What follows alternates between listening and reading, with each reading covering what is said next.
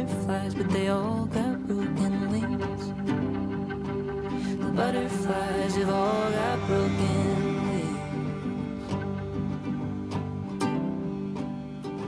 Hope you had fun at your party. All our old friends were there. I look at pictures like they're pieces of a puzzle, indicating you no longer really care. But I can't really blame you, all is fair. I see you got a new friend. I'm lying here alone, just trying to comprehend. I'll search the bottom of my gut when I see a shiny thing for butterflies, but they all got broken wings. The butterflies have all got broken wings. The Cold War has begun, and I'll be the first one to break down and admit it, baby. I'm not really having any fun. I'm not having any fun. I'm not having any fun.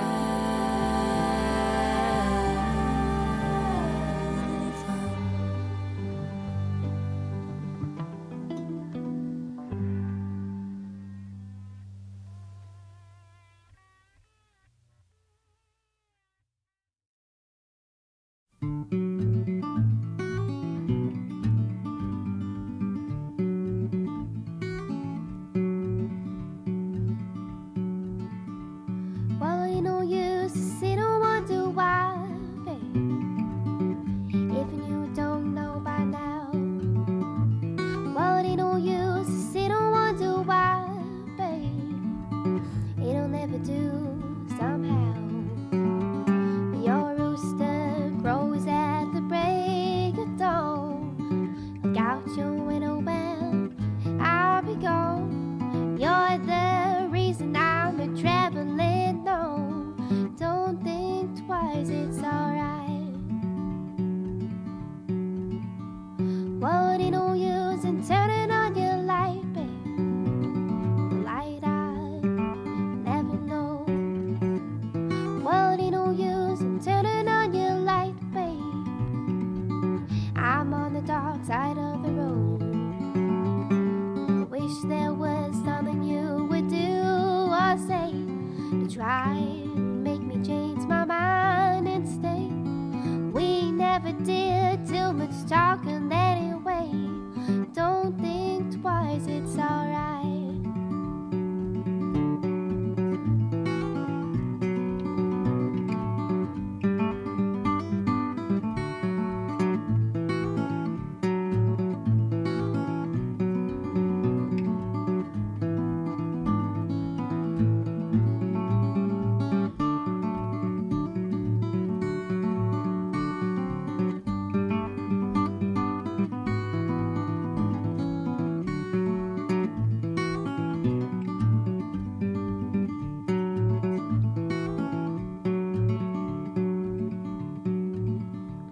Well, ain't no use in calling out my name, boy, like you never done before.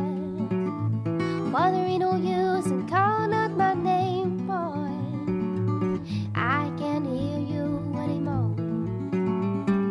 Thinking and I'm wondering, walking down the road. I once loved a man, a child, I'm told. I gave him my heart, but he wanted my soul. Don't think twice, it's alright. So long, honey, babe, where I'm bound, I can't tell. Goodbye, still get a word, babe. So I just say very well. And I ain't saying you treated me unkind, could've done better, but I don't mind. You just kinda wasted my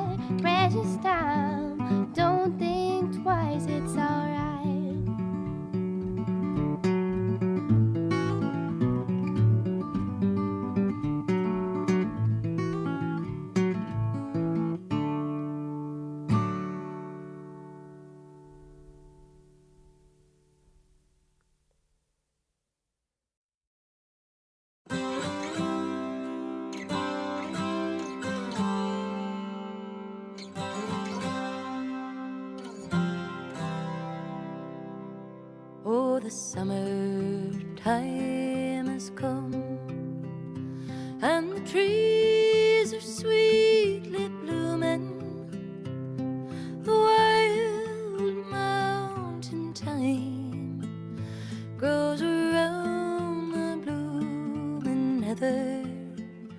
Will you go, lassie, go? And we'll all go together to the wild mountain thyme, all around the blooming heather. Will you go, lassie, go? I will build my love a bower by yon cool and crystal fountain, and on it I will pile all the flowers of the mountain. Will you go, lassie, go? And we'll all go together to the wild mountain thyme, all around the blooming heather. Will you go, lassie, go? I will range through the wilds, and the deep glens say dreary, and return with their spoils to the bower of my dearie. Will you go, lassie, go? And we'll all go together to the wild mountain thyme, all around the blooming heather. Will you go, lassie, go? If my true love she won't come, then I'll surely find another to pull wild mountain thyme, all around the blooming heather. Will you go, lassie, go? And we'll all go together to the wild mountain thyme, all around the blooming heather. Will you go, lassie, go?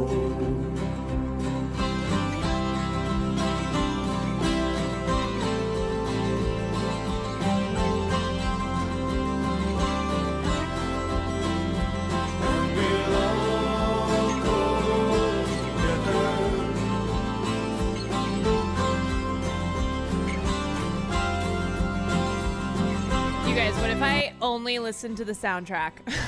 What if I was like, no, I haven't seen the movie yet. I've just been listening to the soundtrack.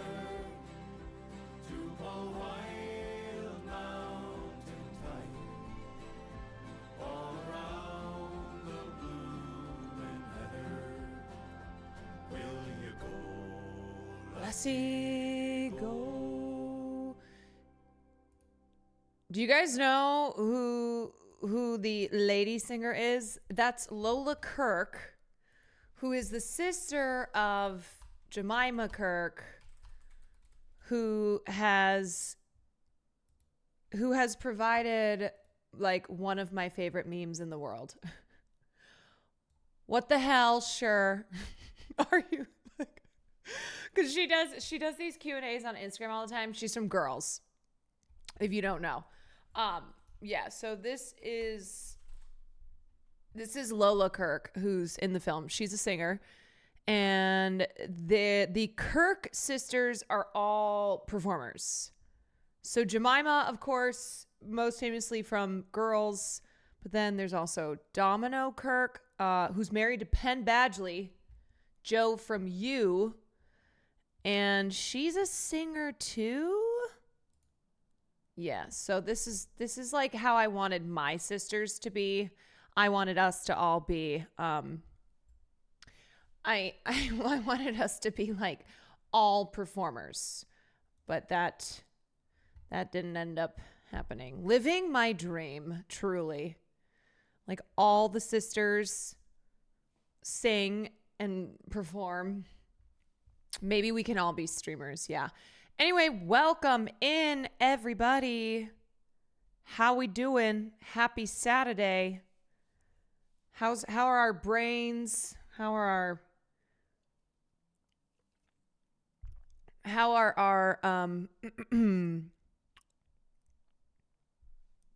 I don't know. How are we? Our brains are feeling broken. You should tell them about how you farted during the sex scene so loud everyone started laughing. No, Nandre, that was you. Nandre, that was you. And it wasn't during just one of the sex scenes. It was all three of the sex scenes. Can I just say too, I did not expect the film to be so horny, so sensual. Let's just say that the vampires were not the only ones who were eating, if you know what I mean. Feasting. Big eaters. Big eaters. In fact, there's a speech. There's a speech from Michael B. Jordan describing cunnilingus. How he does it. Yeah, some spitting in some mouths, some behind action. There's a lot going on. And Nandre was ripping ass through all of it. Tavia, thank you for the 19 months. Broke Social, thank you for the 3. Wow, I would have killed him. Yeah. Well, you know, I'm waiting until I become a vampire. So I was thinking of starting off the Sinners review by being like, you guys, I fucking hated it. And then just leaving it there. Being like, yeah, I finally saw Sinners. I thought it was trash. I hate Michael B. Jordan. I hated the music. I thought it looked like shit. You know what? I think Madam Web is a better movie. I honestly didn't like it. That's okay. Not everybody's going to like every movie.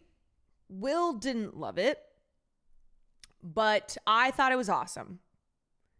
I thought it definitely had its flaws, but I was blown away by how ambitious it was, how bold it was, how beautiful it looked. Obviously, the music. I posted this after I watched the movie. Me offering my wrist so I can become part of the vampire band in Sinners. I'm going to be honest. I thought it looked really fun. I'm just going to say, I think I'd have a good time. We live forever. We just, play music and sing. Everybody was singing and dancing. I mean, I was kind of into it. The Irish folk song was a banger. You guys, I do love me some blues, and I do love me some Irish music.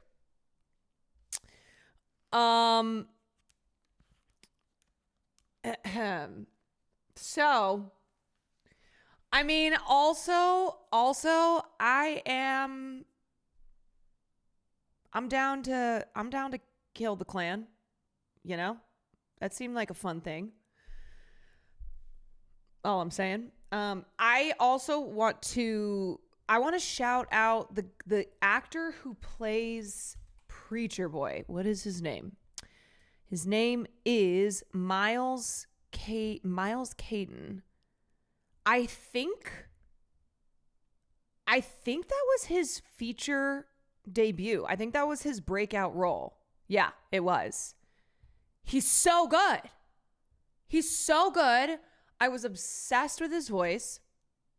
Apparently he learned, I think, or maybe that was Jack O'Connell who learned how to play guitar for the film, but one of them learned how to play guitar.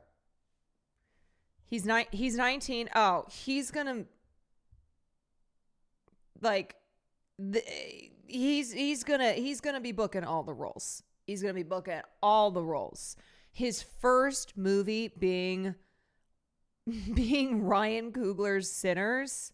You can't ask for a better debut. Maple Tags, thank you for the 10 months. White People, thank you for the 100 bits. When they re-release it in 70mm in a couple weeks. Well, Nandre and his girlfriend and I went to go. We saw it. We didn't see it on the IMAX, but it was still a 70mm screen because the IMAX is all sold out. It's insane. Everybody in the world decided at the same time that they were going to go book tickets for the re-release of the film in IMAX. Here he is thanking everyone. Let me see. So much for watching our movie Sinners. We appreciate the love and support. Truly, A Star Is Born. It's been crazy, and I just want to play y'all something. Oh, he toured with her. I I love his voice. It might hurt you. Hope I lose my mind. I was just a boy. I was 8 years old. You threw me a bag on that Mississippi road. See, I love you, Papa. You did all you can do. It's amazing to me because he's young. He's only 19, but his voice is so deep and it just is so rich. And it seems older than he is. Say the truth hurts, so I lied to you. Yes, I lied to you. That voice does not belong in those modern clothes.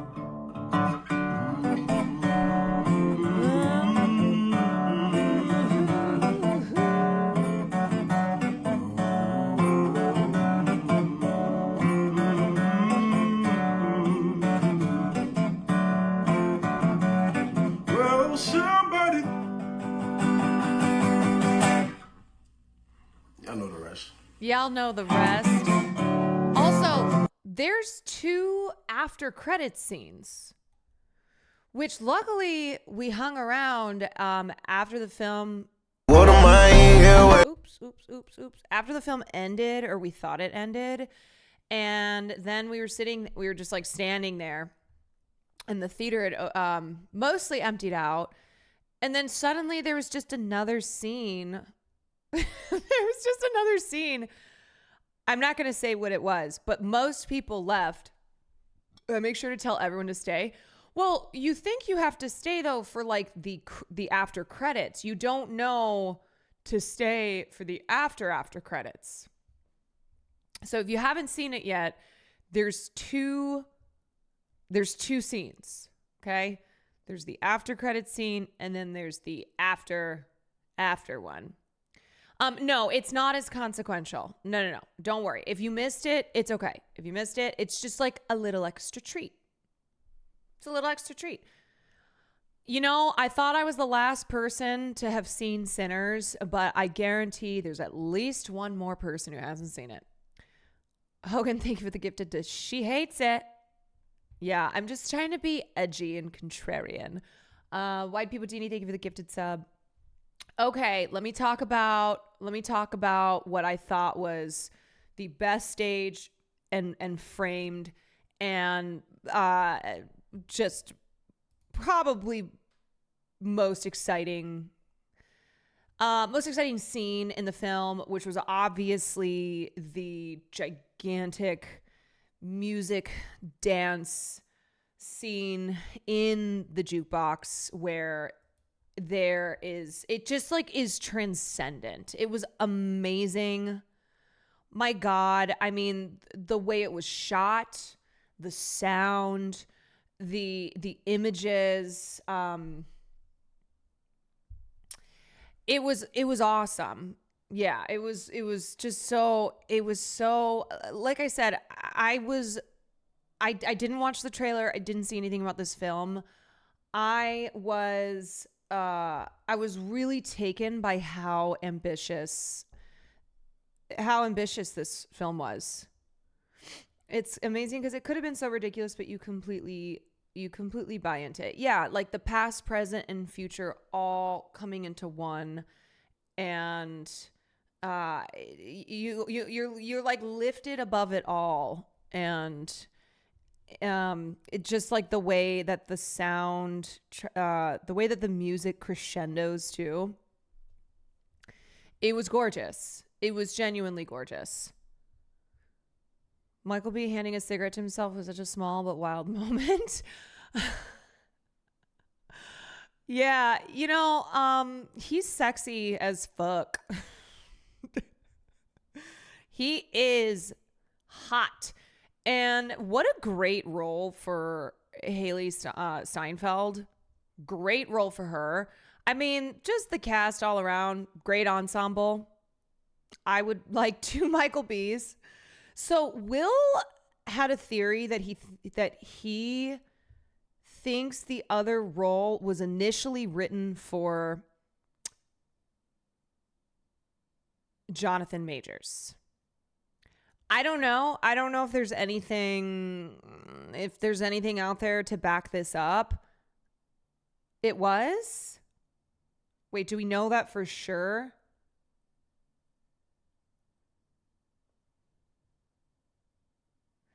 Ryan said it was always twins. Were they supposed to be identical twins? It's just speculation. Okay. I mean, I haven't heard anyone else, so I didn't even know it was a thing.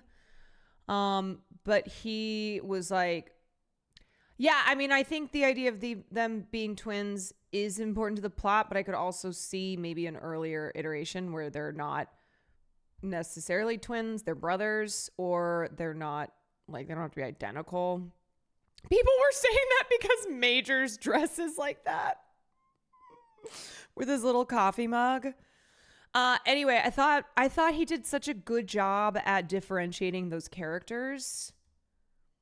I think it's a harder thing to do than you might think. to be able to play 2 characters and also to play twins and to differentiate them enough where they obviously wore color, like one of them wore red, the other wore blue, whatever, and so they had the colors differentiate, but it was really obvious the moment one of them would be on screen which one it was. Just give one of them a fake British accent. Hello, governor. Hello. It's not just making them different, but it's making them not too different. Right, because they're connected. There's a lot about them as brothers, as twins that they obviously have in common, that they share that connection. But then having enough differences so that you're not watching it, you're going, which Michael B is that? This one. El Hawkeye, thank you for the 27 months. John, thank you for the 21. The quotes are killing me because a good chunk of people don't realize that this is Hannah Beachler, the production designer for Sinners. She wants you to analyze this shot. Oh, this frame right here. I'd love to hear how people dissect this because it means so much more than just waiting for Hogwood. What does it mean to you? Yeah, I think this tells you who they are, right? This is an indication of these characters. Wait, are people being sassy?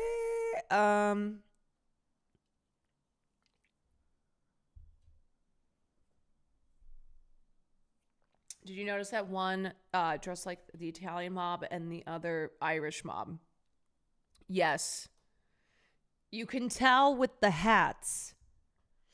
Oh, girl, the discourse has been, this is honestly, I don't know how many movies I can say this for. I've not been in the discourse. I've been out.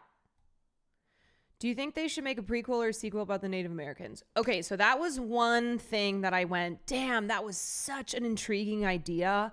Loved when they showed up. Would have wanted to see them more to get their stories. I wish we got more. I think ultimately how I felt about Sinners is I loved that. Okay, a lot to love. I already said some things I love.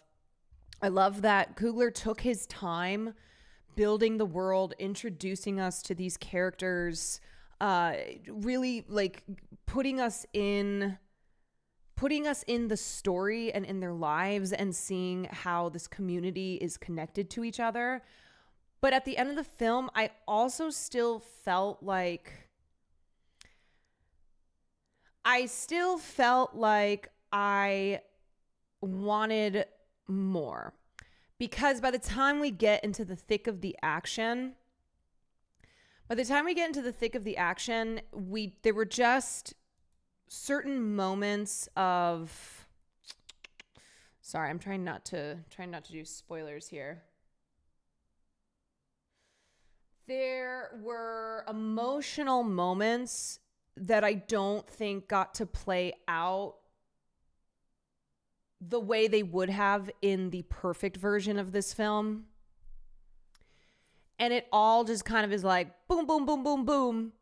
And that was where I felt the film fell short, especially after we had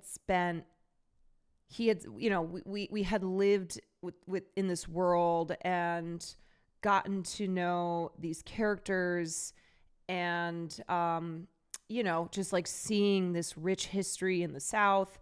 And then it just kind of like, yeah. One of the people Ryan Coogler thanked for their inspiration was the Native American author Stephen Graham Jones. I wonder if they had any discussions.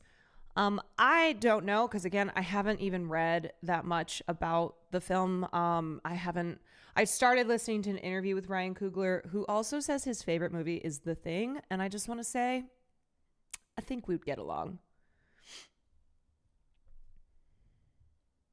So as far as like a sequel or a prequel, I don't know. I mean, I think I just want to like sit with the film for a little bit before I immediately go, let's get one. I don't think it's necessary. I think it could be I think like if you want to tell like a gothic horror story with Native American lore, then like make a different movie.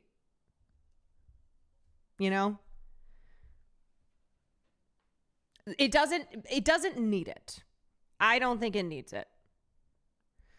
Yeah, if someone wants to make a Native American vampire hunter movie that's not related, then do that. For sure. I need to know the faces for the Sinners cinematic universe right now. Have you seen Ryan speaking about him and his wife? It's very sweet. I have not. Like I said, I'm just starting to, I didn't even have time. I didn't have time after I got back from the movie, but now is when I'll like dive into shit. Except I'm also like, do I want to dive into the Sinners discourse? I don't know. So often discourse around films that are that have like really broken through, that a lot of people love, that are doing really well at the box office. It's made over $200 million. It's just one of those where I'm like, I don't know. There's not really discourse. Everyone more or less seems to like it outside the second to last action scene. Okay, well, I would say that's fair. Oh, yeah. People thought Amy Goodman was being shady when she was interviewing him. I want to watch that interview. I've had that pulled for like a week now. And she was just wasn't like the point of that to address why the trades were so specifically singling that film out, but also were very stupid in doing so, because the opening weekend of that film was insane. And yet they were trying to push the narrative of like, oh no, oh, I think this movie's in trouble. And they love to do that with standalone original films. Yeah, I mean, this is a movie that they have re-released it in IMAX and it's already sold out. It's doing real well. But people have no literacy in Reddit as her agreeing with that take. And yeah, do you think that Ryan Coogler is going to go on Democracy Now? Which, first of all, very funny to be on Democracy Now. A mixing of my worlds, film and Democracy Now. Do you think that that's a platform that he goes on and someone such as Amy Goodman is like being antagonistic to him? No, that's so stupid. Sinners was inspired by Puss in Boots. Yeah, man, I'm telling you, that's my shit. And like animated TV show, like bro, man, like bro, that shit is my like this. You ever seen this movie Puss in Boots the last week? Yes. You ever seen this movie Puss in Boots? So I'll talk about influences on this movie. Okay. Right on this movie right here, Sinners. Okay. That's a massive one. That Puss in Boots? Yeah. On Sinners? Think about the villain. Death. Think about his defining feature. Oh, the eyes. Yes. Oh my god, bro. Yeah. What? Yeah. Are yeah. you serious? Think about his demeanor. My top board artist, bro. Yeah. Dude named Louis Gonzalez. Worked at Pixar for like almost 20 years. Okay. You know, he boarded the Iron Giant. Rapper. Oh, I love. You know what I'm saying? Wakanda Forever, just some concept from the First Panther. Boarded 75-80% of the Sinners. Right. Like that format, like it's gonna happen sooner than people might think. You ever seen this movie Puss in Boots? That is such an iconic line. Did Will have the same criticisms as you? Did he not love it for other reasons? I mean, I called him after I saw it, and essentially what I said about the film, he was like, he was agreeing with. Like, I think that maybe, I don't know, sometimes too, if you go into watching a movie in a certain frame of mind, it can screw up your experience. He still gave an 8 out of 10. Yes, he did. I think that he thought, and his perception is that people are treating it like a Criterion film, which I don't know if that's necessarily the case. I think ultimately, like, that was, for me, that was just a fucking fun ass time. Like, I would, movies are so back. That's what Nandre and I said to each other after. Like, movies are so back. It was just really a rich experience. And to me, I wonder too if he was inspired by From Dusk Till Dawn. Obviously, the setup and how the action plays out is similar in structure to From Dusk Until Dawn. He did say that. I think that perception is because a lot of people loved it enough to hyper-analyze a lot of things about it. Yes, and I do think that that was another issue with the film where it almost... There were almost like too many things that were broached but didn't have room to properly breathe. So there's a lot of themes. There's a lot of I understand how you can get really deep in the weeds with the commentary, and I think this is where some people, it's like they want to watch a film and just really enjoy it and just really have a great time. And it's not one that necessarily requires hours of analysis, and it's not like watching. I think a lot of people will like approach every film in the way that you approach a Kubrick film. People highlighting a lot of cultural subtext they noticed, and I feel like some people feel left out and aren't having the best reaction to it. Yeah, like for me, I thought the strongest elements were the elements of music, right? The diasporic music, the Irish music, the just showing the richness of the South. I think one major problem in our understanding of history is how the South gets treated as this afterthought, and it's kind of a, you know, we just let the South go into ruin, whereas the South has the majority of Black people who live in this country live in the South. And it certainly is not a place to be forgotten, and it's also not a place to only be viewed as like backwards. You know, a lot of horror type films that take place in the South, I think, often lean into the podunk backwardsness of the region. And I really loved that this film showed the beauty of it, showed the diversity of it. Obviously, Black people are the heart of culture in this film, but I loved the Chinese family. I loved their place in the community and the obvious the ties that they have to others who live in the community. Grace was awesome. I loved her character. Yeah, and then just the music. The music was so well done, so wonderfully woven into the entire film. The character of Preacher Boy, you know, forging his path between choosing this life that his father has preordained for him, and then choosing what drives his heart.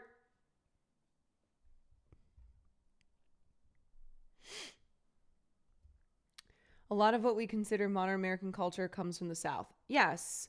And music is a huge part of culture. And within that, how many times Black musicians have had their art stolen from them, have not received the credit and their place in history for being at the forefront of so many genres of music.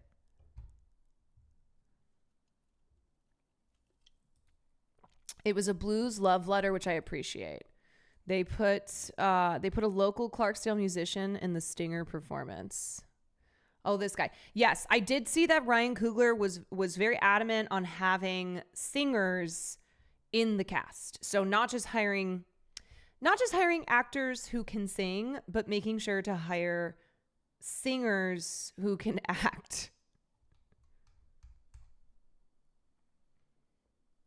Yeah, that's really cool. Highlighting blues artists.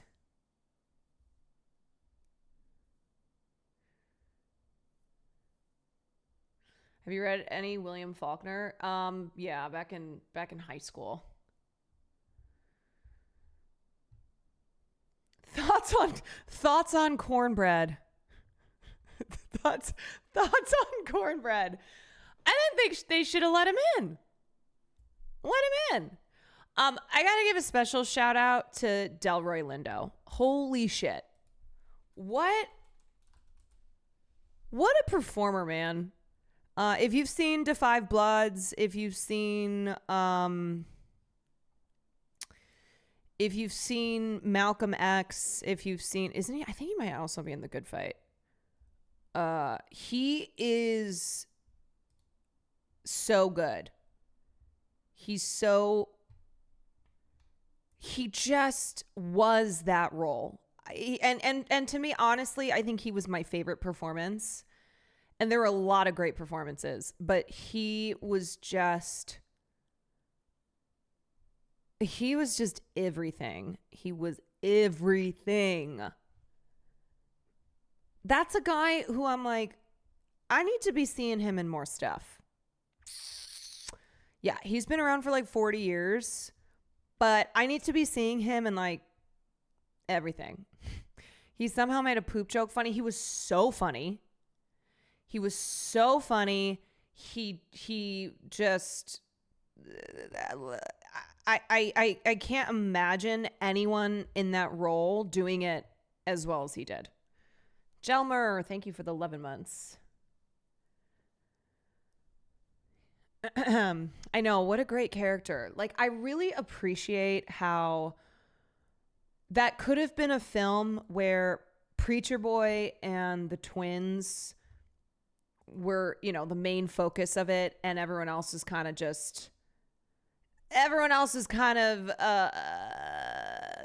there, you know, not necessarily richly sketched out in the way that they were, but that really felt like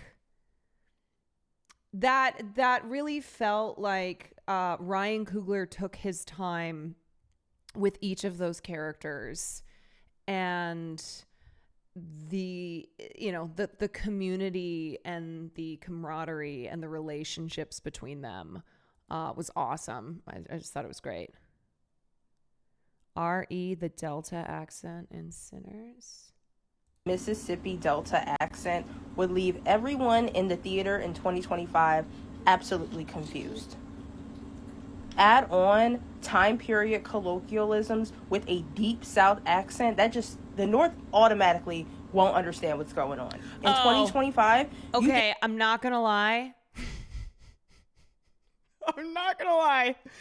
I'm very excited to see this movie again with subtitles.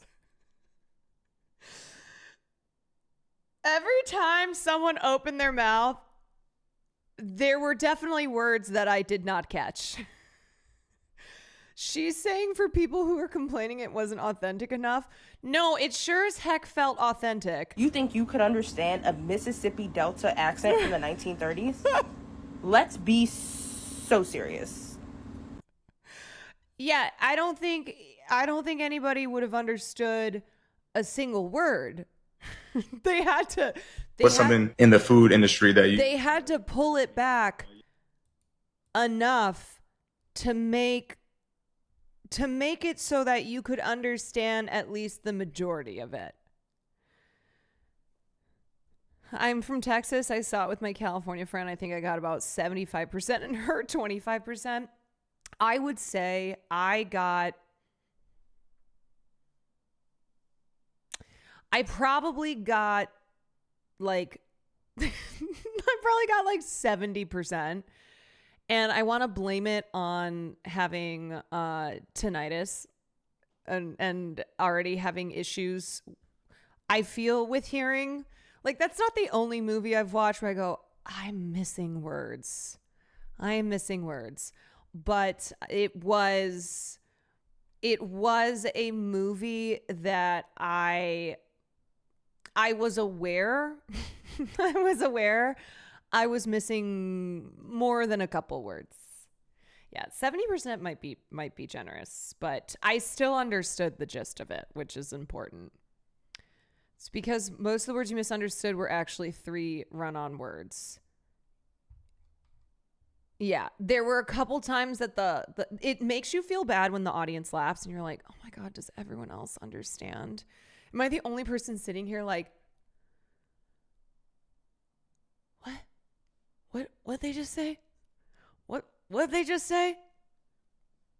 Because sometimes people would laugh and I'd know it was a funny moment, but I'd be like, God damn it, I missed some of the words. And yeah, it was also Nandre's farts drowning it out. That was me with Bane, another character I have a hard time understanding. I guess my Southern childhood helped because it didn't even cross my mind. It crossed my mind immediately. And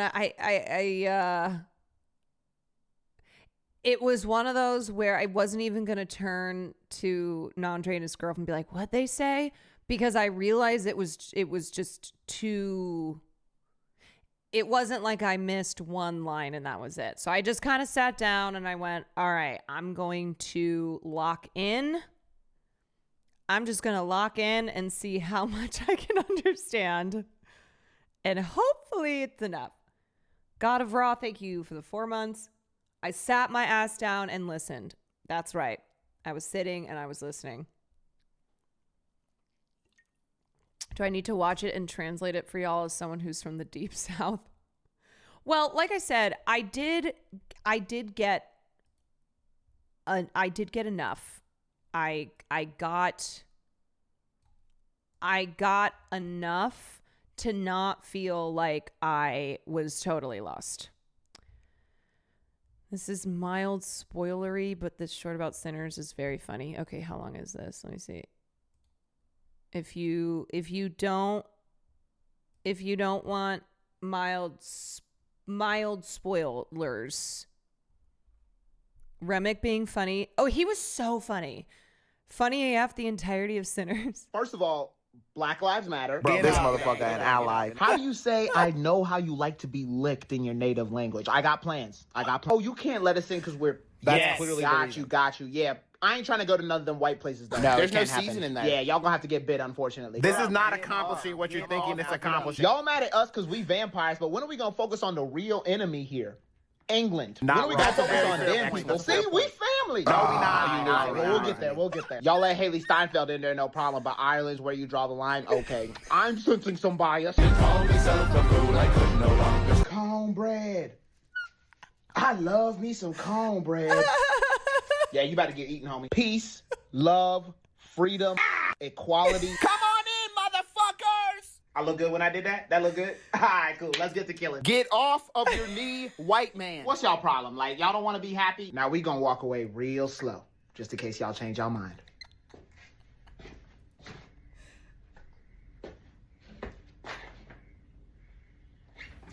Get out! Y'all part of the Klan? First of all, Black Lives Matter. Bro, this motherfucker. Part of the Klan.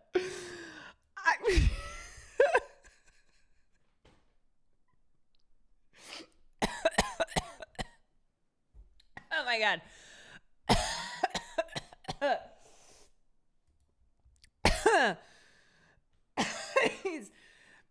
Jack O'Connell is great. Remick was funny as fuck. And I almost feel like I think it was David Ehrlich who let me see. Friend of the show, David Ehrlich. This was his only gripe with the film. He said Sinners almost makes surrendering to the darkness and joining the vampires seem like fun, an interesting choice that nevertheless conflicts with Coogler's obligation to make the vampires seem frightening. And I gotta say, kind of agree. Like I said, when everyone was dancing, a jig, playing guitar, everyone was singing, looked like they were having a really fun time. The music was bumping.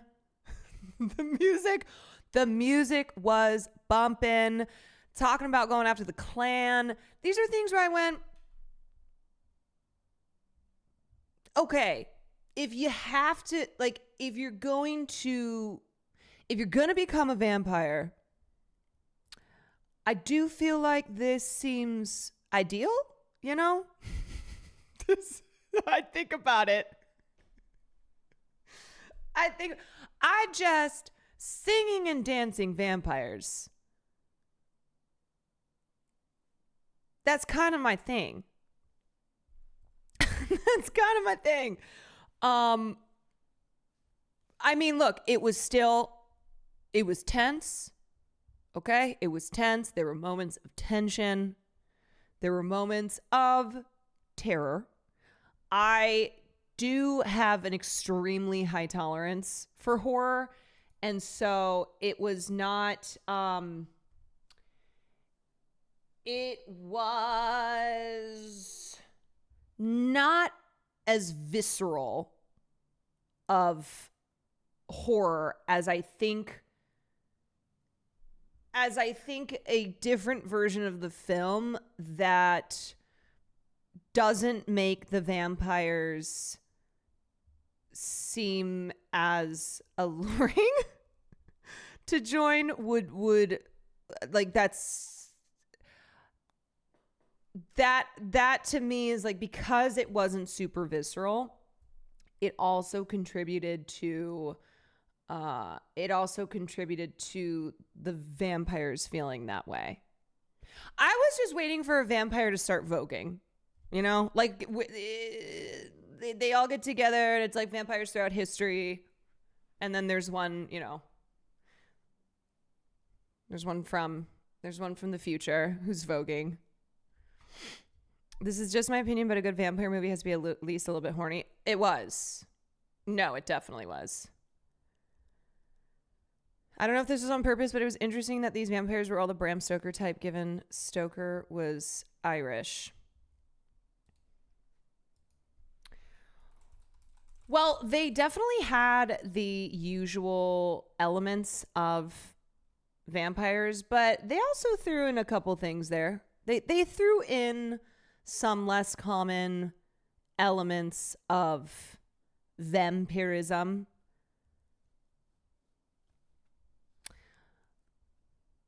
Like how you absorb memories, etc. Anyway, I don't want to give away too much. I liked the including the needing to be invited in. I did too. I thought that made for some great moments of tension and also great moments of comedy.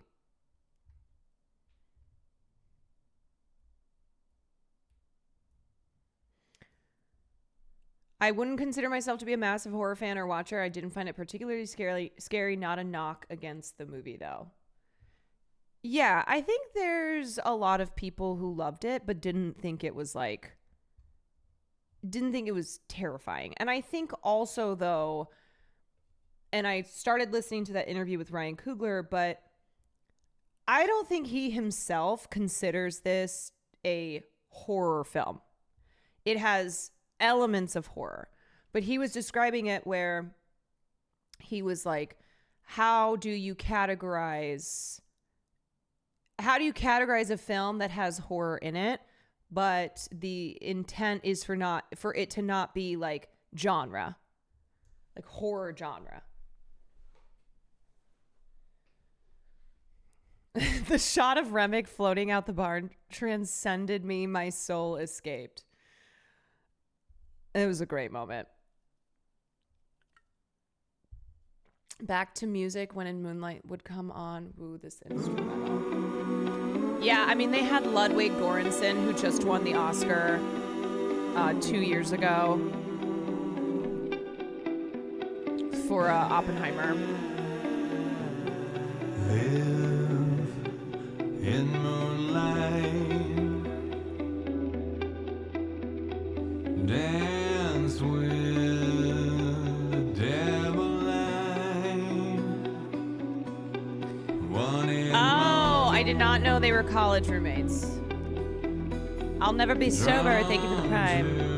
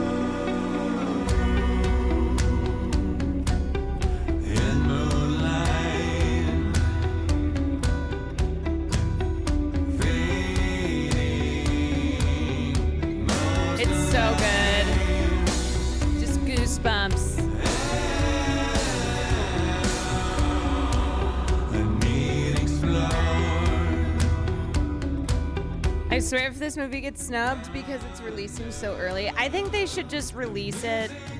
They should just re-release it every month until award season. There you go.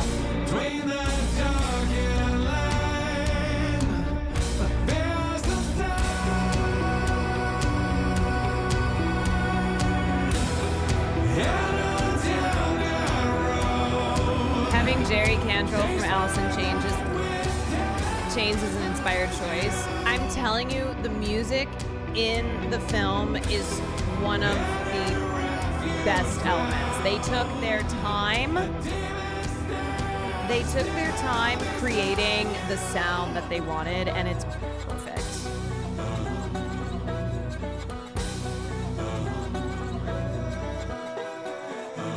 Would you watch it a second time in theaters? I would. I mean, I do want to see it in IMAX. I wish that I could. I wish that I could go watch it in fucking IMAX.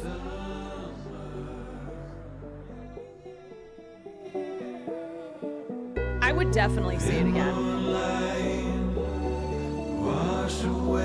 Look, I mean, this could be an Everything Ever All at Once. Remember, Everything Ever All at Once came out early in the year and still managed to maintain solid momentum. There was energy around that film. People kept rediscovering it at different points in the months leading up. This film has so much hype. There is so much noise around this film. It just keeps making more money.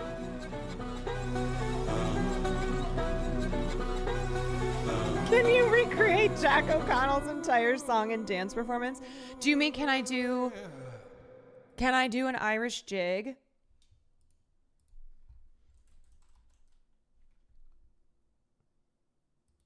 Then off to reap the corn and live where I was born.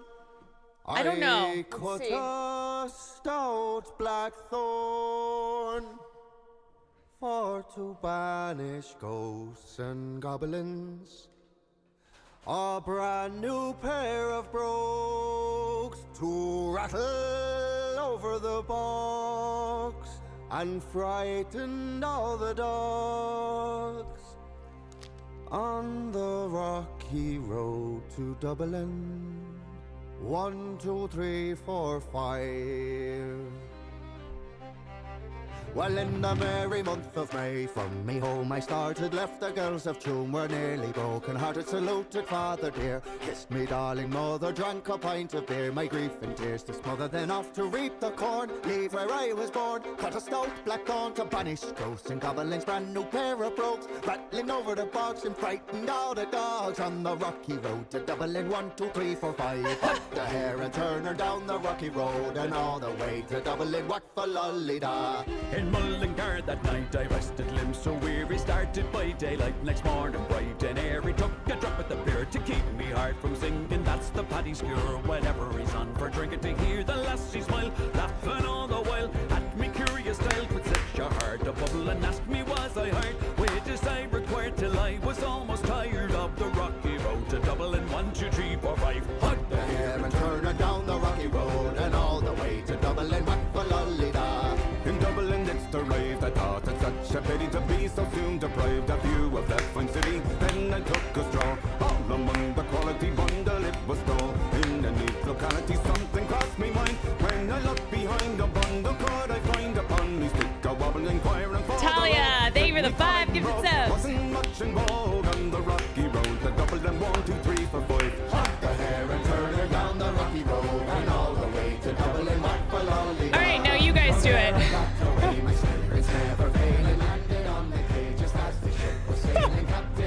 Come on, everybody. When I jumped aboard a cabin bound for Paddy, down among the pigs, played some funny rigs, danced some hearty jigs, so walked around me bubbling off to Holyhead. Wish myself was dead or better far instead on the rock.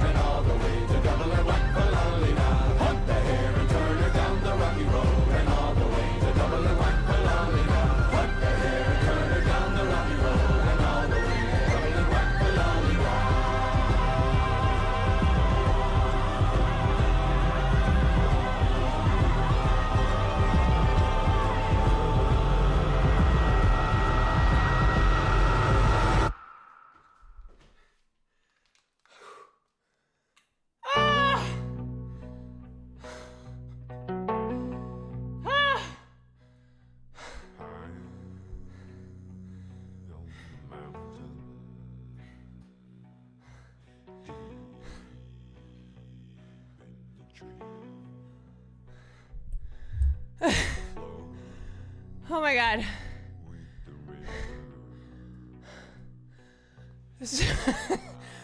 So the answer is yes. Oh God. Oh no. Not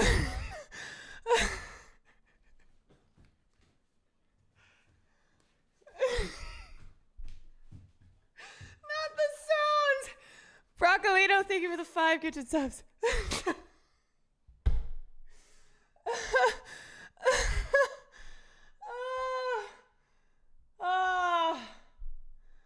Oh God. Oh Jesus. You know, I am Irish. I am Irish. But I know, why does it sound like I just ran 5 miles? You guys, doing a fucking Irish jig.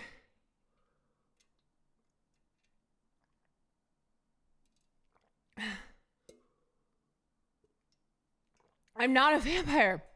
That's why I need to be a vampire. That's what I'm talking about.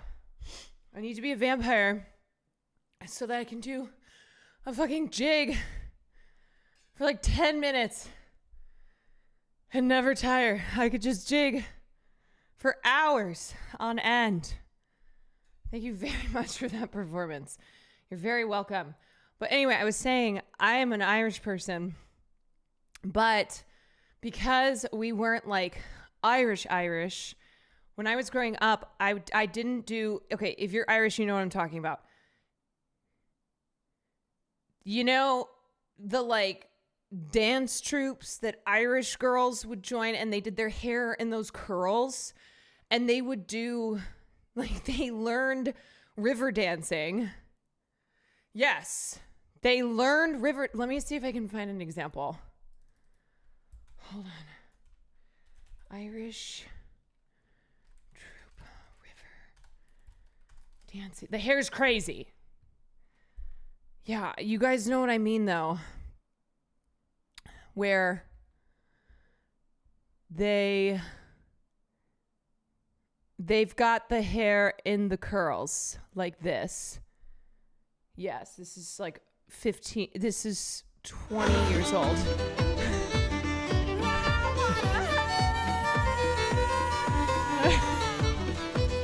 Yeah, that's what I was trying to do.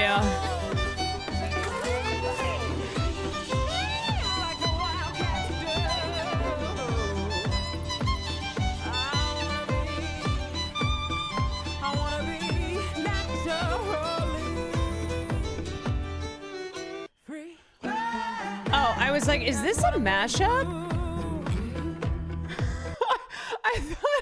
I thought it was a mashup for a second. I was like, that's interesting. Okay, wait, let me show you this. This is from Eurovision. We'll look at some of this. Oh, hell yeah.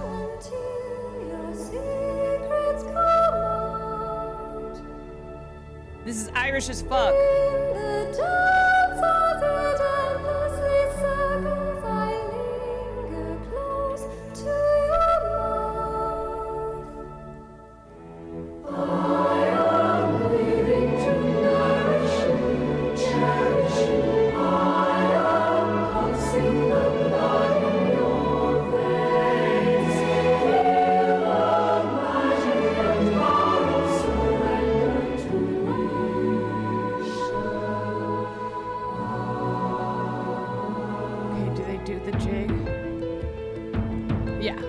Oh yeah.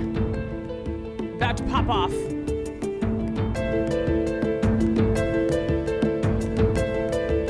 Look at this shit. Yup. Yup.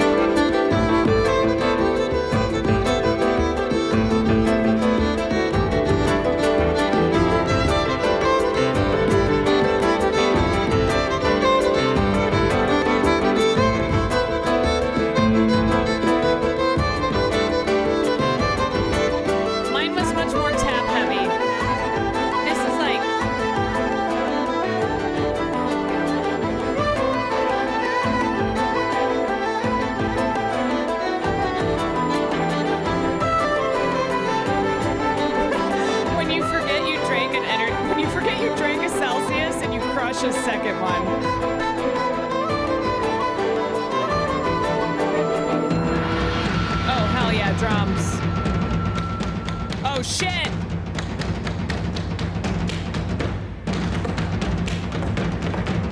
Oh, hell yeah. Let me see those feet tap.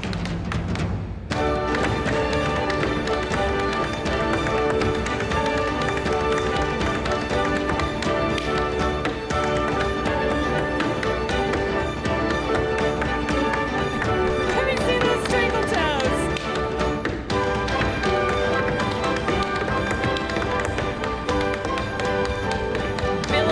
A billowing silk shirt.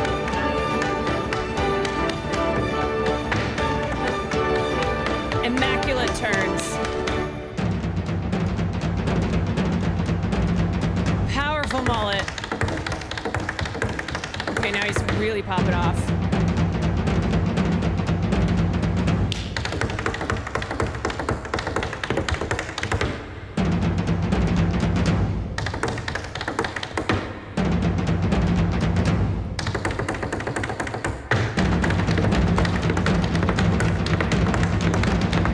I am the lord of the dance.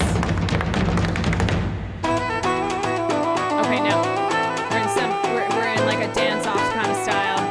Dancing with the Irish Stars.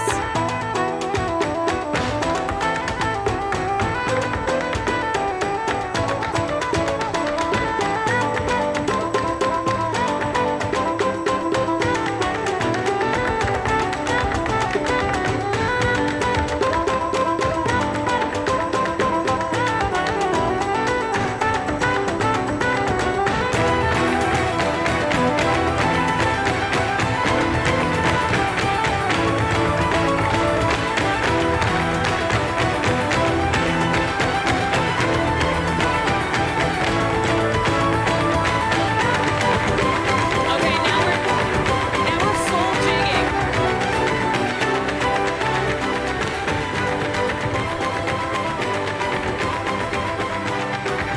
Us when we tear it up. Oh, we need to. We need to. You missed it. I was doing some earlier.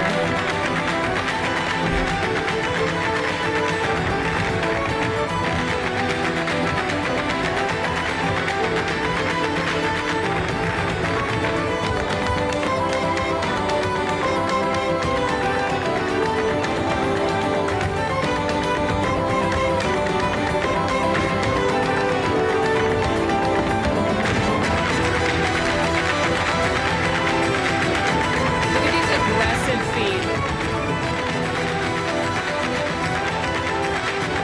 This is how you beat England. Those colonizing motherfuckers.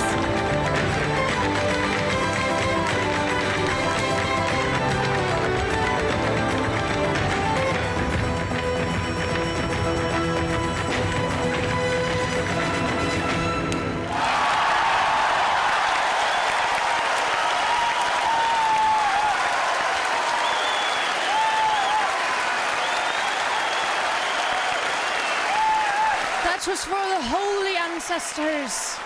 That was for the ancestors. I had a girl I was friends with in high school. I used to do this competitively. That's how I started talking about this, because I did a jig earlier. I did a little river dance earlier. I was like, you guys, even though I'm Irish, I didn't grow up like learning how to do this style of dancing. And you know, the girls, like, they would have the hair and the really tight curls with so much hairspray, and it was really intense.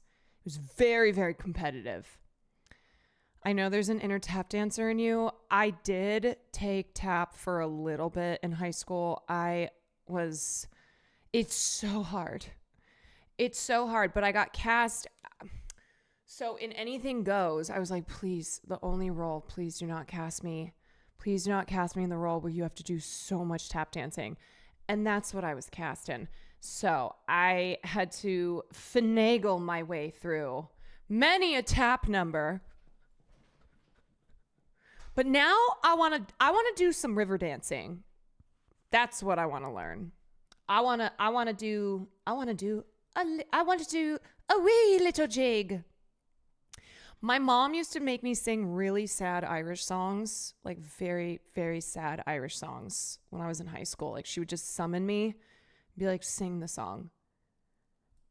So I didn't like do river dancing, but I did have to sing sad Irish songs for my emo Irish mother. Come, child, sing me that song of sadness and death. Yes, mother. Oh. I sang this song at my grandma's funeral. And my mom loved it so much that she would just request me to sing it all the time. But it was like this sad thing because it was associated with my grandmother's funeral. It's a traditional folk song. You may know it. Oh, Shenandoah. No, it was not Danny Boy. I long to see you away, you rolling river.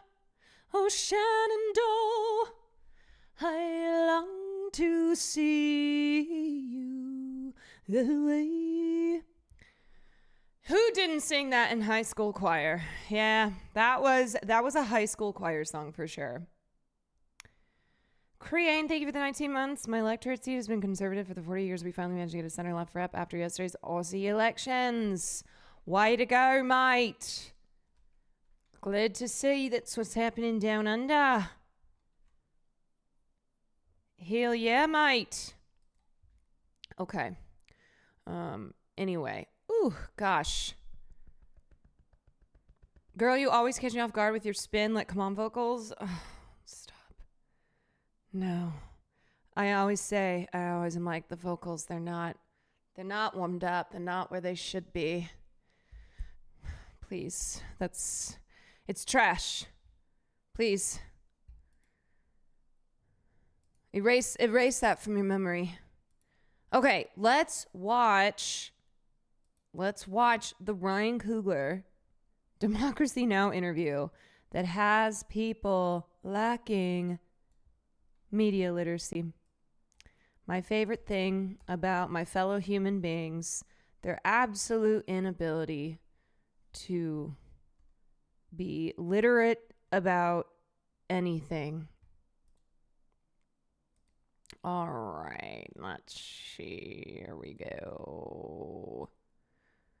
What do you think about the post? Whoop, boop, boop, boop, boop, boop, boop, boop, boop. I'm gonna, how do I delete that? I just gotta delete that comment. I am trying to do no spoilers, okay? No spoilers. One of Hollywood's most celebrated filmmakers, Ryan Coogler. Although just 38 years old. Believe it or not, I am not the last person to have seen Sinners. Even though you guys made me feel like I was, I'm not, okay? There's at least 5 more people who haven't seen it. For real, though, the theater experience has been real fun lately. Sinners and Thunderbolts were peak. Mission Impossible in a couple weeks. Movies are so back. They're so back. They've never been more back before. Now, I'm going to see it tomorrow. Yeah, see, there's a couple people who haven't seen it yet. Hasn't even been released in my country yet.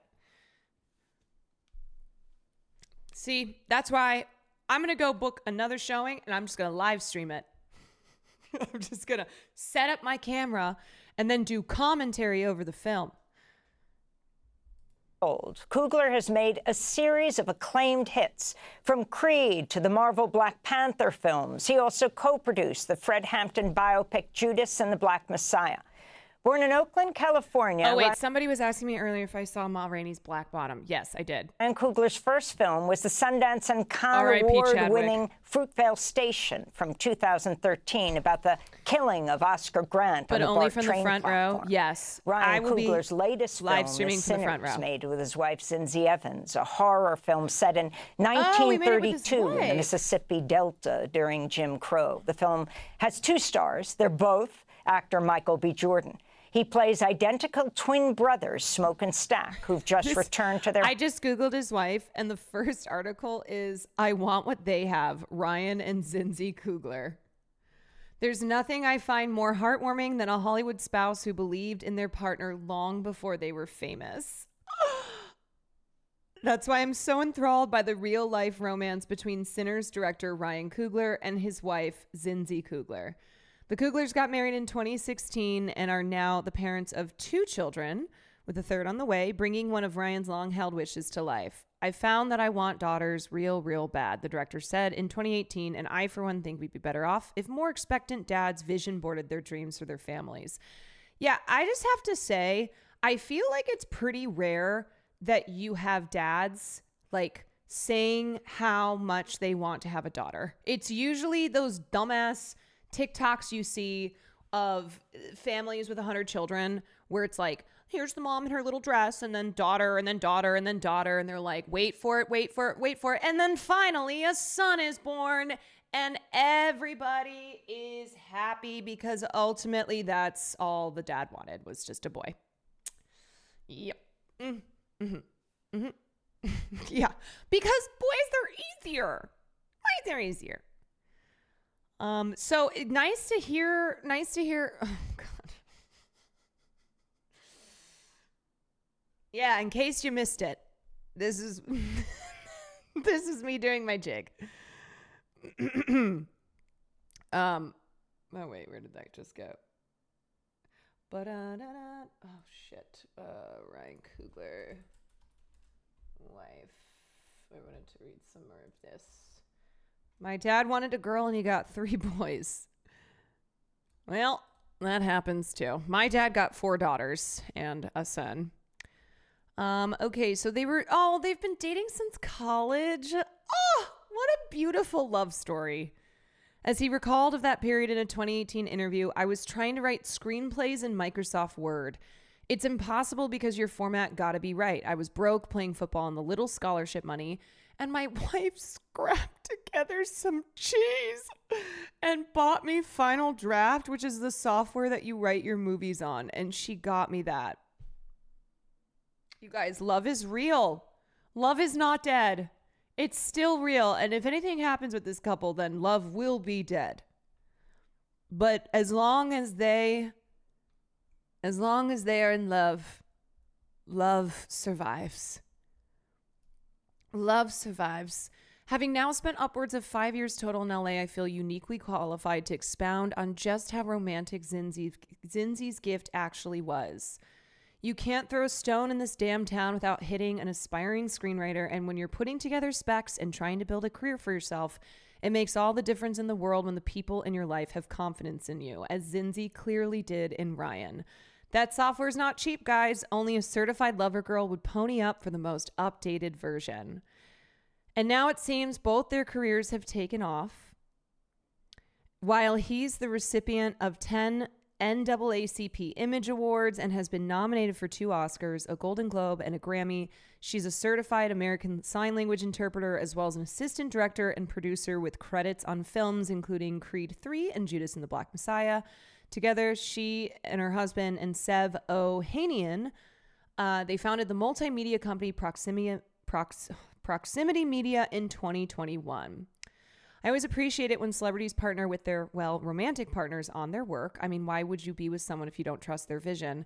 And seeing Zinzi listed as a producer on so many of his projects seems like a sign that they're genuinely compatible, not only in life and parenthood, but also in the industry. Hopefully, their love story can serve as inspiration for other struggling screenwriters out there. Stay in the game, keep writing, and don't give up until you've met that special person who believes in you enough to buy you Final Draft without Venmoing you for half the cost afterwards. Okay, can I tell you guys something that's kind of, it's sweet, but it's also so classic and very funny. So when Will started streaming, his birthday was coming up and I was trying to decide. I don't consider myself to be a very good gift giver, even though I try to be. Like it's something that I wish I were better at. But anyway, I had this idea and I was like, I'm going to get him Twitch Turbo.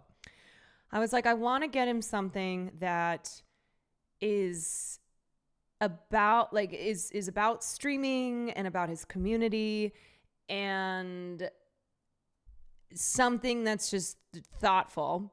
So I decided to design him a jacket with the Arch Villains logo on it. So I hit up this artist and I bought a jacket off of Zara, and the whole thing cost me like 3 nights working at the club. But the problem is that it kind of looks like shit. And so I told him, I was like, you don't have to wear this. And for years now, I've been like, we can get rid of this. It's just been sitting in the closet. Because basically the artist hit me up and was like, you kind of bought the wrong jacket material. And I went, okay. She goes, so it was really hard. Yeah, I can show you guys the jacket. She was like, it was really hard to paint the logo on. Maybe you won't think it looks that bad. It might not look that bad on camera, but hold on.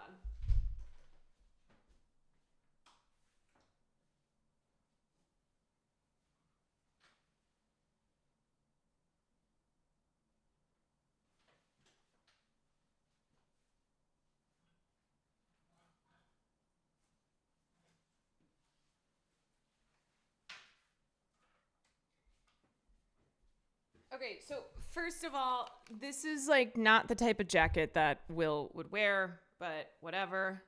So it's just like a white, it's a white Zara jacket, but you can see the material. I don't know how, see that material?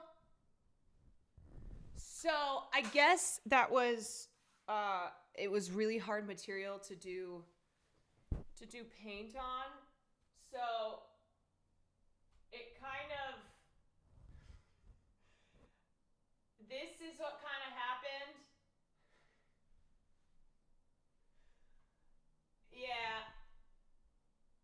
Where it doesn't look like an aesthetic, you know? It doesn't look like a paint splattered aesthetic. It looks like paint was used to cover up the black, like getting fucked up. And anyway, there it is. It looks like cum stains. It should have been screen printed or embroidered. I know. It does kind of look like cum stains.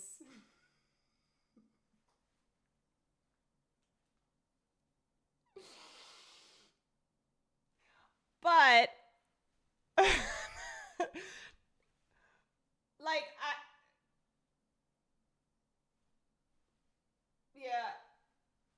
I didn't think of that until you said it. Well, I didn't think of that until people in chat said it, but now that they said it, I'm like, yeah, I could see that. Anyway, so he's held onto it. And at one point he was like, let's frame it. And I went, no, I don't think so. I don't know about that. Redo it on a red leather jacket. Yeah, I mean, it's such a cool, I've always loved the logo. You know, I think it's fun. The Arch Villains logo. I don't even know if he uses that on anything though.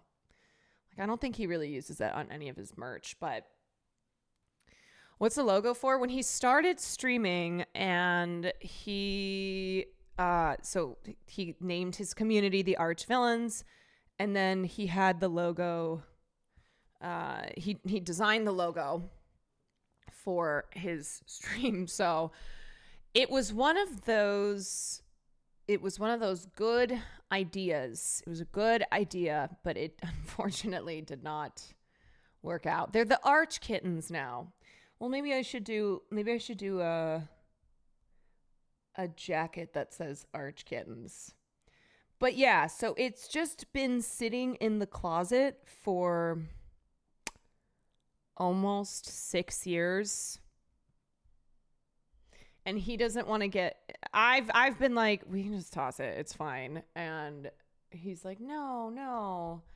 It's sweet. It's thoughtful. I'm like, yeah, but it's not. We're not doing anything with it. Maybe I could auction it off if anybody wants the jacket that looks like it has cum stains on it. Frame it. That's what he said. He was like, we can frame it. And I said, I don't think it's that cool to frame though. Anyway, I tried. Her hometown after years living in Chicago working for the gangster Al Capone. The twins purchased an old sawmill from a racist white landowner to start a juke joint for the local black community when they're confronted by a supernatural evil. Oh, and did I say it's a vampire? I mean this sincerely, it truly is the thought that counts. Yeah, it's one of those the thought that counts situations. This is the film's trailer. I've been all over this world. Yeah, no, I know I picked the worst material, okay? I seen men die in ways I ain't even know was possible. Love you, brother. Be careful. I will. Is Sinners based on a true story? With all the things that I've seen.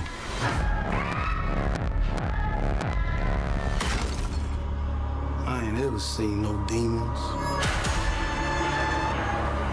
No ghosts. No magic.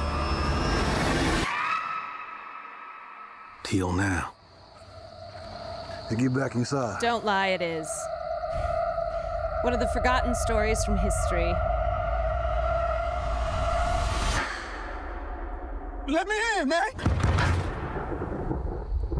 There's some weird going on out here. You keep dancing with the devil.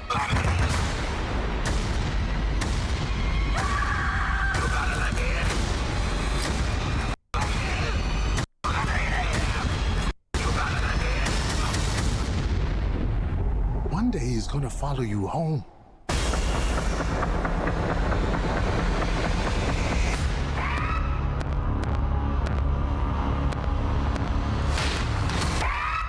That's the trailer for the new, critically acclaimed vampire horror film, Sinners. We go now to... I can't handle scary movies when I'm watching. I have no problems when I go to sleep at night. I get nightmares. I honestly don't think this is a movie you'll get nightmares from. I think it's a movie that will stick with you because it's so bold and it's so beautiful. And the soundtrack, obviously, I was just doing a jig to. But I don't think it's one where, like, it creeps into the dark parts of your brain, and when you're laying there in bed at night, you're like, ah! Would you say it's more thriller? No, I think it's a blend of genres. You obviously have you have historical drama, some action, some horror, comedy. It's a real blend. Oakland, California, where we're joined by the film's acclaimed director, There's enough writer, humor that it Ryan isn't Coogler. dramatic. Yes. His other feature films include Fruitvale Station, Creed, the record-breaking Black Panther, its sequel, Black Panther, Wakanda Forever. Ryan, it's great to have you back on Democracy Now! After we talked to you in Sundance more than a decade ago. This is an astounding film. Oh, thank you, Amy. It's good to see you as well. And I appreciate the kind words about it. We worked really hard on it. Me and my wife, Zenzi Coogler, our partner, Sevak Ohanyan, and all of us at Proximity Media. This film meant everything to us. And it's been a joy to share it with the world and to have time to talk about it with people like you. Well, talk about how you developed the idea for this and wrote it. I mean, this horror film, this 38. film about everything from Jim Crow to slavery, the magnificent... He's 38, which is young. Very young. Very young. I'm practically a fetus at 32. And music, and the fact that you made it a vampire film. Yeah. I mean, it's such a great group of questions. You know, like, to be honest with you, my family is like many families in California. We products of the second wave of the Great Migration, meaning that, you know, before California, my family was in the South, in the Gulf states primarily, but also some of them were in Mississippi. And it's ironic because with my grandmother and her mom, before her and my mom are known for is their gumbo. They cook a style of gumbo that comes from Port Arthur, Texas, and as you know, that the dish is probably most famous in Louisiana, but it's combining a lot of different elements into one uniform dish that's beloved. My family is known for making some of the best gumbo, and this was my opportunity to make some cinematic gumbo. You know, I took some things that might seem disparate, you know, in a description, but I think they go very well together. You know, I grew up in Oakland, and one of the most important people in my life was my Uncle James Edmondson, who was a Mississippi man who married my grandmother's younger sister, Sammy, who the main character in the film is named after. But for a considerable amount of time, he was the oldest male member of my family, and I just really loved spending time with him. And all he wanted to do when he was off from work was listen to blues music, drink Old Taylor whiskey, and maybe catch a game of San Francisco Giants on the radio. You know, and I associated that music with him. You know, I never felt like it belonged to me. It felt like it was music for older people. But he passed away in 2015. And I was devastated. I was away from home as I normally was, making a film called Creed when I got the news. And after he passed, I started to listen to old blues records to kind of remind myself of him. And if I did it enough, I would feel like he was there with me, almost like I was conjuring his spirit. And the base of the idea started with that. And when I started to do my research on blues music, specifically the Delta blues music that came out of that Mississippi Delta, I discovered that, you know, there's a firm argument to be made that this art form, the Delta blues, is our country's most important contribution to global popular culture. You know, I think it's probably our most important artistic contribution to the world, and it was such a profound discovery that you know, this music made by people who were you know, for all intents and purposes, living under a backbreaking form of American apartheid. You know, denied their humanity on a daily basis, would create something so artistically excellent that it would affect, you know, global culture, you know, from that time forward. And that was what I sought out to make. I sought out to make something personal and true, but also epic and mythical. You know, I grew up loving horror stories. Yeah, that's why I made the point of how I appreciate the reverence that he treats the you know, Mississippi in early 1930s when the film is set, the reverence that he treats it with, because it feels like so many films that are set in the South that are in similar genres usually don't show the South as, yes, this place where so much agony and anguish occurred, but also one of great beauty, one of great culture. So much culture from the South made its way into the North. Like, the North has a lot to a lot of culture that ended up in the North came from the South. And yet we don't really see that explored on, we don't really see that explored much in film. And so I just loved how, you know, beautiful the film looked, how rich the music was, how vivacious the culture that surrounded the film was.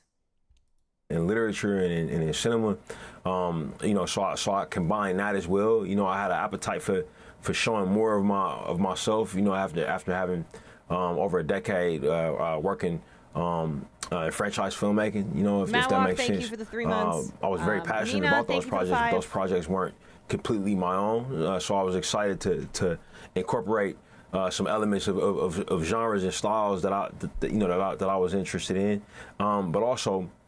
The last thing I'll tell you, Amy, was through my research into the music, I learned more about the music industry and the music business as it was built out, and how much the concept of genre is related to racism. You know, the classification of different types of music. You will have a song sung by a black artist, and a white artist can sing that same song in homage to that artist. And the industry would say, hey, this black person's song, we're going to put that in one category. Back then, it might have been called race records. And then this other white musician will invent a new genre to keep a separation here of these groups of people. Maybe we'll call that bluegrass, or we'll call it country, or we'll call it rock and roll. You know, even though it was the same song sung the same way, they were looking at the color of the skin of the person who was singing it and enforcing that apartheid, even through the artistic business model. So I wanted to make a film that was kind of raging against the concept of genre and making the audience constantly question it, even while they were watching it, whether that's genres of music. That's why the Beyonce does not belong in country music. Lil Nas X does not belong in country music. Is insanely racist and also insanely ahistorical, because country music has its roots in black culture. I'm pretty sure. Let me see. Let me look this up so I don't get this wrong. Yeah, the banjo, an instrument within the lineage of the West African lute, sparked the creation of the genre of country music. So it became this thing that white America claimed for themselves as they attached it to their patriotism, to this belief that America is a country for and by white people, while totally ignoring the roots of where this music comes from. And that's because black people forever, who were at the forefront of these genres of music, of culture, were cast aside. They were kicked out. They weren't allowed to participate. They were ignored. Their art was stolen. Country music's kind of shit. Well, look, I think that when you are, first of all, I am going to be hosting the American Country Music Awards, so I am the biggest fan of country music for the next 6 days. But it's not all country music is, I'm driving in my truck, got my 6-pack of beer, an open country road, and my girl. That's not all country music. It's not all like Jason Aldean, try that in a small town. She thinks my tractor's sexy. She thinks my tractor's sexy. You're drunk driving? You're allowed to in a country song. Yes, the Key and Peele skit about country music. Yeah. So anyway, I think it's important to differentiate, and I have been guilty of this as well, of just generalizing all country music and being like, I don't like country. But there is so much variety. There is so much country music and related genres that are not like bluegrass, folk, etc. That is not, she thinks my tractor's sexy. Save a horse, ride a cowboy slaps. Oh, save a horse, ride a cowboy. Come on. Bo Burnham made the best country song ever. He did make a great country song. But yeah, there are a lot of amazing country artists, and especially like when you get into older forms of country and the it's not all the same, and it's not all what you picture when you think of stereotypical country music. When you think, it's not Jason Aldean, okay? Jason Aldean is just one dude. Yeah, I mean, John Denver. Loved John Denver. Country roads take me home to the place I belong, West Virginia, Mountain Mama. Take me home, country. That shit hits. That shit hits. Music or genres of filmmaking. This film is definitely I hate that song. Get out of here. Bending, genre shattering, crosses so many genres. And again, it's about vampires. So before we go to this clip, can you set it up for us? Yeah, absolutely. So this is a clip with a character named Cornbread, who's played by the great Omar Benson Miller, and he was kind of hired to be the bouncer for the juke joint. And he's gone for a little bit. He goes to use the restroom, and he comes back. And since he's been gone, the character Smoke, who's one of the twins, is actually the older twin, played by Michael B. Jordan, and the character Delta Slim, played by Delroy Lindo, and the character Annie, played by Wunmi Mosaku. They've all had a supernatural encounter that's kind of raised their antennas to the fact that something is going on that might be greater than they can understand. And Wunmi is a conjure woman who has a lot of experience, with hoodoo and mysticism, and she's trying to, lean on that knowledge to figure out exactly what they're dealing with. And a light bulb goes off when this character is struggling to enter the space. Here's a clip from Sinners. What y'all doing? Just step aside and let me on in now. Why you need him to do that? You big and strong enough to push past us? Well, that wouldn't be too polite now, would it, Miss Annie? I don't know why I'm talking to you anyway. Smoke. Don't talk to him. You talking to me right now. Why you can't just walk your big ass up in here without an invite, huh? Go ahead. Admit to it. Admit to what? That you dead. So you listening to this? I'm Cornbread. Now we out here playing games, telling ghost stories in place of doing what we ought to do. And what is it we supposed to be doing? Being kind to one another. And being polite. Now, we is one people, and we shouldn't go in barging into other folks' places uninvited, so... You've been in and out of here all day. Ain't never need an invite then. We is one people. Yeah, something ain't adding up. Can I at least get my money? Careful.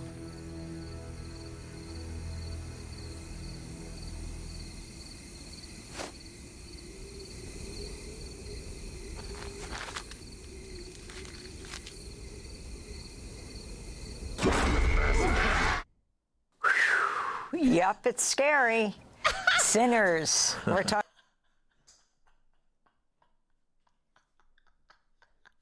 That reaction from Amy is so funny. Yup, it's scary. Talking to the acclaimed filmmaker, the writer of Sinners that just opened around the world. In fact, Ryan, you've just come back from London, right? I mean, I'm wondering, vampires, what it means to different cultures and what vampires mean to you.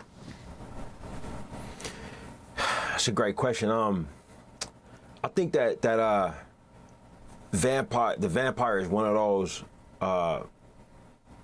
supernatural creatures that is kind of at the top tier of global consciousness, and I think that's because you've seen the concept of the vampire pop up in different cultures, almost independent of each other. You know, every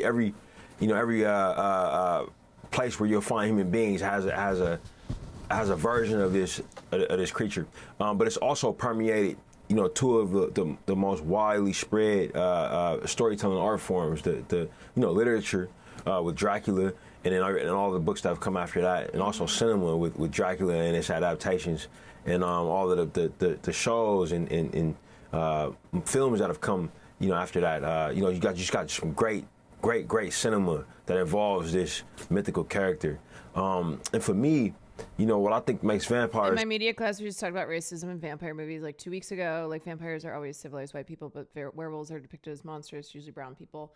Well, so there's a long tradition of black vampires that is hundreds of years old, but for the most part in media, in film, vampire stories are typically white vampires. There are exceptions. Blade, which is a fucking sick movie. The Daywalker. Yeah, I mean, I can't tell you like the whole history of all of these classic monsters from literature, but certainly I think if you've even just seen enough Blackula, Erasure, Vampire in Brooklyn, where usually though it was like in looking at depictions of vampires in popular media, it's very white. Aaliyah was so hot in Queen of the Damned. Amazing. So exciting. Have you guys seen Sidion? I think Sidion did a cosplay. So good. Is that they are very associated with human behavior. They're associated with seduction and lust and material gain, the taboo. And I think that vampires, unlike zombies and werewolves, which are the other big aliens, which the other big ones, they maintain generally a large degree of their humanity, which makes them more frightening, I think, but also more alluring, so it's just rich material, and one of my favorite stories I ever read is a book by Stephen King called On Writing. And I remember reading this book. Great book. Back in 2015 when I was. That's one of those, like, if you want to be a writer, it's a book to have on your bookshelf. It's Stephen King's On Writing. Working on Creed, and ironically, it was the same year my uncle passed away. And I remember him talking about his process, and he had an aside about a book he wrote called Salem's Lot. And it was so interesting where he talked about being inspired to write a movie about Dracula, but have him somewhere in America, and he pitched his wife, Tabitha, what if I wrote a book about Dracula showing up in New York City? And she very famously said, according to the book, yeah, he would just get run over by a cab. Like the city was too big, it was too complicated for Dracula to even survive crossing the street. And Dracula shows up in New York City, he's like, I come to suck your blood, and just immediately is run over by a cab who doesn't even stop. And they're like, I'm driving here. And allegedly Stephen King thought about that and took the note from his wife and then said, well, what if he arrived in a small town? He's moving too slowly and he's just run over by aggressive New Yorkers, left for dead on the sidewalk. A sleepy American town, I was kind of isolated. And then she kind of said, hey, maybe you got something there. And that became Salem's Lot. And I remember rushing off to read that book and being so moved by it. And his conversation around it and On Writing was that it was basically a combination of a book called Peyton's Place and Dracula. And I just loved the book. And I always wanted to make something that felt like it. So I took that opportunity here on this movie. And talk about what it was like for you going into the Deep South to make this film. I mean, you made the film around New Orleans, is that right? And the culture there and your past work, and your journeys to Africa with Zinzi, your wife. Yeah, absolutely. So this movie was a very interesting opportunity for me to do some research about my lineage. And I had that opportunity before with the Panther films, and in that situation, me being a foundational Black American, my family has been here, for over 400 years essentially, in North America. But the Panther films allowed me to travel back to the continent of Africa and spend time there and contemplate our distant ancestry. as it relates to the continent, as it relates to the diaspora. This movie afforded me the opportunity to go back to my more recent lineage, 100 years or so, and go back to, the Mississippi, a state that I had never been to. I'm almost 40 years old. And my matrilineal grandfather was born in Mississippi. My uncle, who was so important to my life, was there until he was a young man, and I had never been.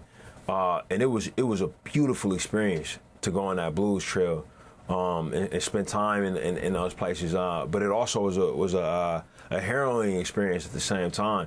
I went to Dockery Plantation in the Mississippi Delta, which is thought to be maybe the place where the first true Delta blues song was played by a man called Charlie Patton. Yeah. And when you go, you realize that they were making this music in slave quarters. And it was just that was such a funny moment from the movie, the Charlie Patton guitar moment. This immense wealth that was owned by this plantation, like the amount of fertile land that you'll see, the amount of crops that you'll see, and that it was also a place where most people, were denied access to these resources. They were backbreakingly poor, and then at that time, often these were enslaved people, weren't being paid anything, So for me, to know that my family had history there, and I was touching down in that place for the first time, there was a level of guilt there for me. But there was also a level of wonder to know what my recent ancestors were endured. You know what I mean? And we're able to survive, and we're able to make plans and affirm their humanity and affect the world. With their culture. I was really taken aback by it. And while I was there with my composer, Ludwig Göransson, who made our incredible score, our incredible soundtrack. I encourage folks to go out and go to their streaming platforms and listen to some of this great music that he made. He was born and raised in Linköping, Sweden, thousands of miles away from the United States.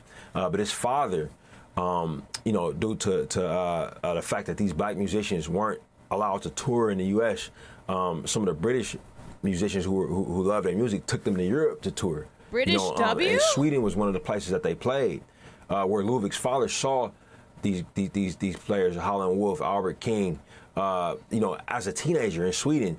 It was so inspired by their music that he became a blues guitar. Racism in the U.S. so bad that they have to go to Europe. Artist, who then taught his son how to play. His son would end up being Ludwig and become, my good friend and the composer on all of my movies.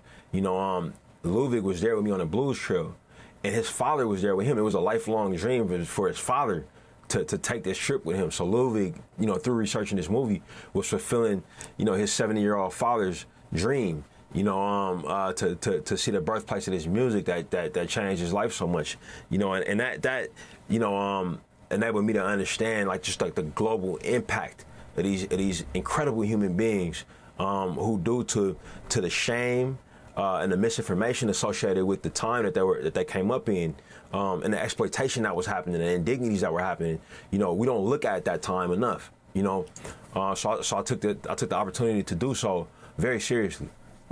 So didn't he just win an Oscar? Yeah, he won for Oppenheimer.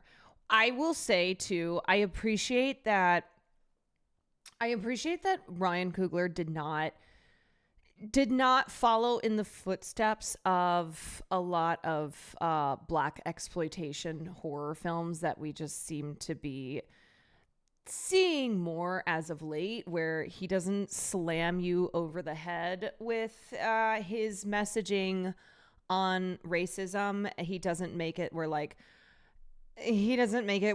black people in a film are just violently assaulted, sexually assaulted and tortured, and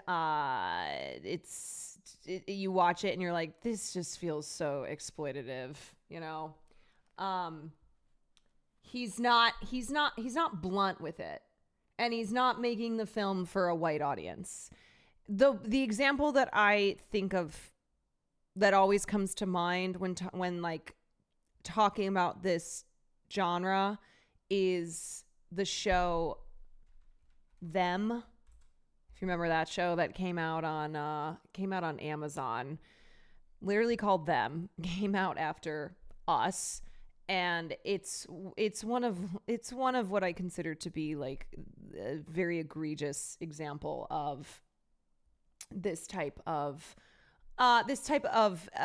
Black trauma exploitation horror film. What's it like working with your show. wife? I mean, you credit her with so much. You co-produced the film with her. What's it like working with Zinzi on this masterpiece? I mean, it's great, man. Zinzi is Like, that's what we'll also refer to as trauma porn, like those types of films and shows. is my favorite person in the world. You know, I've been around her a long time, and still somehow it feels like it's not long enough. You know, you know, she knows me really well. We're very different. You know, which is very helpful. We got two different communication styles, two different ways of seeing the world. So in general, if I have a situation that I can't crack, you know, because she comes at things with a different angle, normally she can crack it very easily, you know. You know, I remember first meeting you in Zinzi back in 2013. Now at the big premiere in New York, there she was, there she is, Yep. pregnant with your second child, the two of your second child. But this was 5:30 in the morning. It was at the Sundance Film Festival. You had just introduced Fruitvale. I said, would you be willing to come in at 5:30 because the show is at 6? You said, yep, I'm there. You said because your uncle, She's so excited. Clarence Thomas, not the Justice, but the Secretary Not the General of the Justice. International Not the Longshore and Warehouse Union, had been on the show, loved it. And I said to you, can you give Amy fangirling? a message to him? You looked directly into the camera and you said, hi, Uncle Bud. But having said that, I wanted to go to the second part of that conversation. As you talked at that point, I think you were working at the San Francisco, the Juvenile Detention Center. You just come out with Fruitvale. The Youth Guidance Center, yep. So let's go to that clip.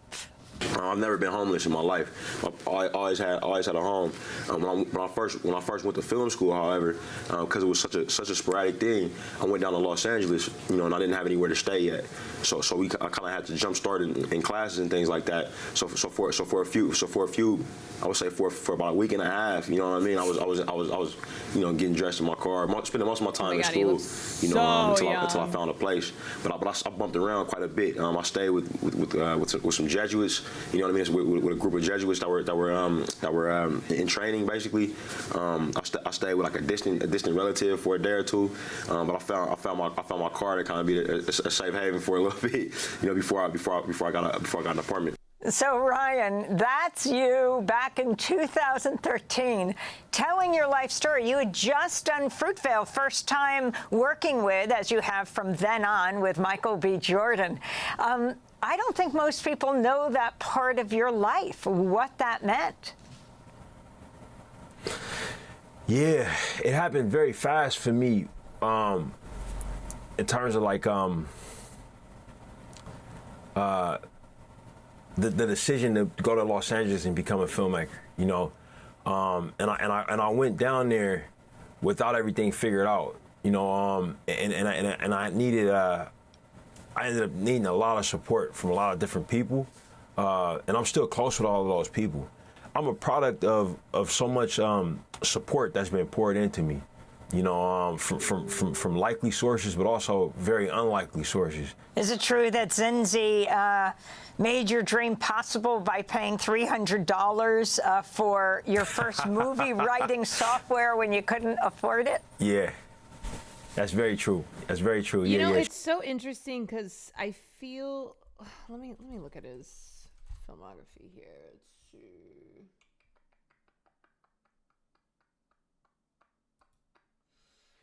So he did Fruitvale Station in 2013, and then he did Creed in 2015, and then he did Black Panther. Damn, the fact that was Creed. Ryan.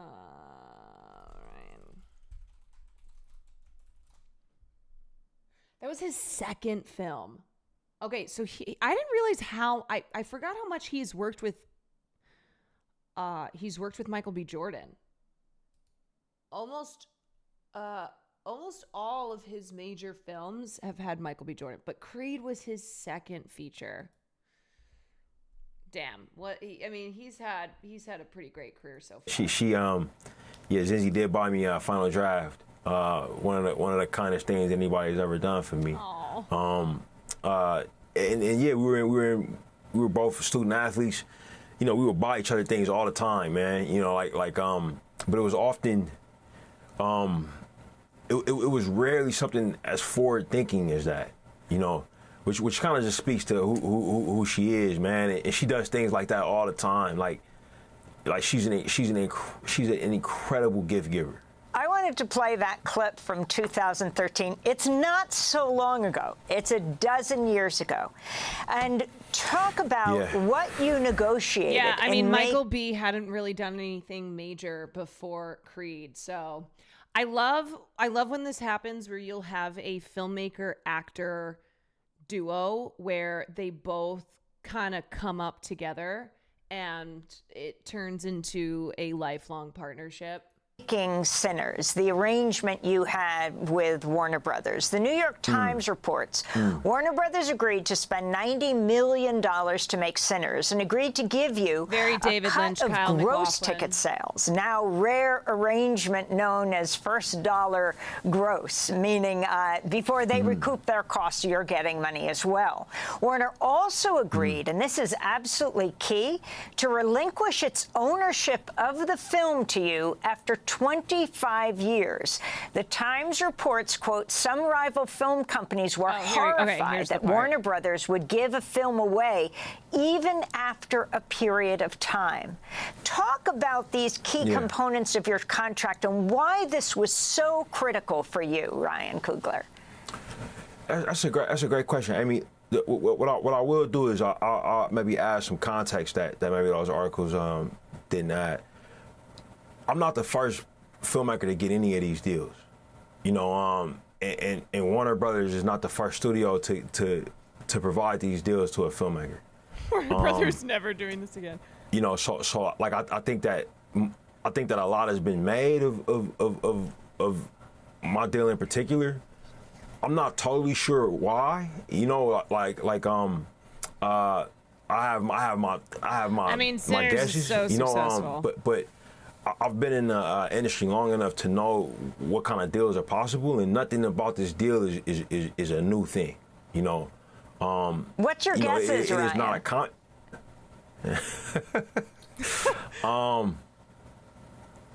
I'd rather not say. but you know, Amy's like I'll say it. The attention on what's happening with this project, you know, outside of it as a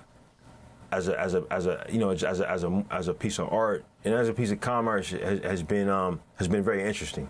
You know, man, how the fuck does anyone watch this out of context or with the entire video and think that Amy was being antagonistic? Truly, you have to just be a stupid person. You have to be so stupid, and there are a lot of stupid people. So there you go. But for me, you know, this film was very important to me. As a writer director, I've made over $2 billion at the global box office. I'm not yet 40 years old. It's taken a lot of time, commitment, energy, and I've missed out on a lot of things in my life. Making films that will always be owned by other people. For this one, because it was so personal, and because I had the ability to negotiate. You know, I asked for a few things that were very important to me for this project. You know, and for what it was about and what it meant to me and my family. And thankfully, I was able to get those things I was asking for from Warner Brothers. Well, Ryan, I know you have to go, but reading from The Guardian, you're widely considered the highest-grossing black director in history. Your film Black Panther became the highest-grossing film of all time, directed by an African-American director, grossing over $1.3 billion. And you know what? Warner Brothers was very smart to cut this deal with him. So giving him retention of Final Cut rights, letting full ownership of the film return to him after 25 years, a percentage of the box office gross from the get-go, they were very smart to do that. They knew someone would take the project if they didn't. Yeah, I mean, Warner Brothers is going to make money on this movie. So this is, I think more filmmakers should have the rights to their films, and the fact that we know why. We know why the media was losing their mind over the fact that, and a lot of Hollywood was losing their mind over the fact that he got this deal. $1 billion worldwide. I can't believe I'm saying to you, what do you have to say to young directors? Because you are a young director, but as Sinners comes out, what you want okay, last thing I want to say too is we had this conversation during the strikes where artists should have an added incentive for their projects to do well. And it shouldn't just be that they're making money for, acting in it, for the script that they wrote, for like what their director's fee is. They should also get a percentage of the revenue. They should have incentives for their projects to do well. And the other thing too is they have to do so much marketing for their movies. And that's not always something that's necessarily they're being paid to do so. So you'll feel better about having to make the rounds for your latest film, your latest show, when you have financial incentives because you are receiving a percentage of the sales of the revenue. People to take away from it and how you want to inspire. I was going to say the next generation, but actually your generation. Well, look, I'm what's called an elder millennial. It's a generation of filmmakers coming up behind me, like that's Gen Z. They'll call them Zoomers. Krista, thank you for the gifted sub. I think they have an incredible advantage to just having grown up with smartphones in their pockets. I don't think that's an advantage for their psychology. You know what I'm saying? Like, but it is an advantage for their. Look, you guys might be inundated with doom scrolling all day long. However, you can go make a movie. Okay, get that phone out. Get the fuck off Twitter. Get the hell off Reddit. Go make a movie. And now they've garnered goodwill from a director who's going to be great for decades to come. This is a way that they hope to benefit in the long run. Right. Like, it's good for them. It's good for them to have struck a deal like this with a director like Ryan Coogler. It's a win-win. Filmmaking abilities, to have access to this type of technology constantly. Get off Twitch except when you're here. Otherwise, I want you glued to your screen. And I think that the movies that I see them make, fuck the movies. When I look at things on the internet, I'm just always kind of blown away by the editing style and the way that they see the world. And we need their movies. Look, for me, a lot of my business success has been put in the context of me being black. And I think that's a part of. I think that's a part of it. The issue when people write about what my films have done. I'll say this. The year Panther 1 came out, yes, it was the highest grossing film ever made by a black person. It was also the highest grossing film domestically that year, made by anybody. And for some reason that was never talked about. And for me, what I'll speak to, and after coming off of this movie and researching Delta Blues music, It's music made by people who the state was built to make it so that they had nothing, to make it so that they had to be sharecroppers. You know what I mean? To make it so that they couldn't leave. To make it so that some of these plantations were so massive that they had their own currency and their own banking systems that they would pay them with. They were able to make art that changed the world. That art became rock and roll. That art became the country music empire. That art became hip hop. That art became house music. Like the fact that their stories were so amazing and so valuable, even though they were being told that they were worthless. You know what I mean? Even though they were told that they didn't deserve anything. That has stuck with me. And for me, what I would say to not just young filmmakers, like I think that it's filmmakers of all ages that have yet to make their first movie.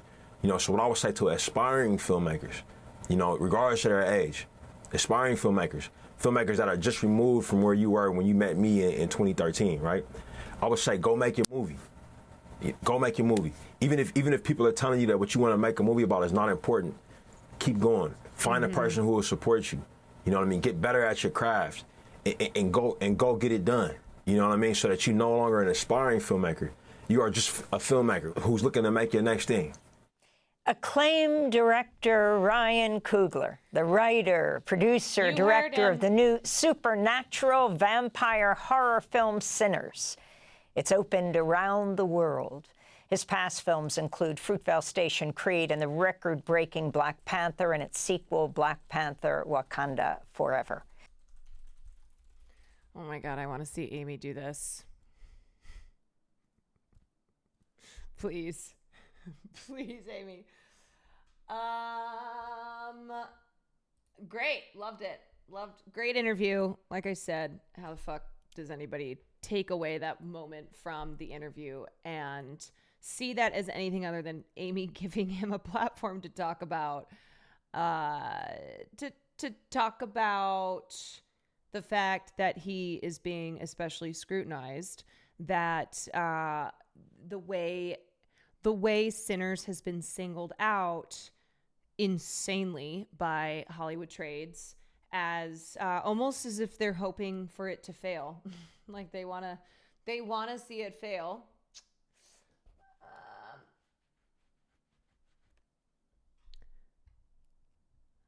Yeah, they've been trash. It was funny though, because it was like right after the Variety, that one Variety article dropped, you could tell they were doing damage control because the next thing that came out was very clearly a damage control like piece. Variety has really been showing their asses. They have not been sneaky about it. Yeah, only a 10% drop the second weekend is crazy. Alrighty. Now we are gonna look at. Okay. Oh, I forgot to tell you guys. I got a really nice message. It's Broadway, and you had. I got a really nice message from Erin De Niro, who I covered that article in Them magazine on her coming out, on her, announcing to the world, even though the shitty tabloid magazines, including Daily Mail, had taken that moment from her. But Erin De Niro, who is Robert De Niro's daughter, let me find the piece that I covered. Yeah, so this is the article that I went over, and she sent me a message and was like, I saw your VOD, and I just wanted to say thank you for being so kind and respectful when covering it. It's always one of those funny moments where I'm like, how did you find my VOD? I just assume that nobody sees my stuff unless you're in the community. I am 2 for 2 now in terms of transgender daughters of famous and infamous people, although I don't even want to use the term daughter of Elon for Vivian because fuck him, and she has severed that tie because he's a piece of shit. But yes, I'm 2 for 2 in reading articles that are introducing these women to the world, and then them messaging me and being like, hey, thanks. So that was very nice. Yeah, I'm not kidding though. I'm always surprised when I get a message like that, because I'm like, who? Yeah, you're 2 for 2 so far in terms of transgender daughters reaching out to you. Yes. Transgender daughters reaching out to me. But yeah, I'm like, how do you find my VOD? Well, now we know who's watching my VODs. Vivian Wilson and Aaron De Niro. Are you part of Big Trans? I'd like to think that I am. Shit travels fast on the internet. Yeah, it's not even me trying to be fake humble. I'm just genuinely... Sir, did you see that Ryan Coogler's... I do not consider myself to be a big content creator, and I really only... I really am only like, oh, the people in this community are who consume my content. So like if you can't make a stream, you might catch the VOD. So I'm always surprised when somebody who is not a person that I think is in the community has like watched me on stream. Is Vivian still coming on? Yeah, I need to message her to schedule. Our schedules have not been lining up. They've been crisscrossing. #1 entertainment news streamer. That's what we're that's what we're going for. Entertainment news with empathy. Entertainment news with empathy, and always with a lesson to teach.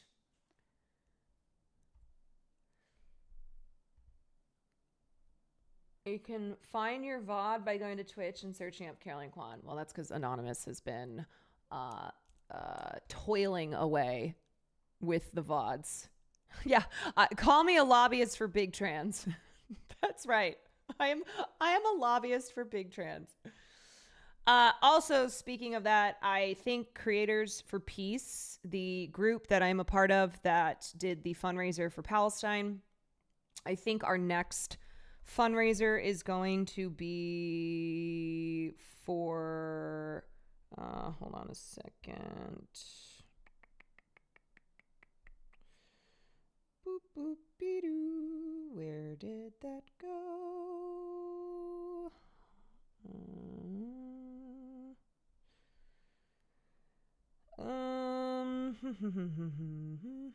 Okay, yeah. So this new Creators for Peace is going to focus on trans rights and pride. So there will be a fundraiser in the middle of June to benefit Point of Pride, a nonprofit that provides trans people with access to affirming garments, hormone surgeries, and other essential care. So we are working on putting that together. And Vivian, the Try Guys, Ash Perez, and more are already signed on to be a part of the event.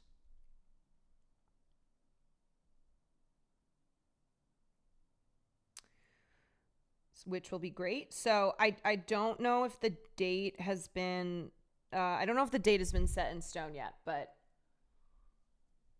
that is something that is going to be coming up in June. Thank you for your basic decency. It shouldn't be rare, but it is. I really appreciate the way you treat others with simple respect and humanity. It means more than you know. That's what we try to do here in this community, and that's what we're going to keep doing.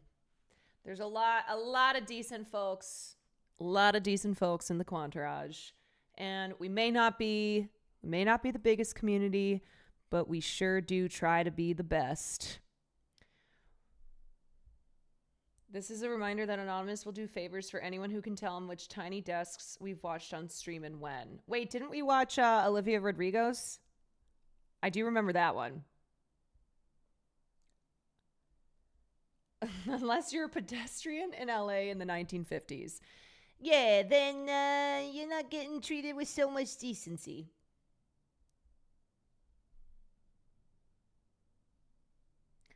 Original vampire movie scared up $60 million at the box office this weekend. It's the biggest opening for an Wait, that VOD got a copyright strike from NPR? Fuck you, NPR!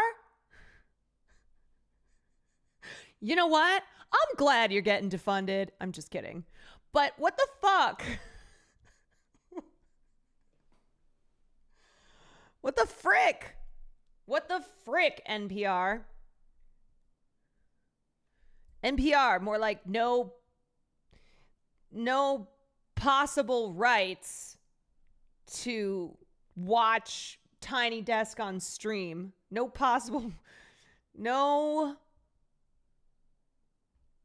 NPR, no public resources.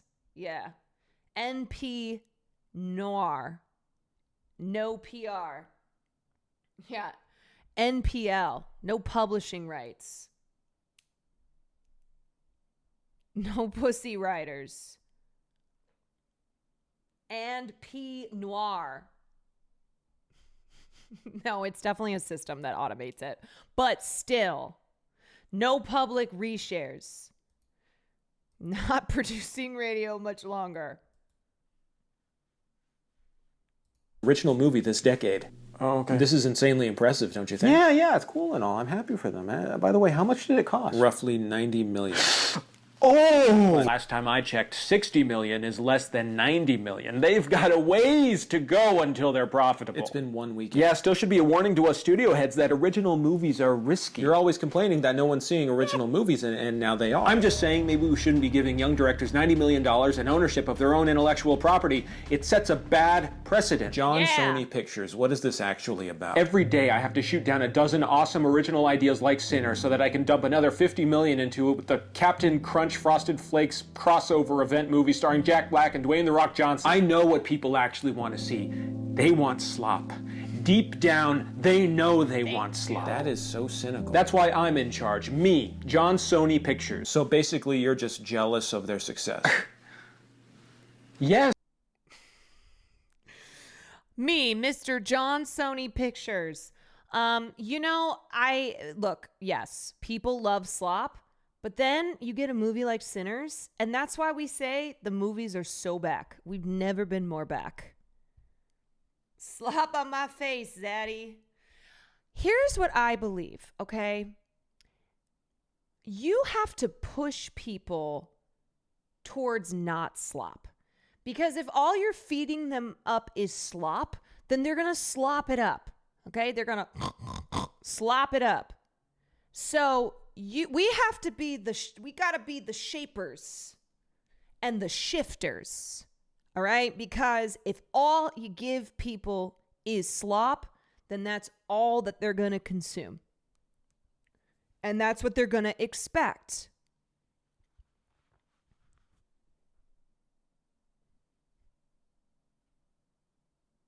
You are what you eat. You are what you eat. Yeah. So we're trying to not have everything just be a slop fest all the time. I personally like watching 5-hour-long YouTube debates. Well, if you like that, then you can watch that 5 times over. Hogan, thank you for the gifted sub. But anyway, look, I like slop as well, okay? It's fine to like slop. Liking slop is not inherently a sign of inferiority. It's when all you want is slop.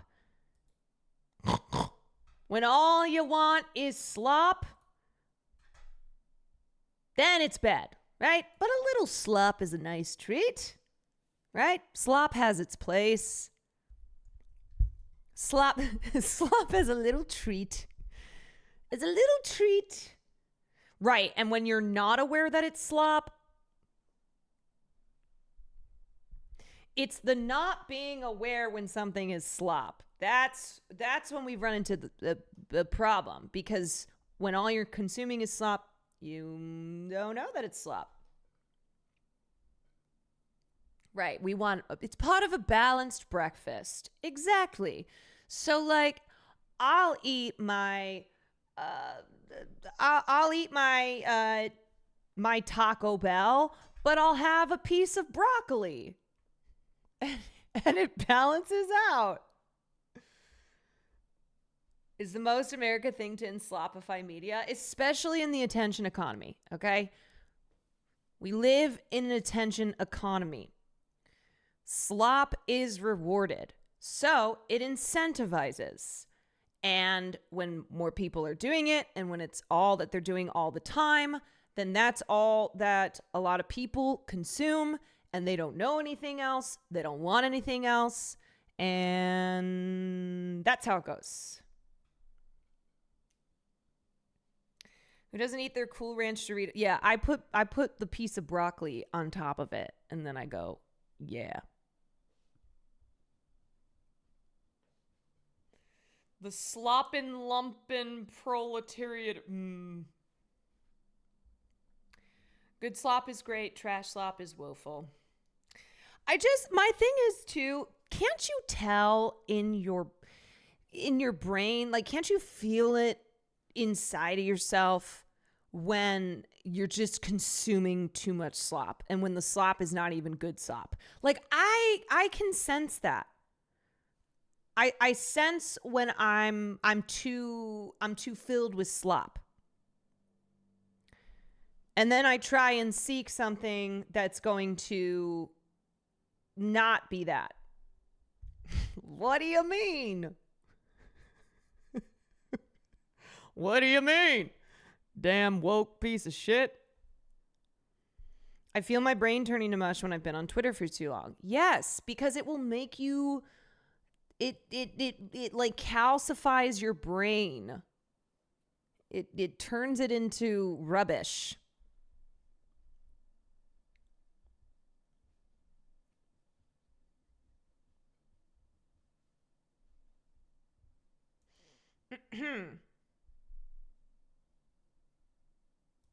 Yes, but I refuse to think of it as slop because it sounds gross.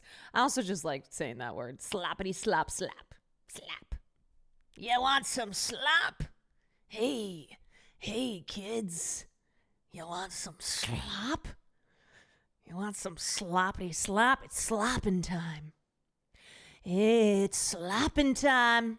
Slurp that slop down, you slugs.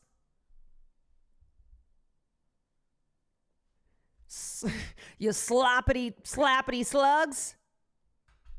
You want a sloppy Joe? Yeah, you want a slippity slappity Joe? I know that's what you want. You want to slurp that down? You want to slurp down that sloppity Joe? Sloppy toppy? You want a sloppy toppy?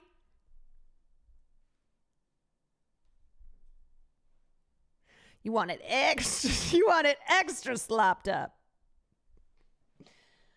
Hell yeah, brother. Slop that slurp right on top of my slop. Okay, anyway. You get the point. You understand. All right, let me see this piece. Sinners is a smash, so why is Hollywood putting an asterisk on its success? Well, I feel like we all know why. Sinners has done more than ignite interest. In the days since its April 18th release, the film has become a massive box office achievement, one worthy of Coogler's own success story. Stellar reviews and consistent word-of-mouth praise have sold out screenings days in advance, and the conversation surrounding the movie itself is on the tip of everyone's tongue. Yes, never underestimate good reviews and consistent word-of-mouth praise. How many of you will go see a movie because someone especially that you trust, or like enough people online are going, oh my God, you gotta watch it. You gotta watch the movie.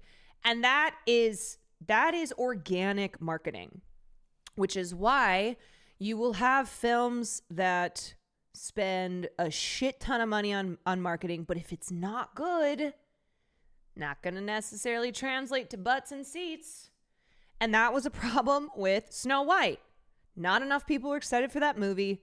Early reviews were like, Gal Gadot, enough said. And then, early screenings, people who were watching the film right when it came out, thumbs down, and nobody wanted to go see that movie. Gal-El, no. Wait. Hold on. Look at this tweet.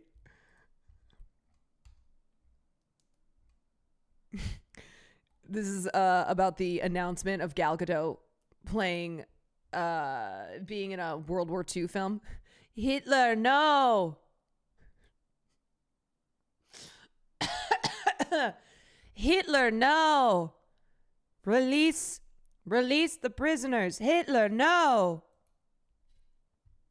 It's got to be even more dead sounding than that. Okay, so Sinners is exactly the kind of dialogue starter that Coogler hoped for on the eve of his first film debut, an entirely original movie that's put butts in seats, shattered records in an age of never-ending remakes and reboots.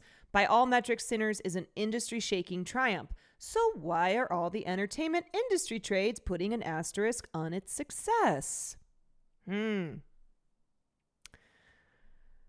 At the end of the film's opening weekend, which earned it an incredible $61 million worldwide, Variety's box office summary concluded, "It's a great result for an original R-rated horror film. Yet the Warner Brothers release has a $90 million price tag before global marketing expenses, so profitability remains a ways away." Yeah, this was opening weekend when it destroyed. Like, it shattered expectations. Other responses, like the ones from the New York Times and Business Insider, had a similarly demeaning slant. While box office numbers were once considered industry jargon, the growth of social media and expanding brands like Variety, Hollywood Reporter, and Deadline into go-to publications for cinephiles and everyday readers alike means that reports like the ones put out for Sinners have the potential to impact a film's success. Though Sinners is far from the determined indie film that Fruitvale Station was, the trades are responding to his latest as though the opening weekend is a make-or-break moment for the film.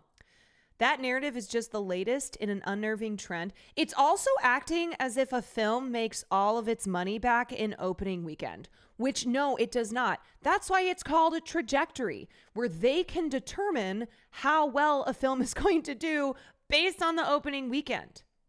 So based on the opening weekend of Snow White, they knew it was going to be a disaster because it was a disaster opening weekend, which meant the trajectory of it was going to keep it on that disaster line. This direct and seemingly willful dissent from the larger cultural consensus only helps to keep power in the hands of those who already have it. That's what we call gatekeeping. Just last week, I wrote about a rarity in the current movie market, a remake of The Wedding Banquet that brought interesting new ideas and resonance to a familiar story. But the likelihood of a remake, reboot, or sequel with any lingering value is slim. Moviegoers, especially ones who don't live in major metropolitan areas, have little originality to choose from at the theater, which is why Sinners felt even more like a godsend from the cinema heavens. The film is conceived entirely by Coogler. It's not an adaptation of any kind or yanked from a true story, and not a sequel to any existing film. What's more, it's a biting piece of blockbuster horror co-produced and distributed by a major Hollywood studio. It may feel bleak, but Sinners was a leap of faith for Warner Brothers that paid off immensely. To put the achievement into perspective, Warner Brothers has only co-produced and distributed an entirely original, non-biographical film that wasn't a sequel to an existing property or simultaneously plopped onto streaming 3 times in the last 5 years. My God. Of the 3, which include Clint Eastwood's Juror No. 2, Christopher Nolan's Tenet, Coogler's film is the only one written and directed by a black filmmaker. In the dearth of ceaseless sequel-itis, that is major, and audiences took note. Viewers are as amped about the film being an original piece of work as they are about the movie itself. Yes, I think this is a really important point to understand. When people who maybe you didn't love the film that much are like, why is this film, why is there so much hype around it? Because people are starved for completely original films that don't suck ass, okay? Because even if you didn't like Sinners, I think you would not say that it sucked ass. And so there is a ton of excitement because a lot of people did love the film, but also because it's a completely original piece of work and we are in a desert. It feels so rare. People are starved, and that's why it's like, thank you. Praz Mukow, thank you for the 5 months. Saw Sinners in a theater, incredible experience. After such a successful opening weekend, it's no major surprise that the excerpt from the Variety write-up was received like a buzzkill showing up to a rager in progress. Yeah. The post drew the ire of social media users and even an industry titan like Ben Stiller, whose criticism of Variety's framing stunted the number of likes on the publication's original post. But Variety wasn't alone in their pointedly worded coverage. The New York Times said the numbers included a big asterisk and a piece of work that doesn't hint a sequel. Right. Meanwhile, the contents of both the Times and Variety's pieces admitted that Sinners is on track to recoup its $90 million price tag and then some. Oh, yeah, they so begrudgingly had to admit. They're like, oh, okay, yeah, I guess fine. All right, if you look at the numbers. And besides that, a $61 million opening for an entirely original horror film boasting an R rating is unheard of, especially in 2025. So why frame these responses as a raised eyebrow instead of a celebration over the state of cinema? That's where things become both intriguing and alarming. In an enlightening guest post for the newsletter Contraband Camp, critic Brooke Obie states that the reaction is just another instance of Hollywood changing the standards of success for black cinema. White media has always conspired to spin the narrative and move the goalposts about black films, black filmmakers, and their successes, Obie writes. She also references another unique element of the Sinners story, a deal carved out by Coogler that will allow him to own the rights to the movie after 25 years, an extremely unconventional industry practice. Remember, who owns the trade magazines? We have talked about this repeatedly. Does anyone know the answer? Anybody? Penske Media Corporation. Penske Media Corporation that has done a ton of consolidation. They now own more than 20 digital and print brands, including Variety, Rolling Stone, Deadline, The Hollywood Reporter, Billboard, etc., which is essentially owning all of the major media publications in entertainment. Jay Penske was the chairman and CEO. We recently talked about this because the longtime one of the longtime top editors, executives, I can't remember, at one of the magazines owned by Penske, I can't remember what it's called. He was fired because they published an open letter that was signed by a number of artists who were calling for a ceasefire. And Penske is a Zionist and got very angry that this open letter was published. And so this led to the firing of this guy who had been there for like 20 years. Okay. And then during the strikes, a lot of the tone and the coverage coming from the trades was very pro the major studios, and had a slant that was anti-union, that was anti the strikes. So understanding like who is behind, like who owns these publications, helps you to understand why these angles are presented as such. So it is within their interest.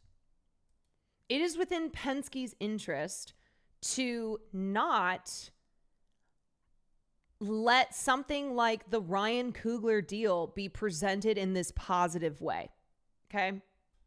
Because studios, these major studios, do not want more filmmakers seeing the Ryan Coogler deal and going, you know what? Give me that. When a similar deal was cut with Quentin Tarantino for 2019's Once Upon a Time in Hollywood, the headline from The Hollywood Reporter touted it as a score for the director. And of course, there's the element of racism. In an illuminating comparison, the Times box office report for Once Upon a Time in Hollywood called that film's opening weekend numbers a hit, while Coogler's was met with doubt. But if you assess the numbers, Tarantino's film actually made less money stateside than Coogler's did during opening weekend. Yet it was Sinners that got slapped with an asterisk. But this trend goes beyond Sinners, extending to major entertainment news coverage from other outlets and trades, particularly when the topic could present a major shift in the industry. On the day Sinners was released, Vulture ran a piece detailing why Coogler's deal with Warner Brothers was scaring studio executives. An anonymous source said that Coogler regaining the rights to Sinners after 25 years sets a, quote, very dangerous precedent that could topple the studio system as we know it. It stands to reason that if studio... Also, fuck that noise, okay? That's bullshit. It stands to reason that if studio execs are freaked out about the deal, the trade publications that function partially as an arm of Hollywood's most powerful players, this is what I'm talking about, would cover the indisputable success of Sinners with an apprehensive tone. Oh no, scary. It's the same thing when they're like, we can't pay workers more money. We can't allow them to unionize because it's bad for business. We have to have workers working as much as possible for as low of wages because capitalism. It stands to reason that if studio execs are freaked out about the deal, the trade publications that function 12 years out from Fruitvale Station with 2 major franchises under his belt and a surefire hit of an original film raking in the dough, Coogler's story beckons other young filmmakers to try their hand at shaking up an industry set in its safe, risk-averse white ways. Again, we can see this isn't just about money, it's about power and who has it. And remember, even as diversity has increased in the industry, even when you have more Black people and people of color, queer people behind the camera, in front of the camera, the power in Hollywood is still by and large controlled by white people. Top studio executives, top producers, those who, the money, the financiers, the money behind productions, it is still largely, almost entirely controlled by white people. And that is why they have been the gatekeepers of this industry for as long as it has been around. Looking back over the last couple months, we can track how that unease went from a simmer to a boil. In February, shortly after pop wonderkin Chappell Roan used her Grammy acceptance speech to demand record labels pay their artists a livable wage and give them better health care. Oh my God, God forbid. The Hollywood Reporter published an inflammatory op-ed by a former label exec. The piece talked down to Roan and diminished her requests as childish and unthinking. Ironic for something as petulant as the column reads. The piece garnered an immediate and intense reaction on social media, along with a response from Roan and artists like Charlie XCX and Sabrina Carpenter, matching Roan's contribution to Backline's We Got You campaign. Also, I just saw a piece last week, another fucking op-ed, where the writer of the op-ed was so blinded by their love for Israel and wrote this really disgusting piece chastising Kneecap leading a Free Palestine chant, supporting Sharon Osbourne saying to take their visas away. Can't write an op-ed without the up. A similar instance occurred in March when Variety published an article detailing the Snow White remake's rocky road to theaters. We also covered that piece. The piece specifically mentioned the film star Rachel Zegler and her candid pro-Palestine posts on social media, which led to producer Mark Platt, father of adult baby son Jonah Platt, Jonah Platt, flying to New York to meet with Zegler, who stood her ground. My dad had to leave his family. While Zegler and Disney declined to comment for the piece, the article quotes an anonymous insider who blamed the movie's poor box office returns on Zegler. I wonder who the anonymous insider was. We found this anonymous insider who had all the tea. She didn't understand the repercussions of her actions, the insider said. There was, unsurprisingly, no insider quote that examined Zegler's side of the story, and the imbalanced perspective once again caught the eye of social media users when Variety posted an excerpt from the article on X. Did you post this thinking it would make us like her less? One user asked. Another notable comment came from Scream star Melissa Barrera, who pointed out that she too had been criticized by Variety for her shared political views. Coogler, Rohn, and Zegler all have three glaring important things in common. They all belong to marginalized communities, they all achieved their success from the ground up, and they all have stood defiant in the face of a machine much larger and more powerful than they are alone. While it's not a full-scale political rebellion, their opposition is nothing to scoff at. These artists want to own their work, be paid a living wage, have access to decent healthcare, and express their views with impunity, as is their right. But those things conflict with the agendas of some entertainment journalism publications. Trades aren't known to be unbiased sources of information, but that doesn't account for all those who may read these pieces and take them at face value. We no longer live in a time when Variety and The Hollywood Reporter are read solely by those within the entertainment industry. Now these pieces are picked up by your mom, dog walker, and bank teller. What if your mom is your dog walker and your bank teller? Their articles affect how the common person spends their money, and the trades have a vested interest in protecting the status quo because that's the safest and whitest way to keep the cash coming in. Also, because they're all owned by Penske Media Corporation. Of course, an original idea from a free thinker makes them shake in their boots. These publications are, after all, how narratives are disseminated into the world of entertainment. Even if the average person didn't see a headline from Variety, Deadline, or The Hollywood Reporter, how these publications write about films and artists affects where the money goes. If a bold original film like Sinners has its success met with doubt, it could result in fewer original ideas being funded. Precisely. Also, here's a good example of that. Sam didn't know anything that was happening with the Rachel Zegler situation. She was only scrolling online.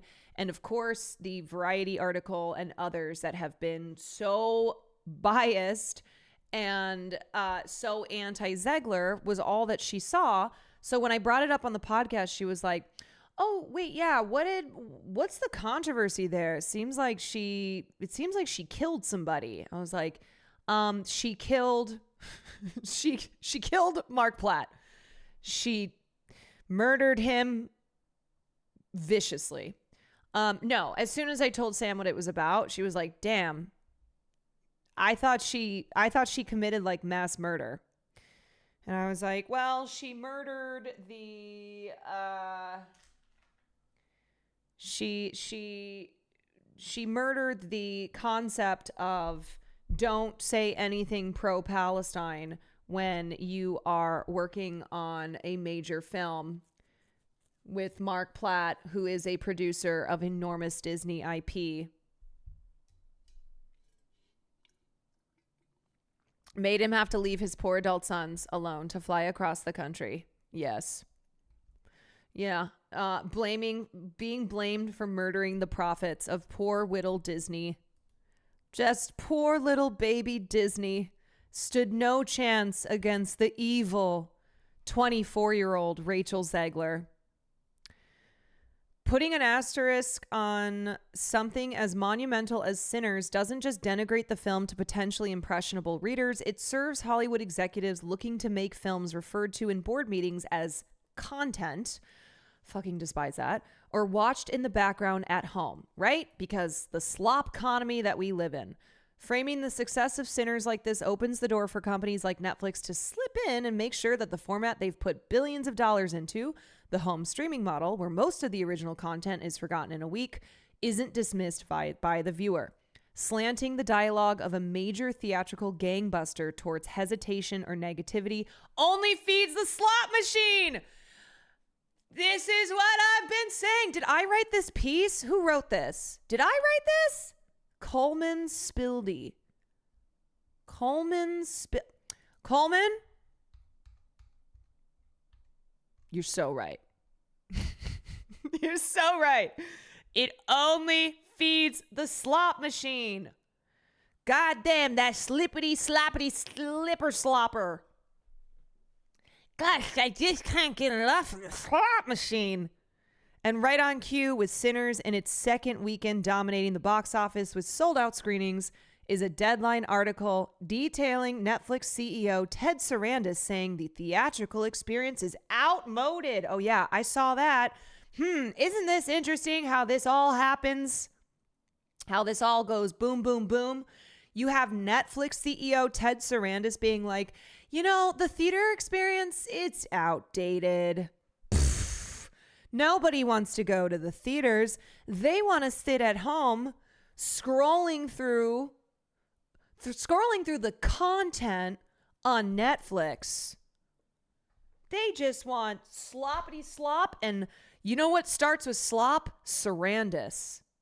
I mean S. Wait, what? What do Sarandos and slop have in common? They both start with S. That's what I was trying to say. Sarandos is quoted in the piece saying, "What is the consumer trying to tell us? That they'd like to watch movies at home. Next time you read an article in a trade that has nothing to do with the quality of the art itself and everything to do with the artist or how they achieve their success, consider, what is the publication trying to tell me?" Precisely. Exactamundo. Consider, what is the publication trying to tell me? What is their, like, who benefits from this? Okay, that's always something that you need to think about when you're reading anything. Who benefits from this? Who is, like, you have to look at the chain of where does this originate from? Okay, who owns this company? That owns this company. Follow the money. That's what we talk about in politics. And examine what angle they're taking and who that benefits.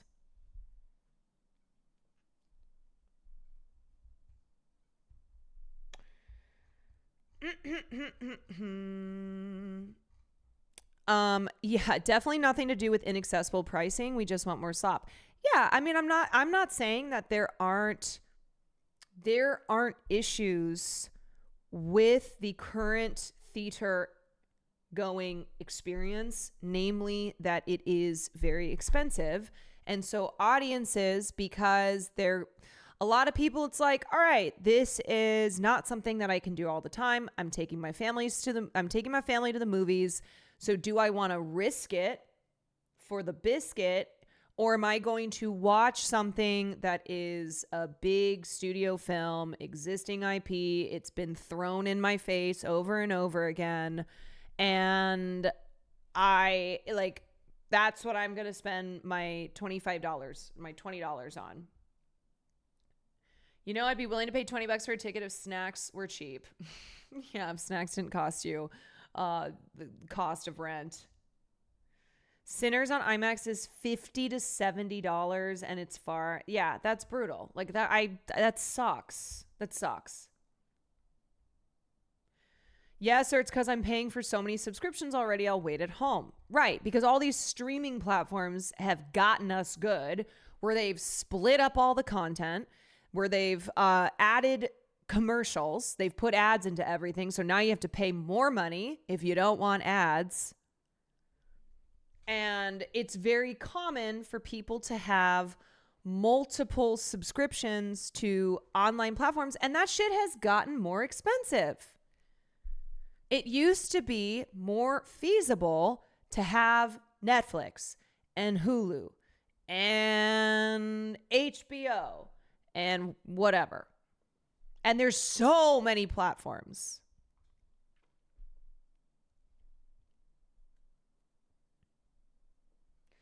And then for the content to just disappear, yeah, you never know when it's going to be yanked. You never know when something's going to be canceled.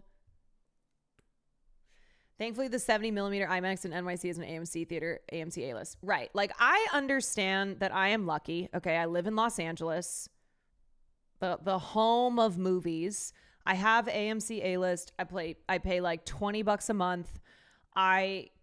There's so many AMC theaters in the city. So, like, I know that it's a lot easier for someone like me to go see move. And also we get every movie. Like movie premieres happen in Los Angeles. So we get to see movies, you know, before a lot of people in lots of parts of this country do, if they get to at all. You know, like a lot of you guys live in areas where there's movie theater deserts, so you got to drive far. There's very limited options.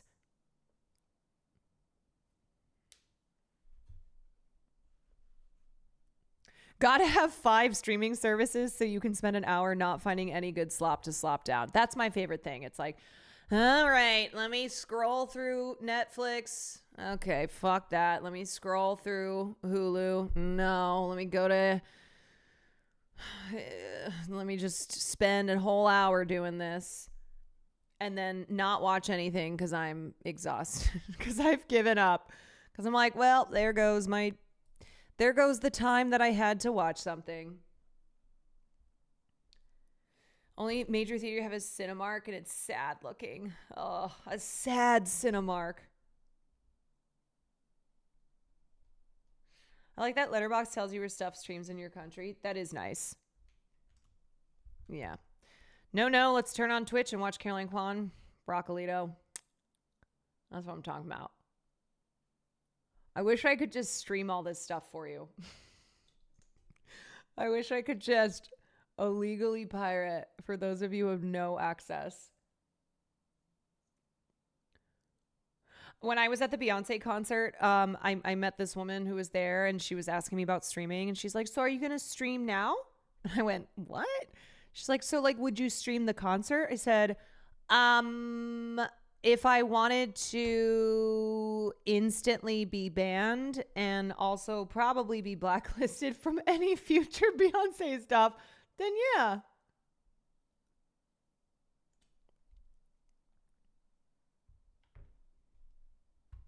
Cutie did do it for Taylor, but I'm pretty sure Taylor was like public about the fact that she wasn't taking any, they weren't taking any action on that. And she let it happen. So that's how Cutie was. I think Cutie did that for multiple shows. El Reyes, thank you for the Prime.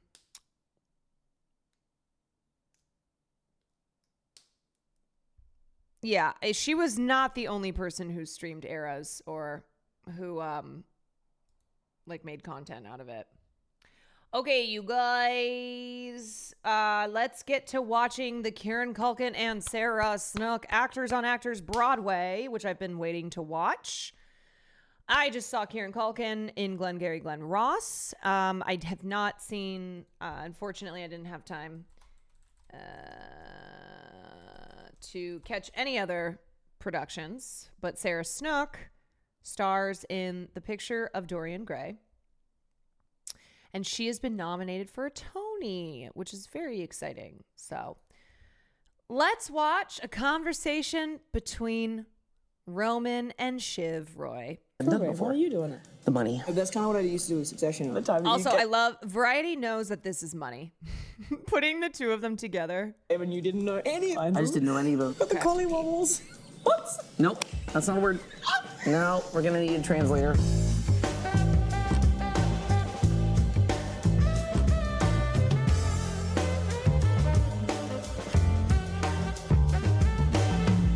Thank you for doing this in my home.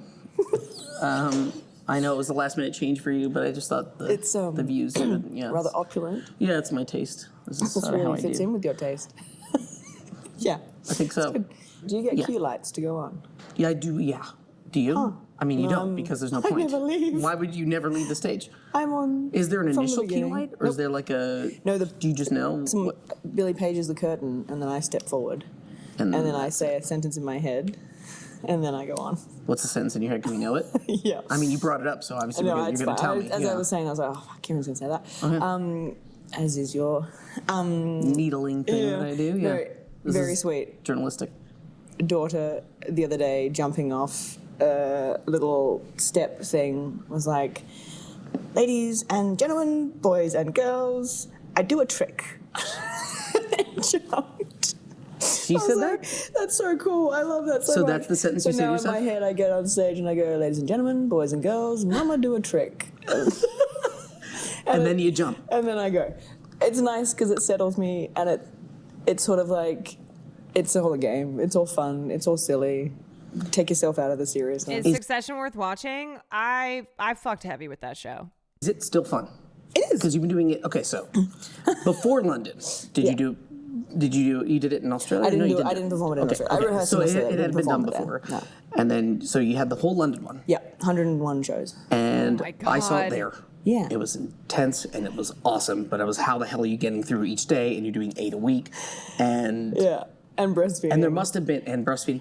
There must have been like the I can't wait for the as much as I'm having fun, I can't wait for the end date. Totally. But do you do, so I do a prison count, I call it. I saw Like, that in your my room. You prison were count. So I crossing off really, each show. really specifically, and I've structured it so that I don't know how many I've done, and I don't know how many I've got to go until maybe the 50 mark, and then it's like, if I start getting like, antsy.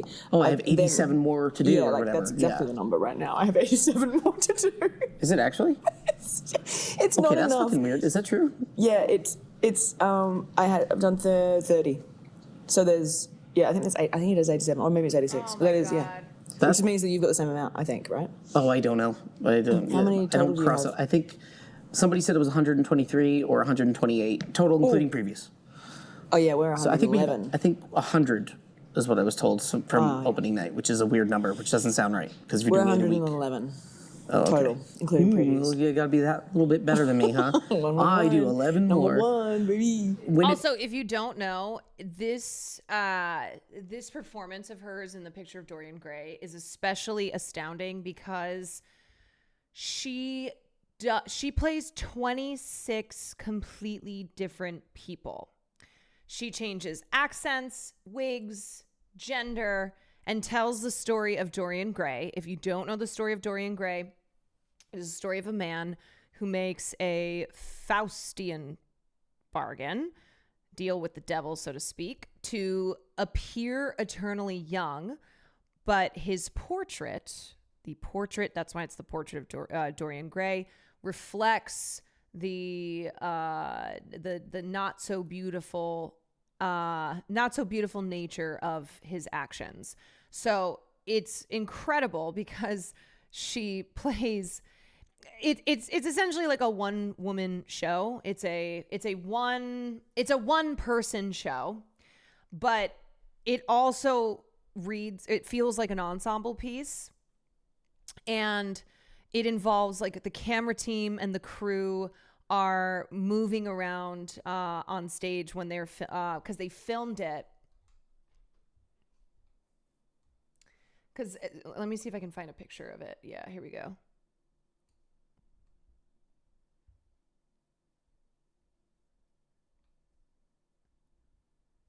Yeah, it's amazing. So here is, I'm sure she'll get into talking about it, but yeah, so it's just this like little theater, or, little stage. She also won the Olivier for this. Okay, anyway. Ended. Was there a, I did it, or I want to go and do it again feeling? No, weirdly, and I've not done this in this season so far, I never really took stock of the bows. It was like, gotta get through, gotta get home. It's just part of the show. Gotta get, Yeah. It was like, yes, thank you very much for coming. portrait Very kind of ages, you to he stand, does blah, blah, not. blah. I appreciate you, you appreciate me. Let's go. I gotta take a shower. Even to the last one, and only was the last one in London that I, in the bow, was like, oh, it's actually pretty special to be doing this. Huh. And that was the only time you were able to take it in? Yeah, that and makes then sense. someone said to me just before starting this season, like, remember to take it in because you won't do it again after this. And Wow. you know that that's the case. I think in London I was like, I know I might do Broadway, so it's okay. But now I am taking stock this time. So when you're looking at that 87th show or whatever that you have, you're like, I got to make sure I really soak it in I know, yeah. before that ends. Which will help because it'll be like 200 and, I don't know how many. What's maths? 212 by the end? Oh, Jesus. 212. That is so come on. many. Are you able to take in the curtain call this A go little bit around with a now. little Yeah, more? yeah, yeah. Not matinees. Matinees is like, I gotta do this again. Yeah. So I was like, How do you do matinees, right? Saturday, we Wednesday? do Saturday, Wednesday, yeah. We have the most awkward curtain call, I think, ever. And the director... You guys do a bro hug. We do like a weird bro hug, but before that, it was even weirder before. He was like, just bow whenever you feel like it or something. You feel like it? Yeah, just like, oh, it's... And he said, you're not really going on the same... He was like, should we rehearse it? He goes, no, I think I like that it's sloppy. And It's funny because that is exactly how it was. Also, when we saw the performance we did, they were doing a fundraiser for Broadway Cares. But the show ends. It ends, and then everyone just kind of starts bowing. They just kind of like huddle, and then they just start bowing. Oh, so wow. it's this weird thing, and then was there a little bit of like a no after you, sir? Oh no kind of possibly. you should Here, let me they were like introduce you. There were these weird meetings about it. Yeah, it was a thing. Meetings? Yeah, I called one to be like, it's a little too weird. And I was like, I was going to write an email and said on the day, I was like, hey, can I grab you, and can we just go talk about how weird this is? And I know you like it weird, but can we make it a little less weird? And everybody kind of agreed on the thing that's weird, but not too weird. It was, Well, it's like the worst thing. Bow was fine. I was surprised by the bro hug. The bro hug, but some people want to like take in the moment, and Bob likes talking to people. Like, good to see you. Glad you came in. I can see the first like 5 rows, and then it's all. Yeah, no. The first 2 or 3 rows I can make eye contact with. Oh my God. No, I wasn't in the first 5. I genuinely was about to burst into tears. It was like such an effort of a show. I can't remember what went wrong, but something went wrong. And he was in the front row, and I was like, he's like my science teacher dad or something. He was like, I made eye contact with him and went, oh, thanks, buddy. It was such a... We had a guy in the front row, not just front row, like front and center, who kept screaming at us as if we weren't 3 feet. That was awesome! Guys, that was awesome! It's going to be heard over the crowd. Like, I heard you. He said it like 8 times. Like, I know. I swear to God, there are people who treat theater like it's a sporting event, like it's a concert.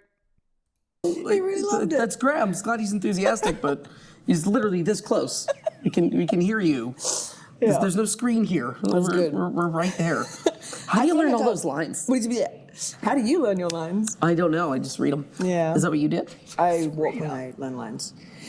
I think I learn them kinetically, and they go in better. But if you ask me to say a line... Like in terms of in the blocking? Because sometimes like people learn them within the blocking, so if the blocking changes, they can't... Yes and no, but that's kind of what I used to do with Succession. I would like learn 80% of it, and then I would get 100% by the time the blocking was set, because I knew that I'd be on this Was the blocking area. ever set, though? It was like, I'll be in this area, and then that's when I'm saying this line. Okay. So I don't need to worry about that until I'm there. Except that time that I would rely on other people to know their lines as well, and the time that you came and you didn't know any of them. I just didn't know any of them. Oh my God. And I thought I could do it. I thought I was like, that's all right, I read it once, I could do it. I just walked in. First. And I what? And you went first. Your coverage on your side was first. Do we do coverage? I don't even remember. It was like that side of the I just remember room starting to talk and go, I actually don't know this even a little. I was like, do you need to stop? I was like, no, let's keep going. Let's just, I'll figure it out. No, sorry. Couldn't do that on this, though. Had to learn my lines properly. And how did you, with this, you have to be really specific. With Mammoth. Yeah, which, I'm used to doing before the Succession and everything. Also, there's no calling cut. It's live. It's live, baby. Live from New York. Whereas when you are doing on-camera work, if you fuck up, then you can cut, unless you're doing a very laborious one-shot style scene. But otherwise, like people forget their lines all the time. They'll call out line. They can be fed it because they're doing different camera coverage. You mean they don't do the wave in Broadway shows like they do at football stadiums? No. Else. So I was like, I was worried it was going to feel like going backwards. Oh, yeah. But it hasn't felt like that. No, that's going like forwards in a way, because you're having to bring all that like spontaneity and nuance and all that kind of stuff, but into a framework. Yeah, and keep it sort of spontaneous, but exactly the same thing as we did yesterday. But I don't know. Yeah, Is it the same, exactly the same? Do you find? No, it's always different. There's stuff that isn't quite like we're always working on little bits. There's a section that it's like it wasn't working for a while, and now it works in terms of it's clear. There's clarity now at least, but the moments aren't quite working. So but then we find something.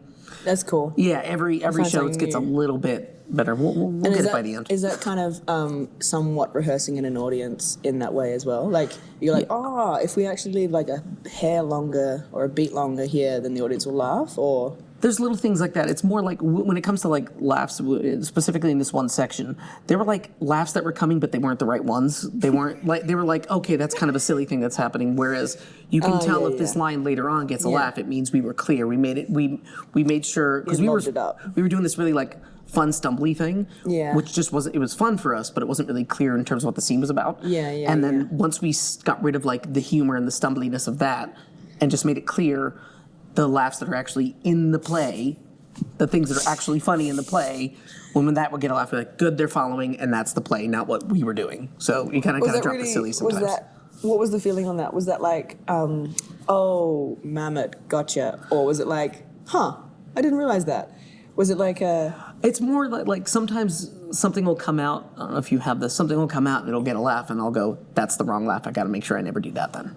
Oh, that's cool. Yeah. Interesting. That's cool. Yeah, and then when it's in the text. That's why you like really figure out the text of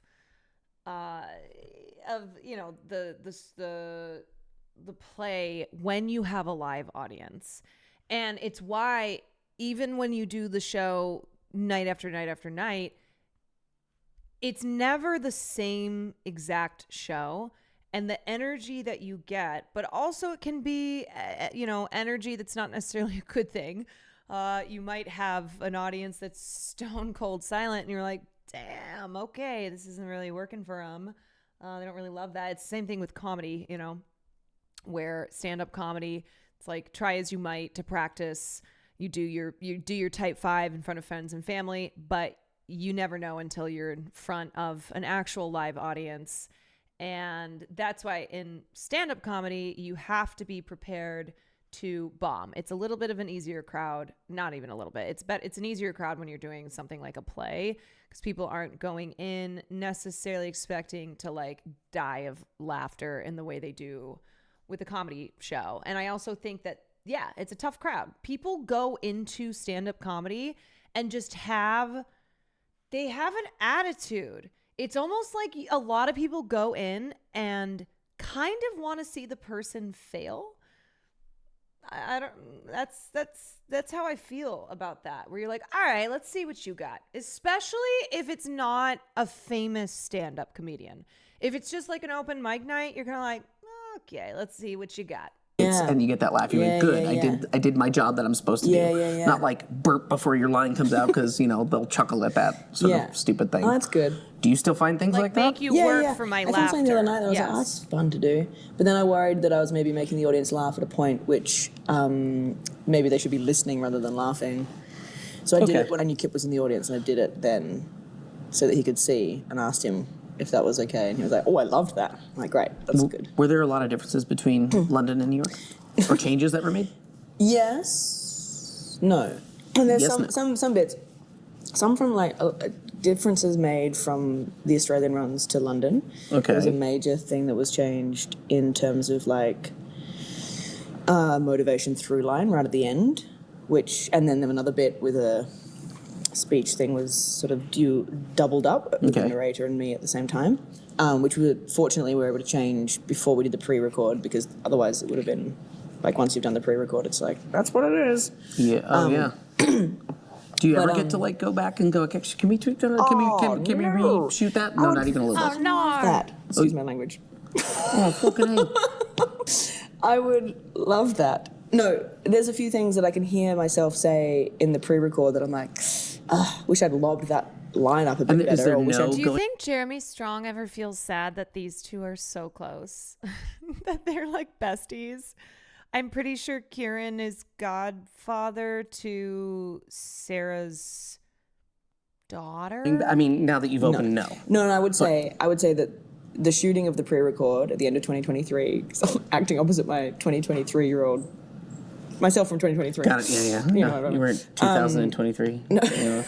Although I felt like it. I'll I was 6 months postpartum and losing my brain. How the did you do that? I don't know. How old was the baby? What? I have a great husband. You do have a great husband. Yes. I know you do. So that helps. That helped. Yes, how old and was still how old helps. was she when you started rehearsals in London? She was 7 months when we started rehearsals. 6 months when we started rehearsals in Australia, and then we had like 4 weeks off to do the Emmys and Globes and Oh nonsense God, yeah. at the end of season 4 4. weeks off. Yeah, that's not off. That's a lot of work. And then I And had travel. to get to I had 2 major panic attacks. One before leaving from London, Oh, from jeez. New LA to go to New York. Oh, I'm having one now. Trevor, I mean, To go you're from reliving LA it. to This London is great. Yeah, you have a 7-month-old starting going from rehearsals there for Australia 2 to LA weeks. for, oh my God, stop. 2 weeks there, and then we did the show. And I got COVID just before. I Why got not? COVID and missed 4 days of Pile tech. it on, yeah. That was like on the Monday, and then had to do the first preview the following Monday. Well, I feel like Jeremy is one of those solo friends who will call you once a year and you'll talk for 8 hours and have life-changing realizations, and then you'll never hear a word from him again for another year. Yes. You got through it, didn't you? And then you decided, let's do it again. Let's do it again. Yeah, why? Now, what was the draw? How come when it was over, you were like, Broadway. it's Broadway, and you hadn't done it before? Why are you doing it? It's Broadway. The money.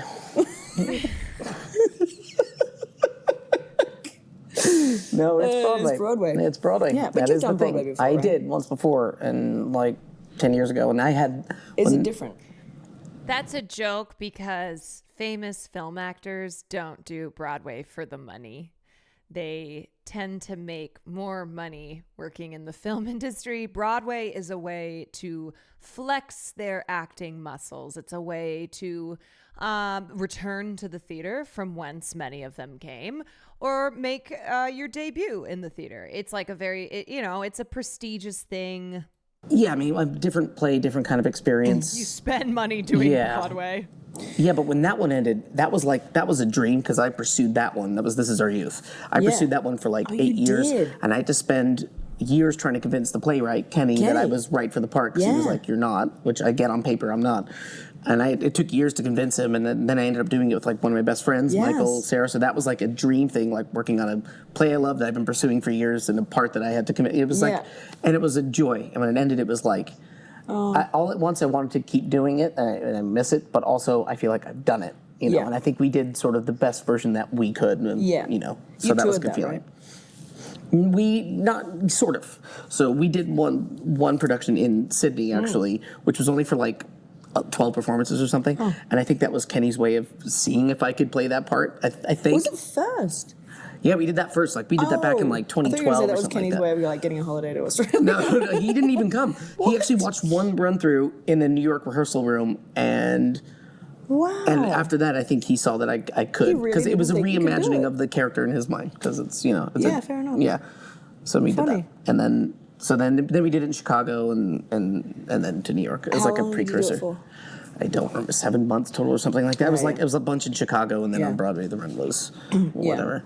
How's the experience so far? Do you want to maybe do it again? How is it as like a parent? 10 years. I mean, that's the thing is like you'd find it different from doing it as a parent to as a, how old are you, 23, 24? I was 32, something like that when I did it.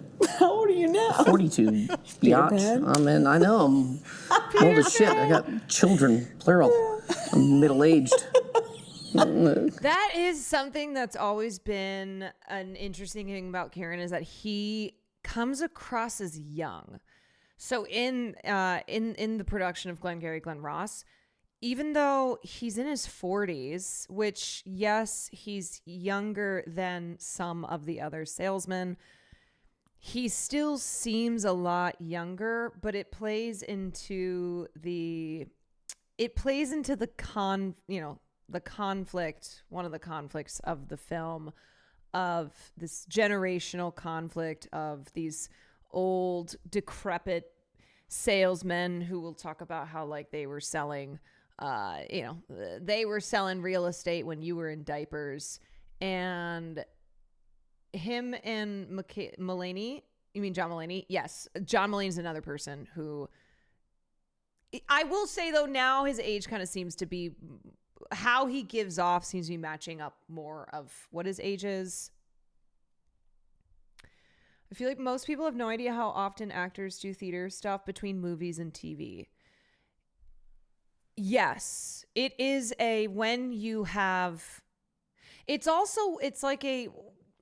when you have maybe made a good amount of money and you're like, okay, I can take some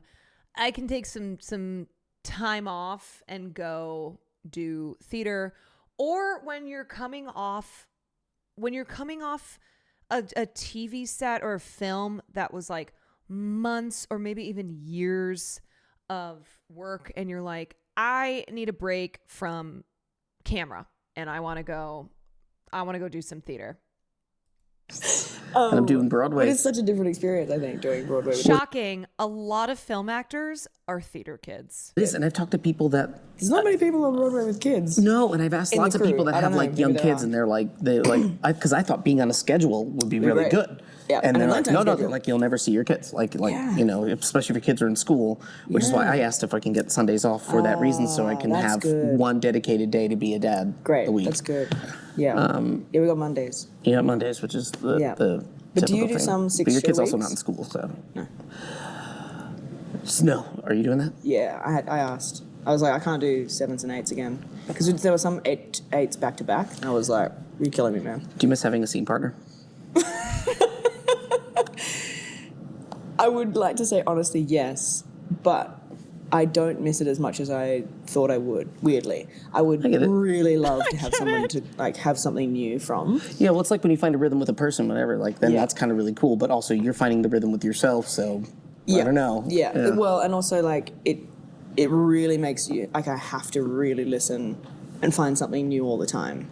Because if I'm like phoning it in, then I'm gonna stretch I've got like 13.3 seconds to say this line, and if I don't say it in that time frame, then if I say it too fast or I say it too slow, then it's all mashed up. Jeez. So I have to find a way to like make it fresh, make it new within that certain Within format. this very specific, jeez. Yeah, but That's I a feel like tough that's job. like with Mammoth, you got to like it's a musicality Yeah, but to it. we have shows that go a little slower, some that go faster than others, Bro, depending the on the one energy that I of the saw whatever. was so fast. It felt even faster than its like hour and a half runtime. The first act was 39 minutes. Whatever the blah blah blah is. I am an hour 53.4 most times. You're what? An hour 53.4? What? It's that Yeah. specific? Within the hour 53, yeah. I think an Wow. hour 53.40 is where it sits well. Do you go off and ask the time? I always ask. Me too, but I'm always wrong. I'm like, that was a long one today, right? They're like, no, Oh. it was right on time. I'm like, oh, okay. Well, I don't. yeah. I feel like I have a sense of the thing, but I don't. Yeah. No, I feel like I got a somewhat sense of it, but then I appreciate. I know in London it was always an hour 55, and so when I was Isn't here, that crazy? it was an hour That little 53. difference. It makes a huge difference. That minute and Well, 20. Ale oops, we are not talking about that. I don't know if maybe you were in a different chat. So seconds now I is want like- to find out whether they were counting with the bows or not, because I'm an hour 55 here with bows. We're watching. Oh, okay. I see. Sarah It's probably Snook kind of the same. and It's Kieran funny though when Culkin. it's like That's this all good. much. All It makes a Like a difference. minute makes a huge difference. Huge difference. Yeah. One of my favorite things, and this is something you don't get to experience, my favorite part of the show is there's this section where Bob Odenkirk as Shelley Levine just describes his sail to So me. good. And it's like 5 minutes of me just sitting and listening to him, and Yeah. it's my favorite part. Really? Ever since the rehearsal room, I love it because he's always finding new shit, and he's always doing different, and it's so much fun That's so every night. good. I know. Yeah. And I'm like, you don't get to get that. You No. But this is why you got to come back and do Broadway and have Well, other actors to work with. in a long time.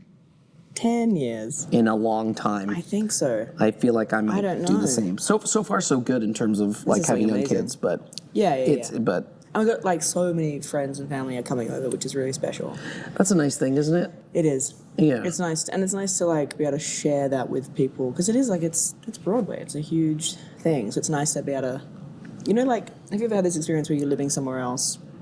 Oh no, you've always lived in New York, in Manhattan. Yeah, I have. But I guess like in London or something, like if someone came over and visited, like your mum or your partner or whatever, comes and visited, you're like, this is where I get my coffee, and this is the chemist I go to. You know, like I stupid did domestic a play shit in that London, you and I go, remember feeling that way. Yeah, it's it's exactly. nice. This is where I get my bagel. I know, in London. This is the one place that makes bagels. It's really good.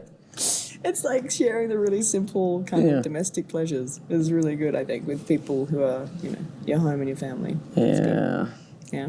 Whether you won't say it yourself probably, so I'll say it for you. Like, you're also in a show that people love. That like that's really special. And that is the thing. Like people coming up to me, people at Stage Door talking about how they at my Stage Door. My Stage Door and tell me that you were telling them to go see the show. I tell them all the time. They're like, we came all the way in for this, and I was like, well, what else are you seeing? And they'll tell me something. I was like, no, you got to go see Dorian Gray. I've also had people like sign playbill, your playbill. Did you know? Oh, I signed it second. No, there's been a few books that have come in, and where there was one that was like bookmarked, Hogan, and thank you you for the had gifted. signed it already. It was like of a Succession book, or yeah. It was like a quote, I've seen that. And you'd written, "Did I?" It was like a whatever quote, and you wrote, "Did I?" And so I wrote, "You did." Yeah, that's good. That's good. Yeah, people have me signing your play, but that's got to be something. Have you ever been a part of a play or something that you're in that you're like, this isn't very good, but you have to continue to run and you have to commit to it and do it? I've been in a play that was really good, but I wasn't good in it, or at least I didn't feel like I was good in it. I've been there too. Yeah, it's a bummer. pain in the ass. Mhm. What a ball ache. But did you? Because it was like a potential transfer to Broadway, and I was like, please no. I couldn't do this role. Okay, there. and Well, it didn't transfer to Broadway. No, Okay, I was and you happy genuinely felt like you were not doing the job. I could have done Were better. you still at it, or were you sort of like, I've committed, we've locked the show in, I gotta like do it like this? I think I got the. You're gonna pay me out. I got the collie wobbles. What? Nope, that's not a word. No, we're gonna need a translator. You didn't get the collie wobble. What? What's that word? I got in my head too much. I got like the fear of the collie wobble. What's wrong with you? This is not. What is that word? I think it's a British word, maybe. Most likely. Your wife probably knows it. She probably does. You guys, both of you guys, have the most ridiculous words for things. Tea and biscuits. Mhm. Yeah, no, I got sort of like anxious, and I think I kind of was like, I'm not doing it right. I've got to do this. Fortunately, I was working with someone who was brilliant, so I got to watch them every night. But I would Okay. come on and off the stage, and I think every time I came back on, I was like, I love Australian Is words. that better? I don't know. Did you ever figure out what the thing was? I think I just wasn't right for the character. Or I just judged her, maybe, or I was like, I don't know. I did one where it was like, I think I figured it out like a year later. I went, that's what the thing was. I was so sure about what the first choice of what the character was that like, because part of it fit, but the rest of it didn't, and it wasn't landing, and it did the whole run, and I was like, this isn't, And then it was, and then I realized, no, it's this. I'm going to stick with it. I'm still my first choice That's is not like right. you. I'm going with my instincts. Yeah, instead of Yeah. listening to, the fucking text or the director. And the director who kept telling me this thing, but I was 20. He kept telling me This Is Our Youth in London. So that's why I was playing Warren, and I had this very specific idea on who Yeah. he was, but it wasn't landing. And he kept telling me front foot. And I was like, okay, and I had no idea what the hell that meant. And then like right before British our first thing? preview, he yelled at me. He was like, I keep telling you front foot. So I was like, I don't know what the fuck that means. Oh no! And then we ended up having like a shouting match, which was fun to do with the director. Yeah, I didn't understand what he meant until like a year later, which is like the guy's constantly coming at you and being like, and you can punch him and knock him down, and he just bounces right back and says, great, can we go play football? Let's go do this. He doesn't care as long as we're hanging out. And I was doing like introvert sit back on my butt thing, which was just so wrong. weird. That's not even. I not know. You at all, I was trying something different. I was trying to be. I don't know what that. It just wasn't My right. favorite thing about But I Australian knew it is wasn't right. the more serious or Yeah. But I upset couldn't they are, figure- the funnier they sound to me. Yeah, like I remember I had an Australian roommate, and every time he would be ranting about something, it was like they never really come across as irate. It just was silly. It Figure sounded out why. funny. But I was still trying. I wasn't like, oh well. Yeah. I was like, I knew it wasn't right, but I'm like, I'm gonna find it. Oh, that moment's a little Yeah. better. And, Yeah, that's good. yeah. I think it wasn't that I wasn't trying, but I was like, I just didn't have a metric. I didn't have a good perspective on whether I was any good or not. What about being in a play that is bad? I did one of those where we all knew, and the playwright tried to shut it down before. Oh no! He was nice enough to take it to a vote. He like gave his explanation as to why he thinks we should shut this play down. Oh my god! And it still went ahead. He took a vote. He goes, I know you guys have all worked really, really hard on it, so here's my reasoning for why I think he's like, and everyone voted to keep it up, and then we did it.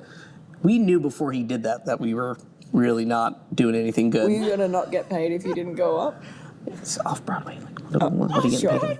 No. Why did you all want to do it then if you knew it was gonna be bad?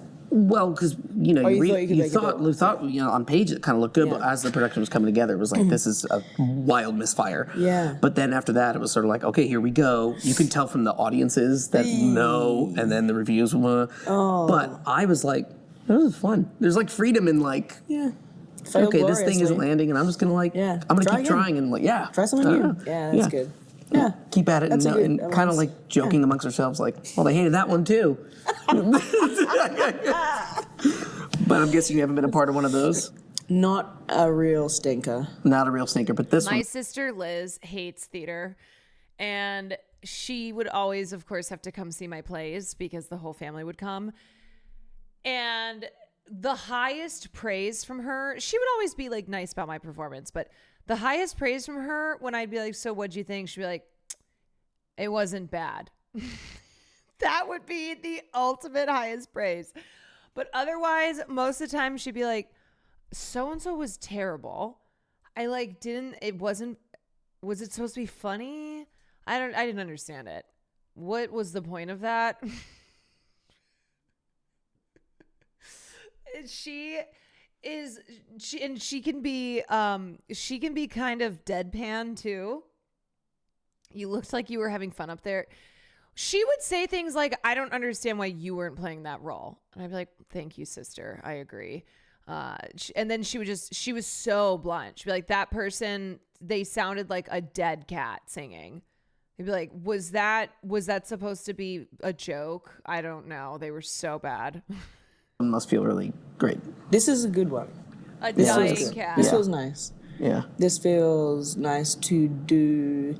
It's also so fucking athletic, which is a pain in the ass as well as great, that you come off and go, Are you keeping up your health? Like I know, like in Yeah. you are. It's You not drinking. You're not. Coffee. You did that I in thought the London. music What was your thing? annoying. There was no alcohol, but you said no coffee. No coffee. Does she like film? Yes. She's obsessed with sci-fi. So like shows, movies, games, etc. She loves sci-fi. And that was easy to do anyway because I had a baby, so it was like, not that you can't drink with got coffee with a baby, Sure, but but you like, can have a little bit here or there. Yeah, I just No, I know. Coffee affects me really, like coffee really affects me. She and loves so The if I have a Expanse. coffee too late, then I knew I wouldn't sleep after the show, and then I don't sleep. I'll have I got to a get like coffee 2 before hours the sleep show. before I breastfeed, so 2 hours. Oh my sleep. Yeah, God. that was like, do not have anything that's going to interrupt that schedule. I thought I was going to Um, try to do what you do. Instead, my diet is like 5 cups of coffee, 2 scotches after a show, and a 2 a.m. cheeseburger. It's Oh like my it's the God. worst. I know. Do you sleep? 3 hours, and then I try to get like an hour dude. nap in the middle Do of the you day. wake up would you wake up with the kids in the morning? Yeah, I get like an extra like 40 minutes, I would say. Jazz does the initial, Yeah, and then I get like Dave does the initial. Yeah. I'm very lucky. But then I do like I'll do the end of the getting them ready, a school drop off, and then back to sleep in theory. But there's never enough time, and there's always shit You're to not do. good at napping though. Not very good, no. No. And I was advised against it, but on a theater schedule, yeah, because my sleep was getting worse. What? Can we have her on to discuss the Also, I have sleep Andor? apnea, which is fun to talk about on camera. Sleep apnea, guys, and I haven't tried on the CPAP. That's bad for your brain. But, oh no, this is gone. This is. I mean, there's a ticking clock on when this goes. You're gonna have to soon enough before you know it. You're gonna wheel me in a corner and go, he's just talking. So wheel me in a corner and let me just watch me chat to myself. And that's probably where I am right now. But I feel like I'm doing an actors on actors. But in really, the rainbow room. but really, I'm only like, I'm 60 years old, 4 strokes in, talking to myself. Reminiscing about, Yeah. doing I was a like, what's he show. talking about? Who is Did he say Dorian Gray? Well, I feel What is very, this? very honored that you've chosen me and your. I feel like these are chatters who watch all 8 hours of Hassan every day, all day. What year is it? Where am I? What's going on? In my hallucinations? Yeah, this is not real. Oh, somebody better change me. I'm feeling wet. 5 more hours of Ethan. Yeah. Oh. What? That's supposed to snap me back to reality. I was just trying. Okay, I think this is real. Pinch. What are they called in Inception? The Inception. little, Oh wait, like I'm supposed token to be things. well versed on the. Oh yeah, If I it's saw it sorry. like whenever it Years came ago, out, which yeah. is forever ago. This question has come up recently. Do I ever get the characters confused? And I said, nope, never do. How could I? It's very clear. I don't get them confused. And then you it did, happened. didn't you? Because somebody planted that in your fucking 2 brain. nights in a row. And I will say it was because in the Opium Den, I go under the stage and they're filming with the phones, and there's been a new update to the streaming app. And Also, so now to be clear, that's how Hassan himself is like. Okay? If you've never, well, you guys wouldn't, but the second that man finishes his stream, nothing. Absolutely nothing. Like one time in Tokyo, this was after we had streamed all day, and he was tired, of course, and Will and Marsh were going out. I was like, you know what? I'm gonna go back too. I gotta get some stuff done. I was in an Uber with him. Brain dead. I saw him. He was on his phone, and he was just like scrolling, but lights were off. The lights were not on at home. Yeah, I mean, I get it. I get it. You stream for that much. And the shit that he streams and his penchant for dealing with dumb ass chatters. Oof, the second the stream ends, camera off, donezo. the phones don't work with the streaming app. Oh, that's fun. So that's really sometimes fun. they work and sometimes they don't. That's the point I'm trying to not get to be clear. I look at Hassan and I go, respect, brother, but I'm going to do not that. And we can't tell when. Way to It's rely really on tech, frustrating. yeah. Anyway, Mm-hmm. exactly. It's a frustrating situation. Anyway, during a show, it happened, and I stupidly, because it is a pat head rub tummy kind of show, Mm-hmm. and you will have this anyway as well, I'm sure. You can be really in something and delivering a line, but also be like, cheeseburger. Yeah, he slept 5 hours every day Why in am I gonna have Japan. pickles tonight? Mm-hmm. So I was doing my line and thinking about, okay, how could I have troubleshot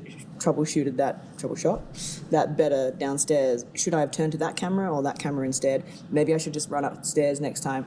Oh, I'm doing the wrong voice. No. I was like, and then okay. twice in a row? And then the next night, it happened again. Same spot? No, Yeah. same spot because of the opium den, because the camera's stuffing up. But it was because like I don't have time to Calibrate? cough or like get snot out of my nose, or I can't do anything. I've got to talk the whole time. Snot rackets? No, I can't. I'm on camera. Oh, that's right. Like, That's a character choice. no. So I thought, oh, when I'm James Vane, I'll be able to go to like clear my throat rather than go. Uh-huh. But I needed to do it too quickly and said Dorian's line as James Vane, and this like, what are you doing? Did you just go back and do it I the just kept correct way? going, Or I there's kept no time? going, No, and you the got to hit director was that in the audience. 13 seconds. Yeah. Of course. The director's in the Of course, audience, that's when and I said, Kip did you is notice there. that? And he said, no. I went, yes. Funny how like little people. He's the guy who didn't direct it, and he didn't What even. does he know? And what does he know? But isn't it funny how people like huge mistakes can happen on I a know. stage, and people will be like, "I thought that was If part of you the show." just, like, Gotta People keep have seen going. it several Show must times. go on. And that thing you're That's talking the about, biz. like I had this the other day where I was on stage and I was like in my mind going, "Fuck, I feel really present. Why is it quiet?" Oh, it's my line, isn't it? It's my fucking line. I have no idea what I'm supposed to say. It was like 4 whole seconds of quiet because of the thought, I feel really present right now. What's going on? Oh, shit. That's so good. Yeah. How did you feel doing your opening night? Were you like, hey, I'm really excited. We've done this so many times now, 10. But like, I feel good about it. Or In my opinion, I wish we opened like 2 weeks later or weeks earlier. Oh, yeah, I was right. still really, so basically I went in with an idea of this character. I've never seen any previous production of it. Feels I've never seen the so film, so I don't present know. right I have now. no Yeah. frame of reference for the show or Yeah. anything. So I have my sort of interpretation of the character. I went in at the beginning with my first idea, my first instincts, developed that for like 8 weeks. And then I would say about 10 days before we opened, I had bronchitis and a sinus infection. I was on steroids and taking Yeah. antibiotics. I felt weird. So a weird show happened. It was something different. And I was like, I want to explore that. Director liked. So we kind of like explored this other sort of take on the character in a way, especially the first act. And that was sort of what we did and what you saw. And then it wasn't landing the right way because it wasn't sort of right. So I slowly found myself back Back to in the what I beginning? was doing before. Yeah. And it's better. Yeah. And it's helping the rest that's of the cool show because you go. have the two versions of the character then. Like I sort of do. The history of second, that. the thing is, the second act has kind of always been the same, and the struggle was I sort of found this guy in Act One who Yeah, was yeah. very different from him, and I Yeah. couldn't get him to fit there. Yeah. So once I went back, I was like, oh, they match now.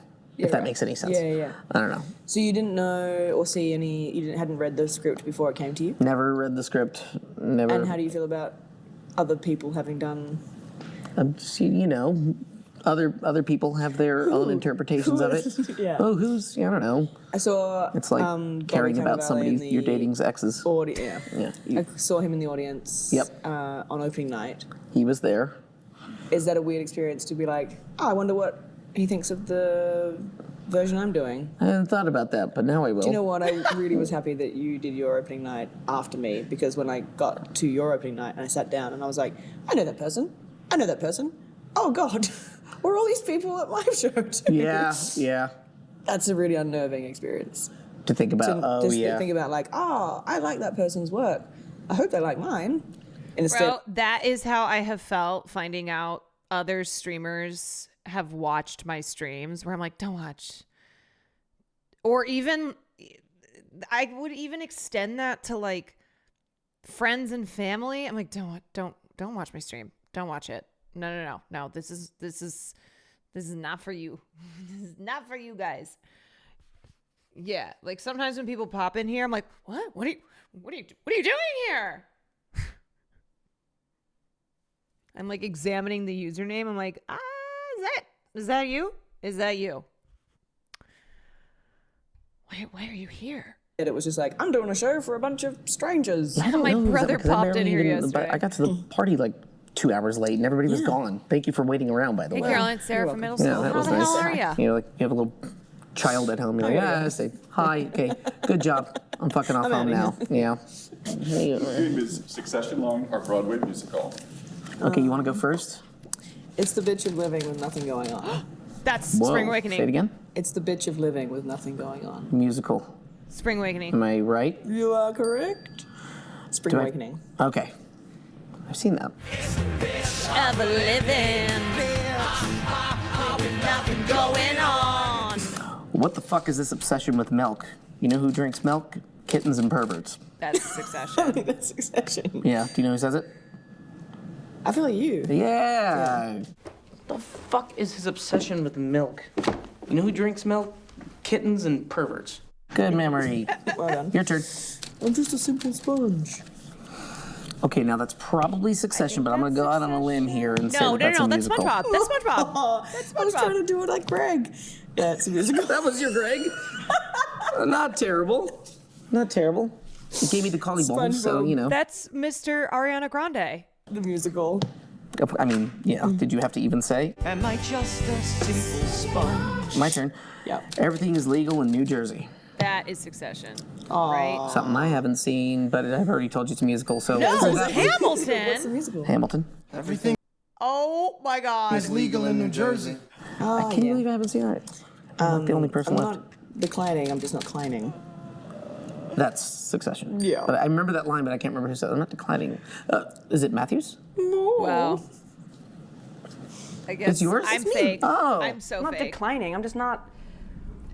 I'm not declining. Oh my God, If look I at said his it hair. in Oh, yeah. Look at his Whatever. Rather hair. than like, not declining, Oh, I'm declining. Well, like a coin. Where was I in 2015? Broke as fuck, so I certainly wasn't seeing Hamilton. But I did listen to the soundtrack, and then finally when it came out on... Was it? It wasn't Disney. What streaming platform was it on? That's how I finally watched it. Was it Disney? Okay, it was Disney. You want me? I'm not declining, I'm just not declining. Another vodka stinger. I'll drink to that. But I don't know, It's not from actually. Bagoo. Bagoo? Bagoo. Can you do it again? Another vodka stinger. I'll drink to that. Musical? Yeah. Company. Well, guess which one up? Company. Another vodka stinger. Oh my God. You guys still with us? Did you delete? You click? Okay. Would you like a Xanax? Because you are freaking out. Patty LuPone. Patti LuPone, not Donna. Patti LuPone. It's freaking me out, and we are all freaking the fuck out. That is That sounds like Succession, Succession. and that sounds like Roman Roy. So that's my guess. It's not. It's not. What? Ooh, we got him. Got me. Come from away. All right. Would you like some Xanax? Because Okay, I you're haven't freaking seen out. this. That seems like the most Roman. Come from away. Come from away. This is a not. I'm sorry. This is a 9/11 musical.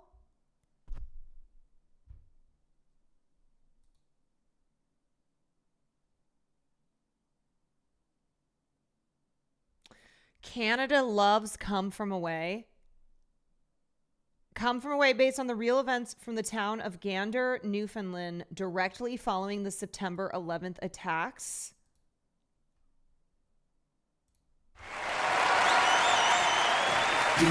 On the northeast tip of North America is a town called Gander.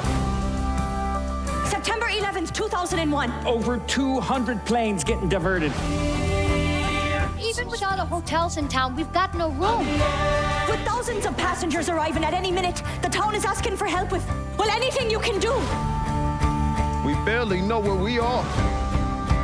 Just freaking out. I wish I was home. Thank you for shopping at Walmart. Would you like to come back to my house for a shower? Hello? Yes, it's me. Dad, I'm okay.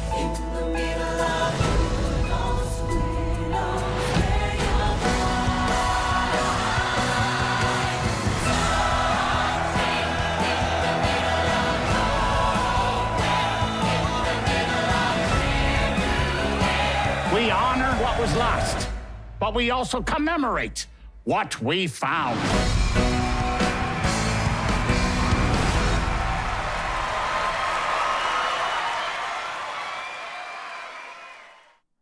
Okay, I'm sorry. Streaming September 11th. How did you miss the opportunity to stream this on 9/11? Phoenix, thank you for the 14 months. Come From Away is so freaking good. Truly an amazing musical. Top 5. Oh my God. I need to watch this. Come From Away. How can I watch this? How can I watch this?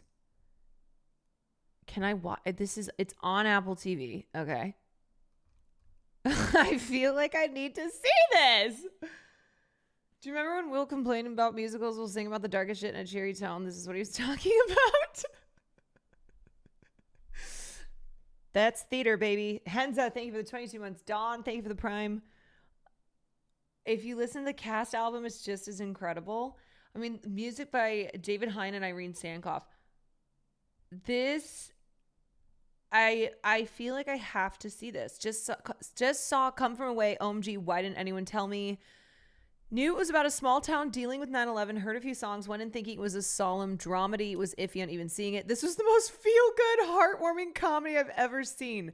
I just had a permanent little smile on my face for majority of it. It's everything we as a society don't do anymore care, and it's all based on true events, so knowing people like this exist in the world just warms my heart. Many came out saying this was their second or third time seeing it and liked it more each time they saw it. This show was just the most pleasant surprise for me. Folks from Newfoundland are very proud of this musical. They have it. Okay, it's on Just Watch.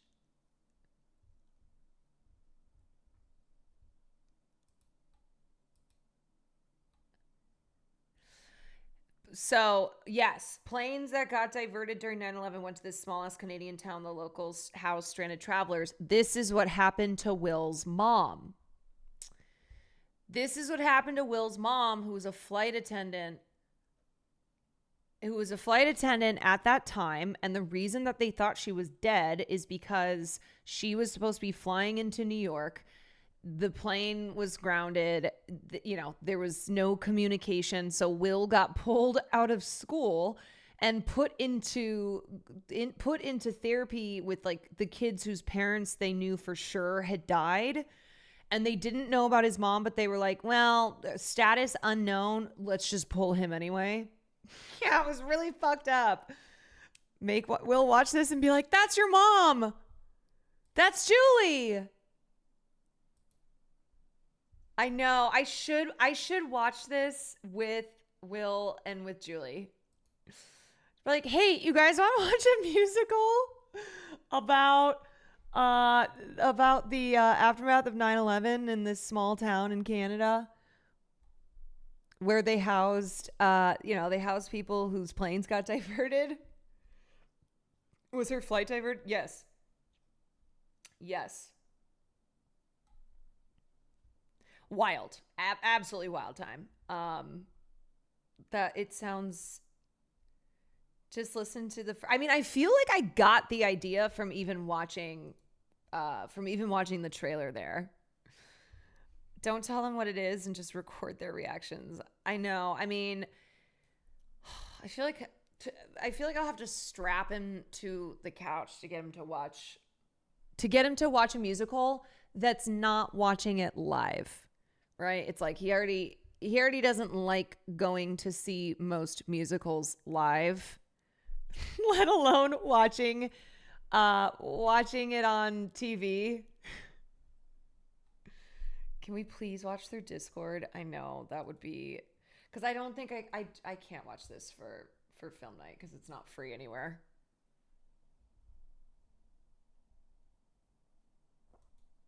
Succession. Okay, well I just learned about a new musical. What was it? All right. I mean, it's just. I wonder if the sad I'd be without you would be less than the sad I get from being with you. I mean, that's such a poetic line. It's such One a would thing. believe that it was from a musical. Oh, sure. I wonder if the sad I'd be I remember this scene. without Oof, you would what be a less scene. than the sad I get from being with you. Do you know Jesse wrote that line on the spot in front of me? Because I was That like, doesn't I feel like I surprise me. leave this scene and I feel like Shiv is winning still. And he's like, really? I don't think she does. I'm like, I don't know. I don't think she's getting off too lightly. Or it's not really. I don't know what it is. And he goes, it's a sort of like the sad I get from being with you is not as bad as the sad I get from being away. I'm like, yeah, something like that. He goes, oh, let me work on it. Let me work on that.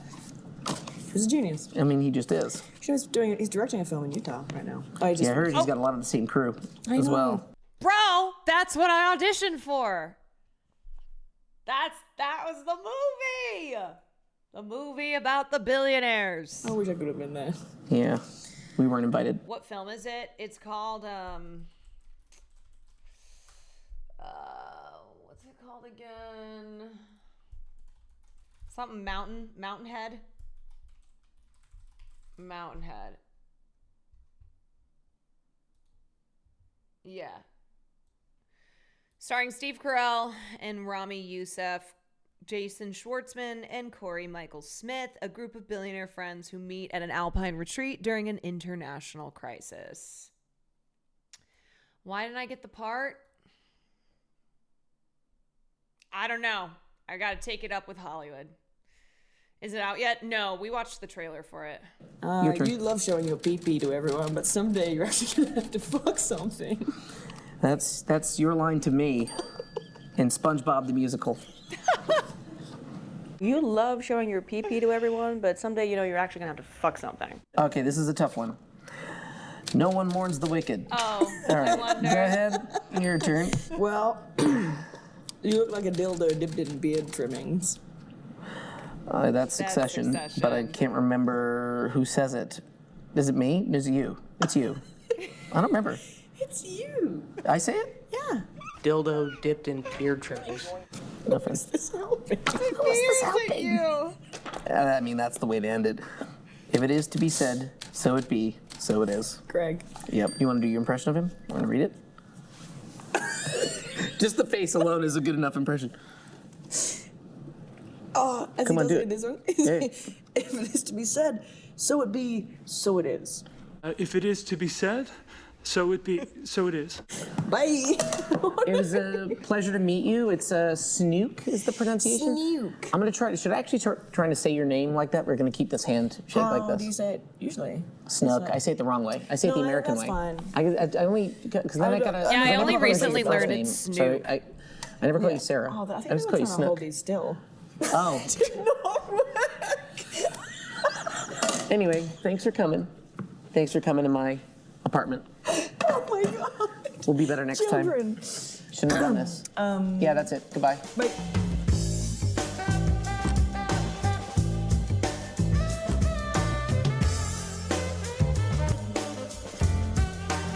So good.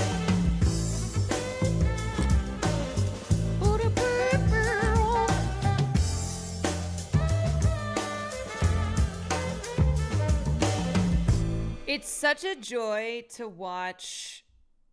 It's such a joy to watch actors on actors when it's two people who just have so much chemistry. They're just so good. They're just so good together. Can I interest you in a pit edit to We Both Reached for the Gun from Chicago? Duh. Oh yes, oh yes, oh yes, they both. Oh yes, they both. Oh yes, they both reached for. Let me hear it. The gun, the gun, the gun. Oh yes, they both reached for the gun, for the gun. A little louder. Oh yes, oh yes, oh yes, they both. Oh yes, they both. Oh yes, they both.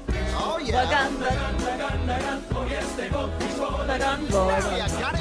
Oh yes, oh yes, oh yes, they both. Oh yes, they both. Oh yes, they both reached for the gun, the gun, the gun, the gun. Oh yes, they both reached for the gun, for the gun. Oh yes, oh yes, oh yes, they both. Oh yes, they both. Oh yes, they both reached for the gun, the gun, the gun, the gun, the gun, the gun, the gun, the gun, the gun, the gun, the gun, the gun, the gun, the gun, the gun, the gun. To know about it, and you have a responsibility to tell me.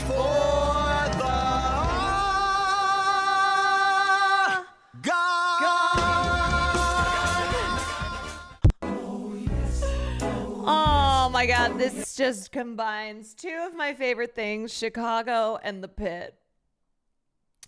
Okay, so I finally watched The Pit. I think that Mel and Langdon are happening next season. Girly pop. Girly pop. Girly pop. No fucking way. Wait, what's their name? Stands of them. Isn't it Meldon? I think Meldon or something like King, something like that. The shippers. Kingdon, yes. The shippers of Kingdon, who either wishful thinking or delusionally believe that they are going to get together. There's no way. There's no way. It would be interesting though. I'm sorry. You know what? I'm ruining the fun. I'm sorry. I'm such a fun sucker.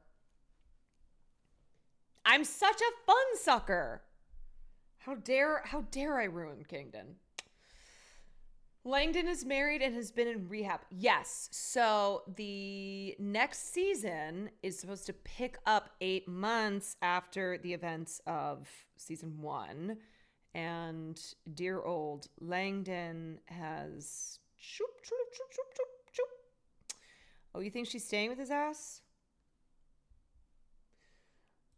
To be determined. We haven't met the wife yet. So, yeah, you're right. Could be this little thing called divorce. Do you like ER? I actually just started watching. Well, I started watching ER after The Pit. I'm a reverse. Noah Wyle is reversing an age for me.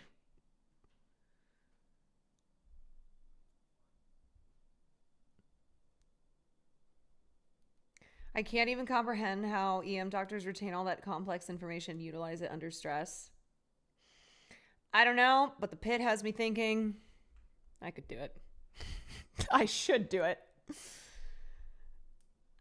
Should I watch it? Do we have an emote that's just yes? Whenever anyone comes in here is like, should I watch Hacks? Should I watch The Pit? Should I watch insert anything that I talk about nonstop?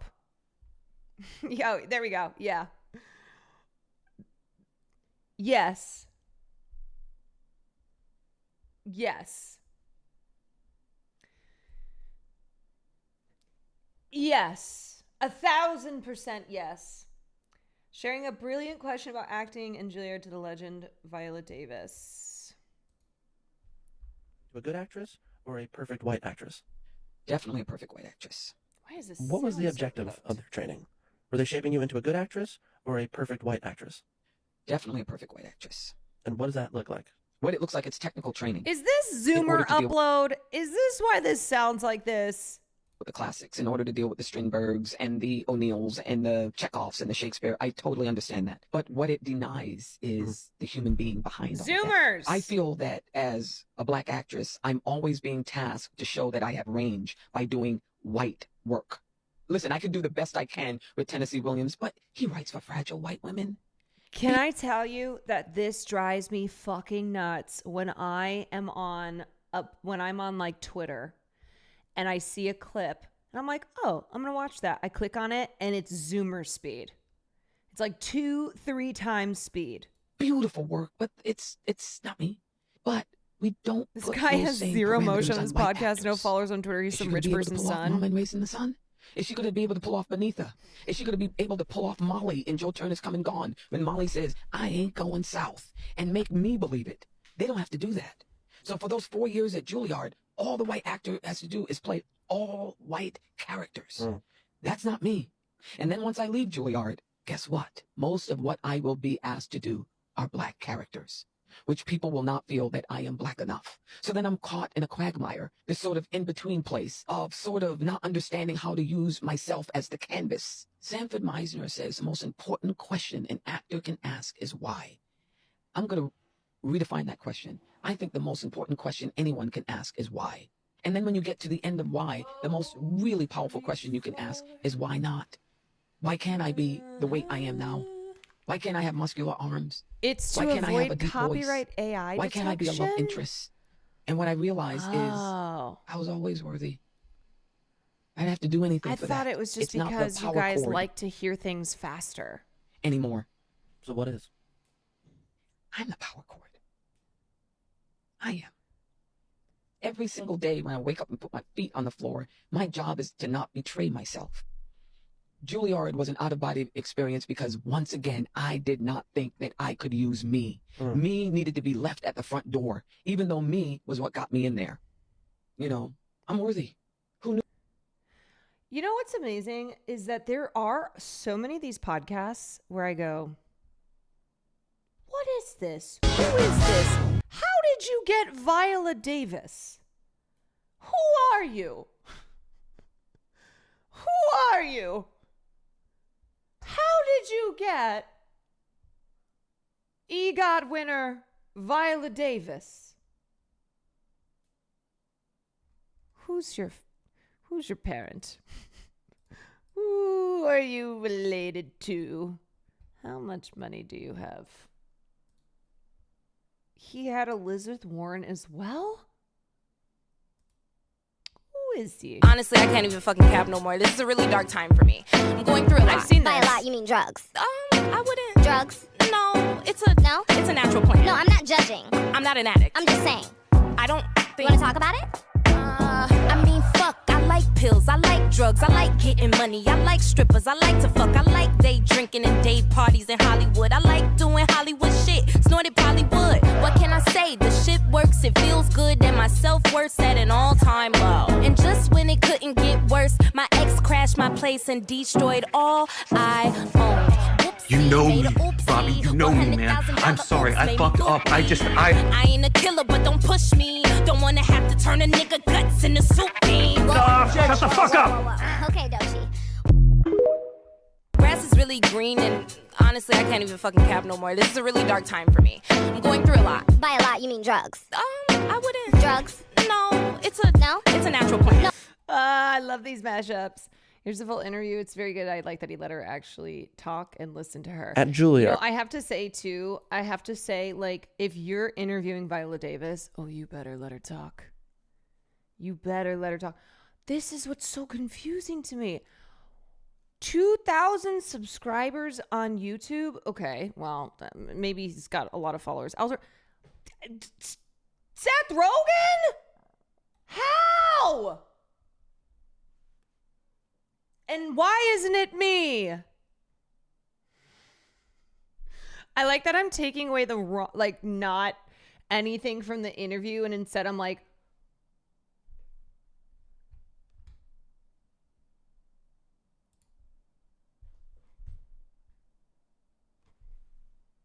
why is this not me? Tom Hanks? Julia Louis-Dreyfus? Richard Linklater?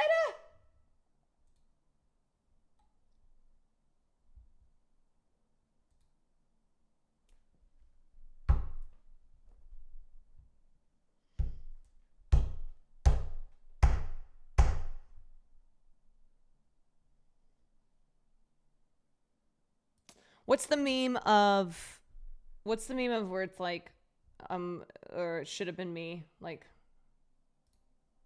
oh, that happened to you? It should have been me. Literally, this guy's shown up in like the past. Wait, why does everyone suddenly know who this is? Oh, Mike talked about it. I was like, how does everybody like know who this guy is? Talk Easy with Sam Fragoso. Forget about it. Is a weekly series of intimate conversation with artists, writers, and politicians, where people sound like people.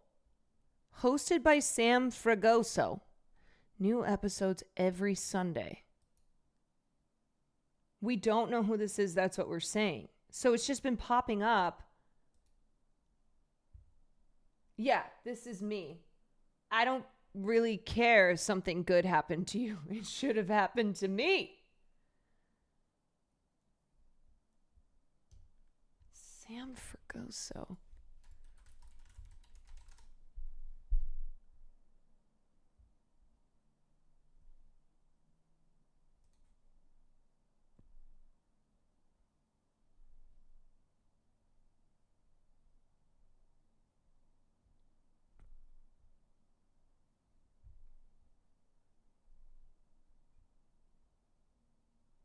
Who are you?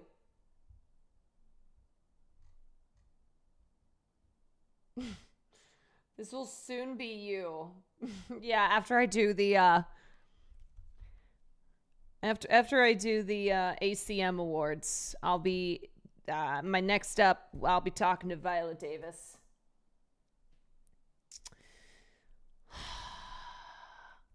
Sam Fragoso, like what? Okay, 18.9 thousand followers. Okay. What? Look at all of these.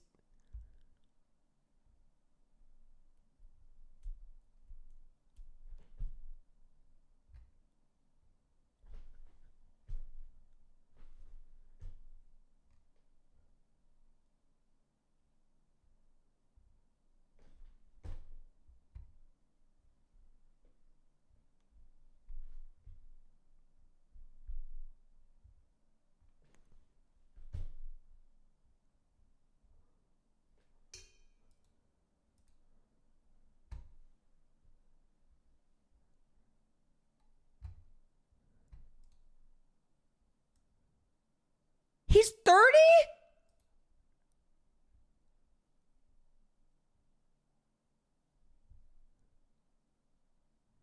He's 30 years old?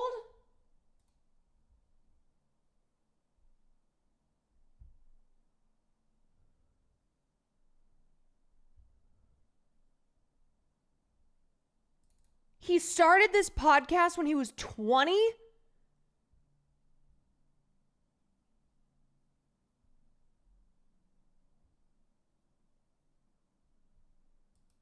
Oh, God.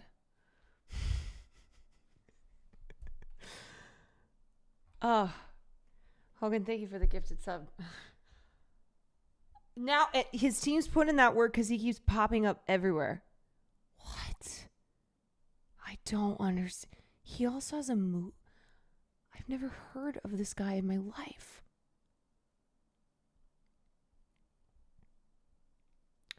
A Showtime short film series? He founded something called Movie Mezzanine. It's the only other thing he's done as far as I can find. What? I feel like I'm baffled because usually I know I know the big players in like, I know whose podcasts, like blah, blah, blah, blah, blah.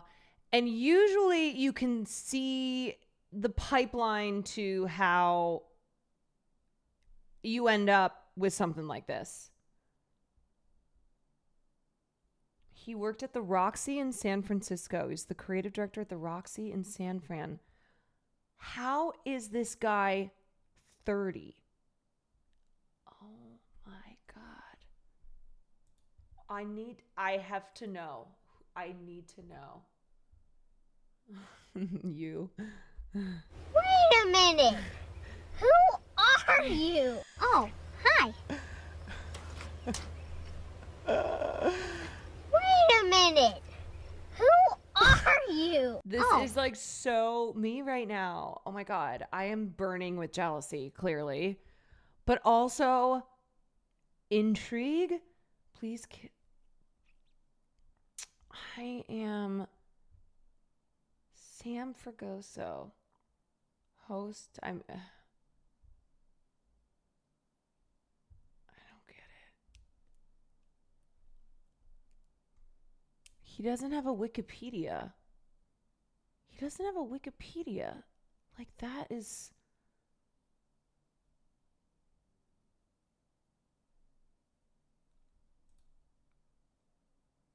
$4,000 followers?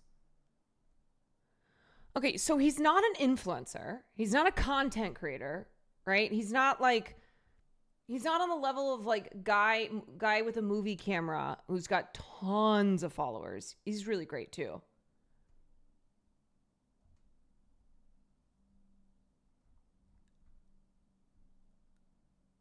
You should DM him to see. Click on his parents. Wait, where? Okay, hold on. Sam Fragoso parents. Mom. Okay. Sam is sitting down with his mom for an interview.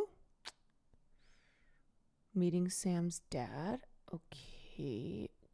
Who are you?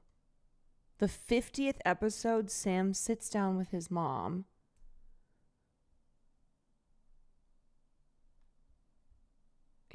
He had his parents on the pod, but he doesn't say what they do. What the hell?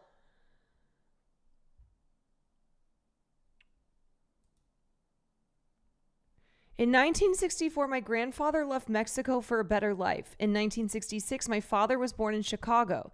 He was the anchor baby for our family. I arrived in 94. What happened in between is everything in this conversation.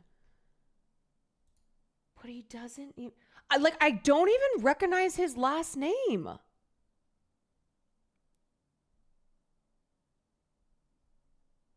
And he doesn't have their dad. For our special 100th episode, my dad reluctantly comes on the show. What? Also, like him having his parents. Okay. You may be familiar with filmmaker Sam Fragoso's byline. No, I'm not. Having contributed film criticism and other journalistic endeavors to publications such as Vanity Fair, NPR, and The Atlantic, Fragoso has a... Okay, so this was 7 years ago when he would have been 23. Like, either he's a Ronan Farrow prodigy or he's a robot. Do you know what I'm saying, though? Like, to be that age and to have this insane career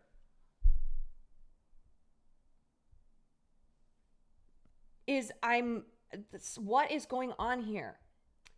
Currently the host of the Talk Easy with Sam Fragoso podcast, where the gentleman has had long-form conversations with a guest list ranging from Alan Alda to Judy Greer. So he's had these types of guests since his podcast was in its infancy. That's what I don't understand. It's not like this is an NPR podcast, okay? Or it's not like this, do you know what I mean? Where there is a heavy hitter There's like a big company backing this where they're pulling in the guests. The first episode was Don Cheadle. Sebastian, his first short film, dives deeper into his family history, and by doing so may provide a remedy to the U.S. election season blues. I started writing about movies at 16 because high school was initially a terribly isolating place.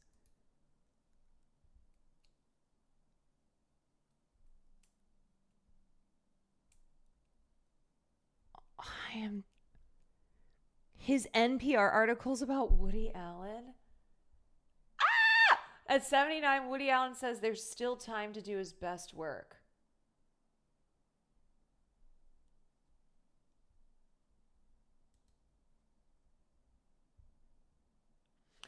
But like, okay, I listen to a ton of pop culture podcasts, and for ones that are very successful, you can track when they started bringing in big guests because they became like, just like the podcast was big. And these are people who worked in media, who wrote for publications like, you know, major publications, who had contacts. He wrote this at 21. He got an interview with Woody Allen at 21. I am just...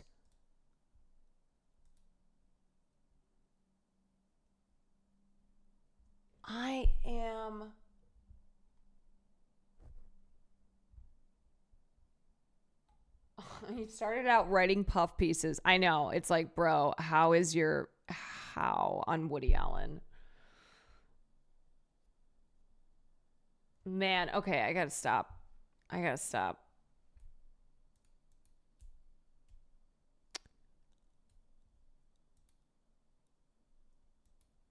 I'm just confused too because the Talk Easy YouTube channel, it's 6 years old and it only has 1.99 thousand subscribers. How many people listen to the Talk Easy podcast?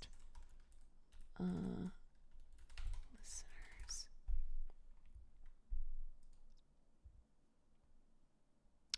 This podcast was founded 9 years ago.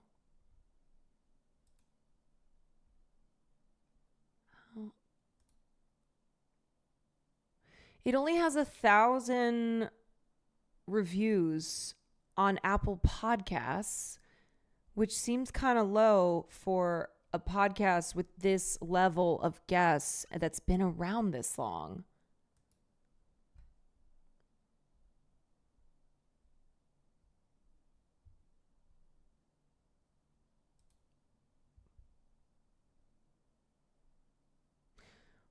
Well, they have no wait. What? Here's a Reddit post from 4 years ago. How does Talk Easy with Sam Fragoso finance itself? It's well produced. They have a large staff, yet they have no ads. They're not pushing premium membership. How did they survive? Might be financing it himself.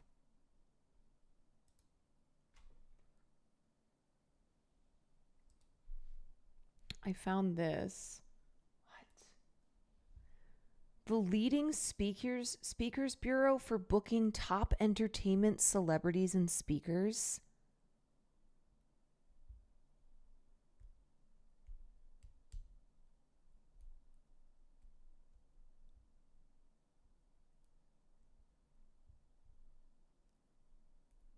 What?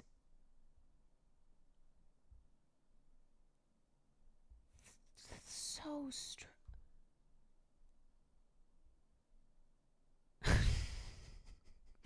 Okay, Quan Industrial Clips Complex. We got to step it the fuck up. We got to step it up because I don't know what's happening here with Sam Fragoso. Fragoso about it. Fragoso about it. But this is wild. I can't believe I've never heard of this guy. I know, we need better PR. It's all just he did this big thing, that big thing, and no info at all. That is strange.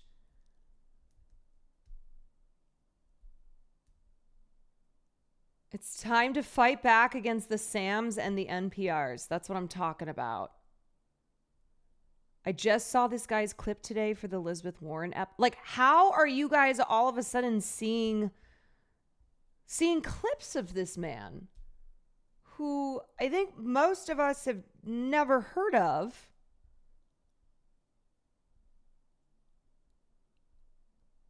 All right. Hassan watched a clip of his interview with Warren.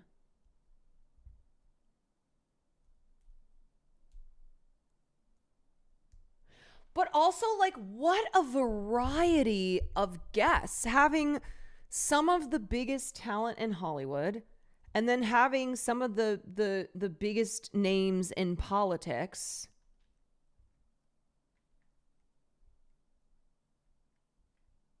I just assumed he was some Democrat sphere influencer. No, he does not have influencer. He does not have influencer numbers, and also not like that's not his career. Wow. Okay. His interview with Warren had a viral moment when he pushed her on supporting Biden when his brain was cooked. That's how we found out.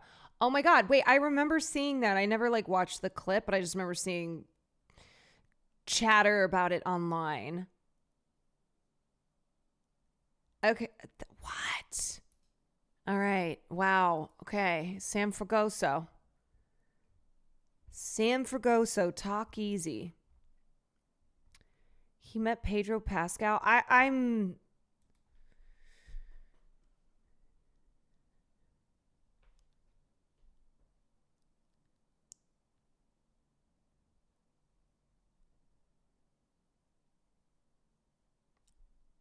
Ugh, I'm jealous now. Yeah, that's what I'm talking about.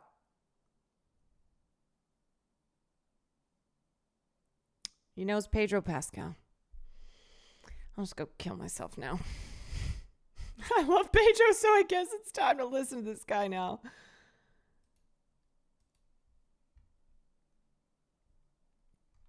Wow. He did film reviews, met Ebert, who told him to keep going.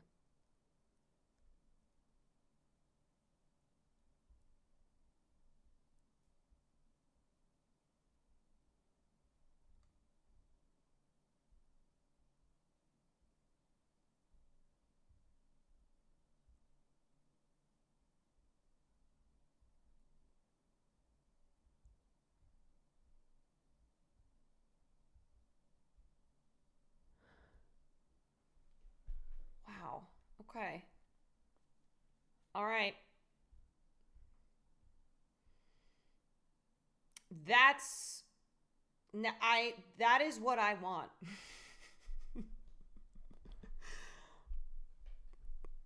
I have to take out Sam Fragoso. I gotta take him out. The podcast has only expanded its scope since then. We're an arts and culture show, but I think the term culture is so much more expansive than it was when I started the podcast, he says. Culture now includes politicians. Culture now includes Ezra Klein. Culture now includes Ta-Nehisi Coates. He had Noam Chomsky on. He's had everybody on.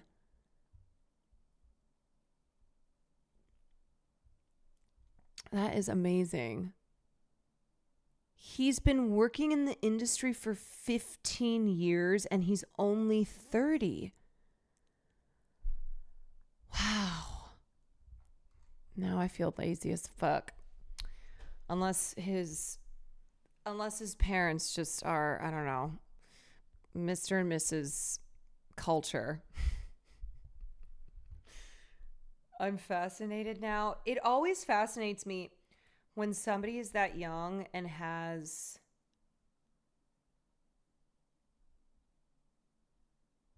a career and connections like this. 20-something Sam Fragoso's probably interviewed every celebrity I've ever heard of on his 8-year-old talk show.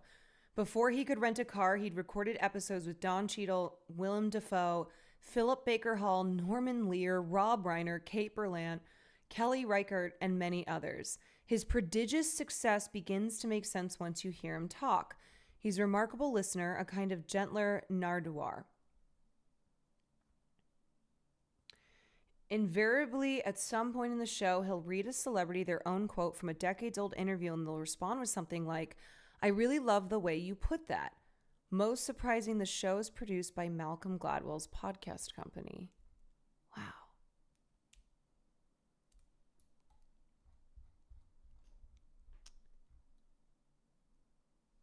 Okay, I have to extract myself from this. I have to extract myself. Now I'm going to go listen to this podcast. I'm going to add it into the rotation. This is you. It should have been me, not him! It's not fair! I mean, it sounds like he's really good at what he does. He's asking the good questions. I must study him. Yes. I must study him. It should have been me, not him. All right, gang. Have you covered the racist white lady at the park? No, I haven't yet. I was about to get into some gaming, but yeah, the racist white lady at the park who's raised. Last I had checked, it was a couple $100,000. Probably more. She moved the goal to $1 million. Oh, it's over 500K. Yeah. So if you're a white person who calls a black child the N-word, racist white people who believe and want in a race war will give you $500,000. I'm sorry for sending you down the rabbit hole by linking the I forgot. That's how it started. We watched the clip of Viola Davis. Well, technically it was whoever linked that clip.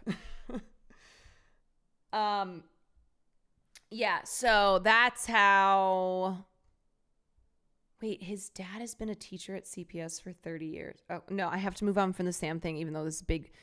His dad is a teacher at CPS. Okay, so this is just a wonder kid.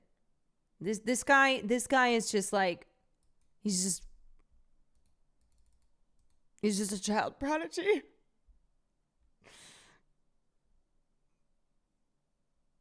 I want him to be a Nepo baby. Honestly, it's better for me if he's a Nepo baby. So then I'm like, nothing I can do about that.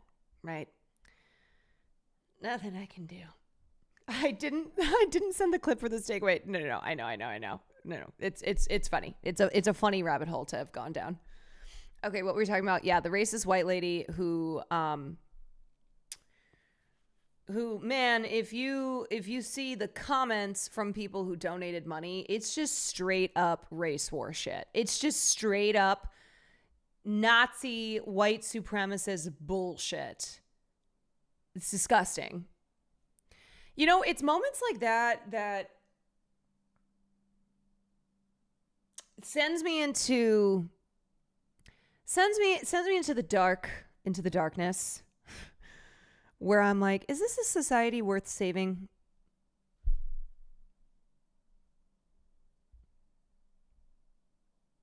I don't know. When a psychotic,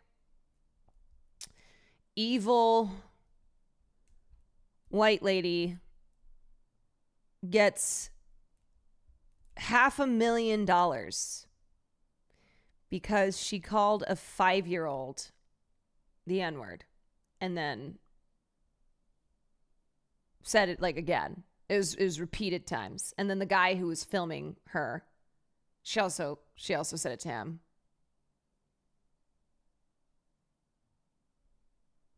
Yeah, she has to protect her family. She has to protect her family because she's the victim in this all. This woman who is the victim, and the thousands of people who have donated to her fundraising campaign, who also believe that white people are the greatest victims and believe that she is being victimized by woke culture. And so they have given her a lot of money.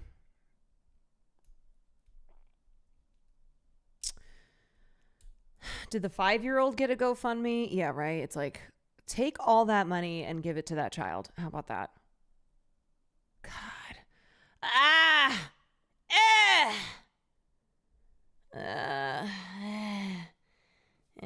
No, we can't give up, though, because we can't let these fucking people win, okay? They're so vile. They're so vile.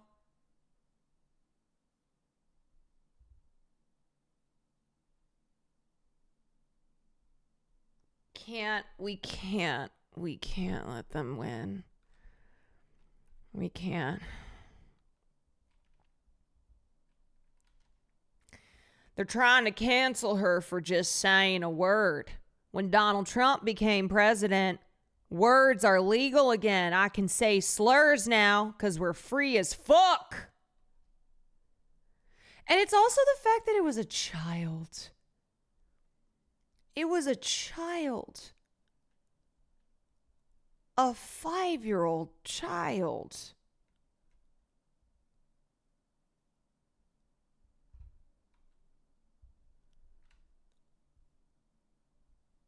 Yeah, I love calling kids racial slurs. The kid was autistic too, right? Oh, I don't know.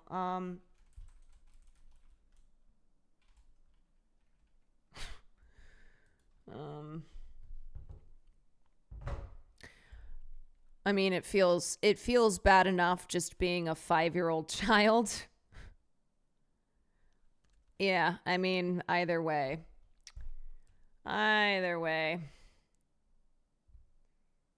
Crazy line to join into. Well, you missed the sloppity slop. You missed that part of the stream. You want some slop? You want some slippity slop? We're just a slop-ass country. Omar said the child has autism spectrum disorder from the... from the article.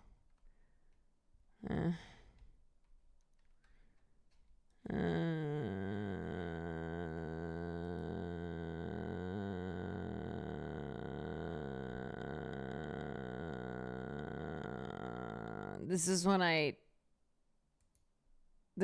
turn into Tina.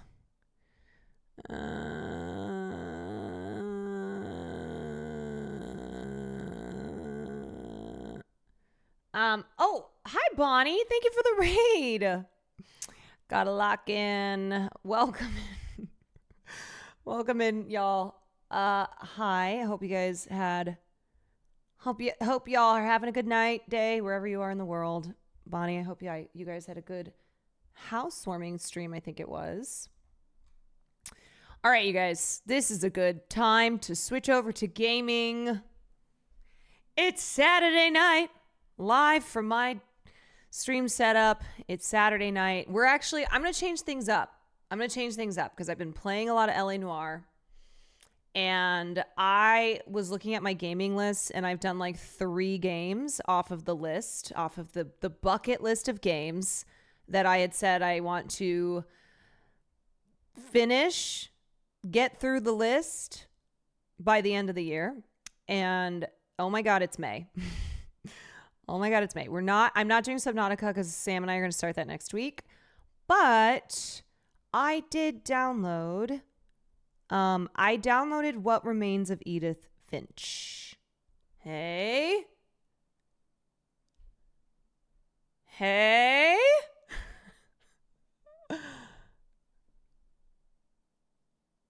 All right. Great. So that's what we're going to be doing tonight. Oh, this is an Annapurna game.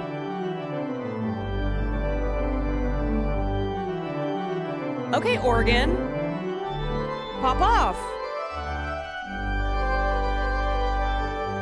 Goddamn. Oregon going crazy. It's Ginger Panda. Thank you for the 4 months. In September, can we have a 24-hour subathon to knock as many games off your list as possible? Yeah, we may need to do that. That might need to. Oh, has it started? Is this keyboard mouse? Oh.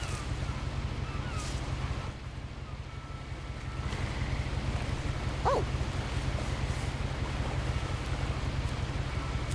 A lot of this isn't going to make sense to you. Oh. And I'm sorry. I'm in it. I'm just going to start at the beginning with the house. Okay, great. I'm going to turn the lights off. Ow.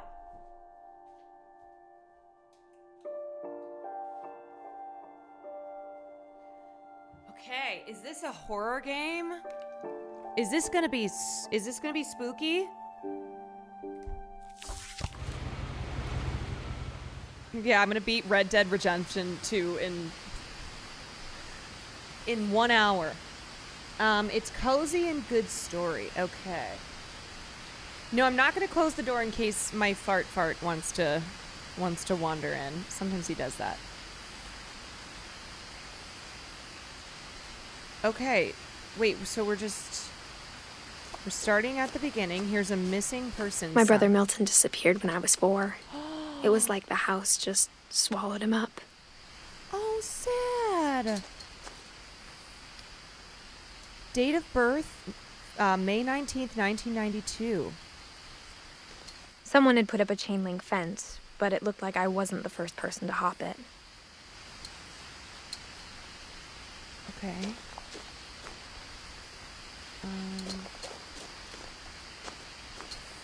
How do you... Oh, I forgot to set my game category. Yes. What remains of Edith Finch? This game has 3 viewers. Okay. Am I supposed to go that way or do we go this way? Oh, that's a zoom in. That is a zoom in. Okay, let's go this way. I lived here until I was 11, but I wasn't allowed inside half the rooms. Oh.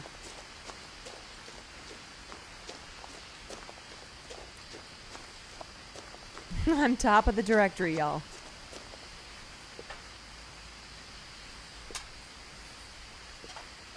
Inside the mailbox were bills from 7 years ago, marked urgent, open immediately. Oh, shit. Maybe I should just ignore those. You know, who wants to pay the bills? I hadn't been back since my brother Lewis's funeral.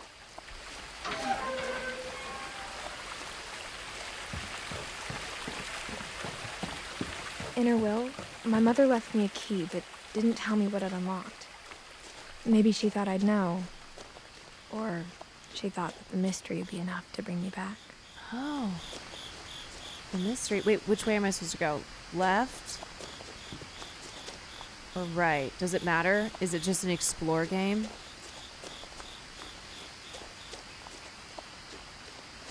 Left is always right. Wait, there was a sign? Oh, I gotta pay better attention. The truth is, even after I inherited the house, I never thought I'd come back to it. A house in this economy? But now I had questions about my family that only the house knew the answers to. The woods around the house have always been uncomfortably silent.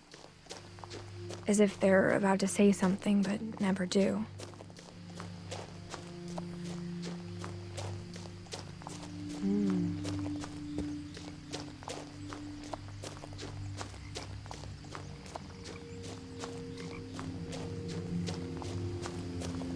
Whoa, is that the house? The house was exactly like I remembered it.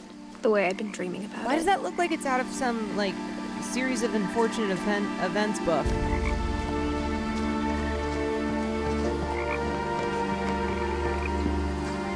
Okay, this music is hitting. I asked Edie once about the dragon in the pond. She said it had killed her husband.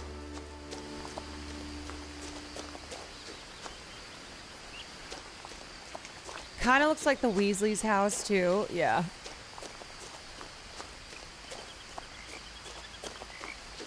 Another missing sign.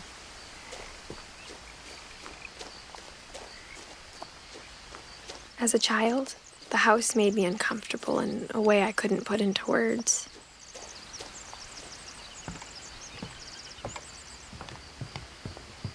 Now, as a 17-year-old, I knew exactly what those words were. I was afraid of the house. Oh, fuck no.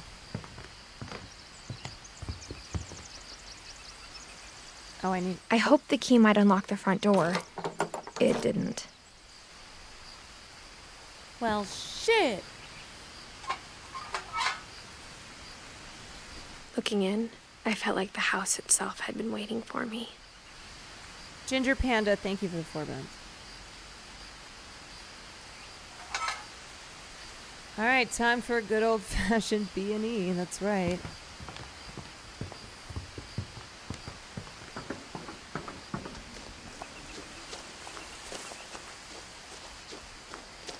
Now the question is where to B&E. Maybe?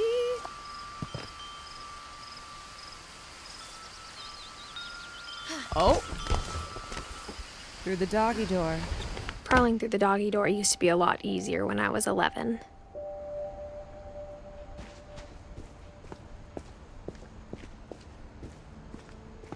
Dead body?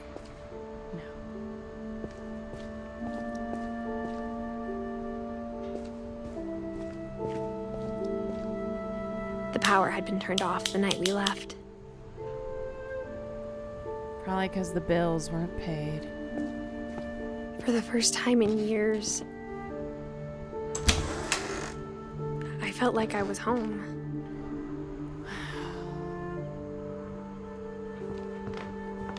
A lot of books. But instead of a family, there were just memories of one. Like how after Lewis started working at the cannery, we all got sick of eating salmon. Except our cat, Molly. Or how only one restaurant would deliver to our house. So we had Chinese a lot. I like how it has the font. Or the text. Nothing in the house looked abnormal. There was just too much of it. Like a smile with too many teeth. A lot of things got left behind in the whirlwind of that last night. My mom wasn't much of an optimist, but she never stopped believing that my brother Milton was alive. This is so sad already.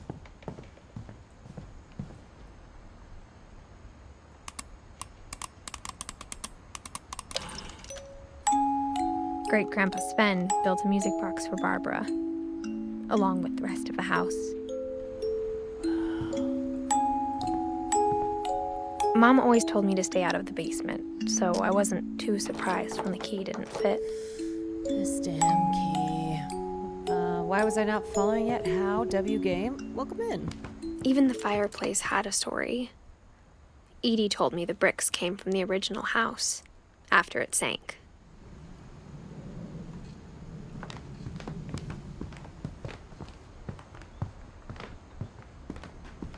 This is my kind of game. game. The table was still a wreck from the night we left. It was like my mom was the only one of us who could imagine Great-Grandma Edie living in a nursing home.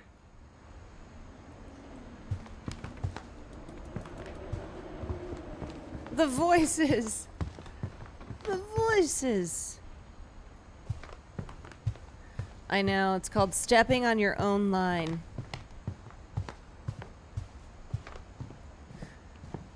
What got you into this game? So, after Milton disappeared, Mom sealed up all the bedrooms. Oh. Then Edie retaliated and drilled peepholes. So at the beginning of the year, I made a list of games I spent to a lot play. of time playing in Great Uncle Walter's room. I think my mom sometimes regretted not sealing it up. I can't remember who recommended this one. I think a lot of people in chat were like, you should play that. Lewis told me there were secret passages, but I never believed him.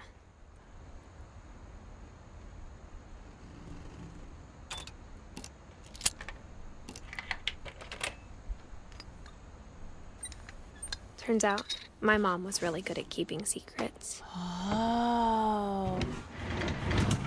Now it was time to find out what my mom had been afraid of. Also, look at this room. Look at the wallpaper.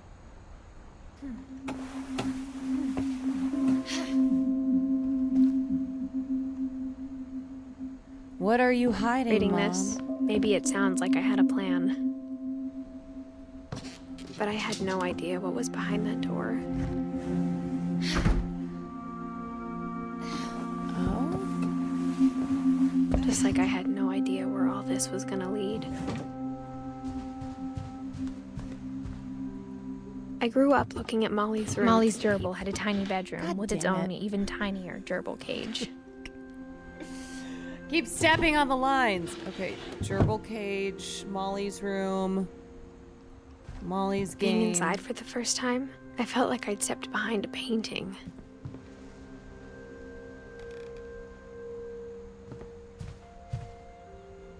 I'm speed running.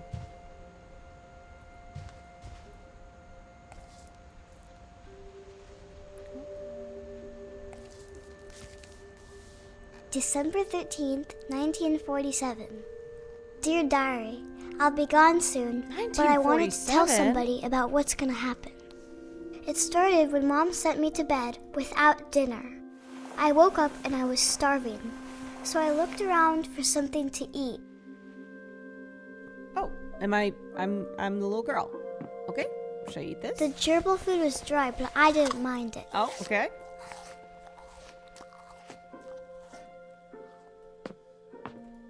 My Halloween candy was all gone. I guess I have to eat the gerbil.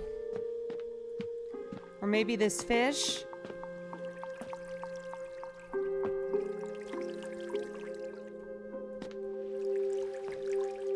I thought about eating Christopher, but I held back.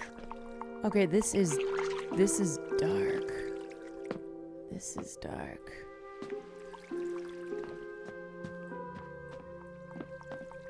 I was hoping I could find another source of food that was not eating my little fish. Maybe I'll drink some water from the I toilet. kept eating and eating. Oh my god!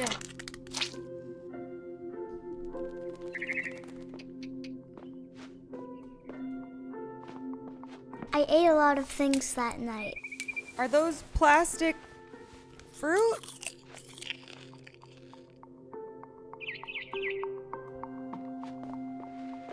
Then I heard chirping outside my window. Am I It gonna was a eat this barn swallow bird? going back to her nest. I reached out for her.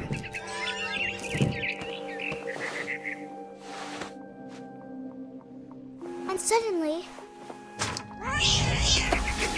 I was a cat. Okay, I think it's because of all that shit this little girl ate.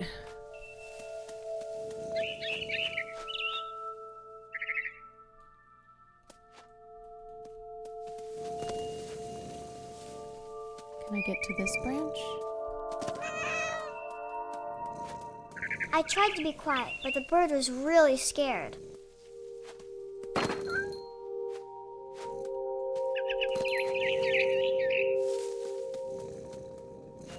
Watch this, ready? Now watch this drive. Okay, this fucking bird.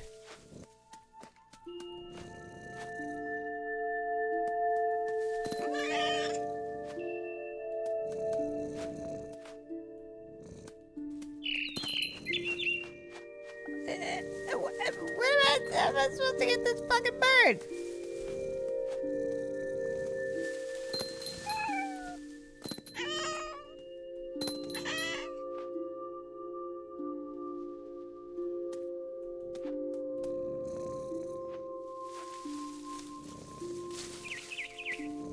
Is it in the birdhouse?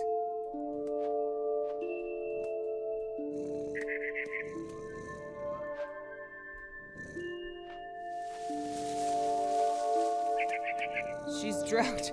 She's, oh, it's fucking back over here.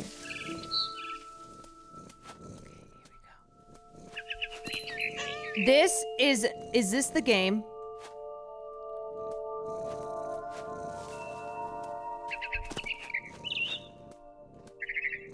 Is this the fucking game? I have to get this bird? I jumped and I almost got her. It's a cat simulator?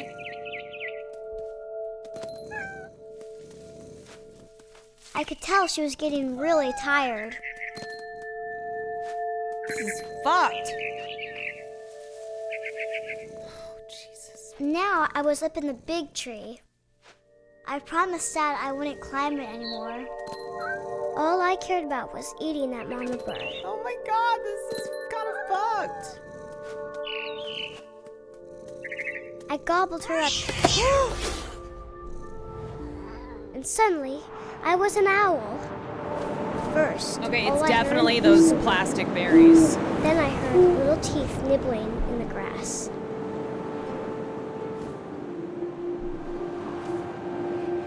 Fucked this kid up.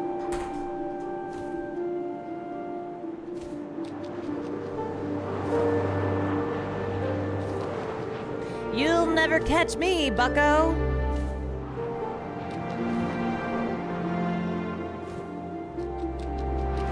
Rabbits.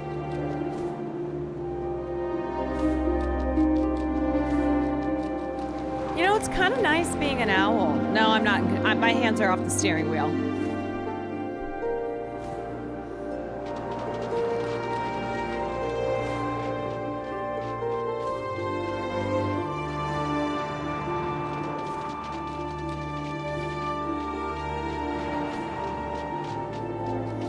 Wait, am I supposed to be controlling? Oh my god! Oh! I thought that... Oh, I'm so stupid. Oh, wow.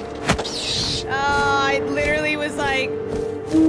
I was just... I imagined his face looking up and seeing mine through my talons. I swallowed him up, and I didn't chew one bit. Then I flew off. I was vibing as an owl. I didn't know I had to do something. Sis thought she was watching a film. Oh my god. A mama rabbit. Get her. Get her.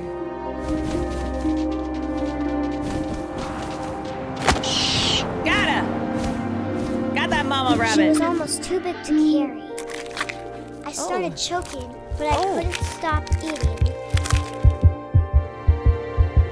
And suddenly, I was a shark. Oh, hell yes. Oh. Oh. Am I supposed to... Am I... Okay. Yeah, no, this is gonna be... This is good. Everything's good here. All good. I rolled off a cliff and into the ocean. Now, I was hungrier than ever. Dun-dun. Dun-dun. Dun-dun. I wanted fat, juicy seals. Yeah. I want that seal. I tore off her flipper, and it tasted really good. So good. Where'd my seal go? Oh. Get away from me. Grabbed on tight. When I was so hungry, I jumped out of the water. When I opened my eyes, everything had changed. What am I now? Am I a fucking... Am I an eel? What What is that?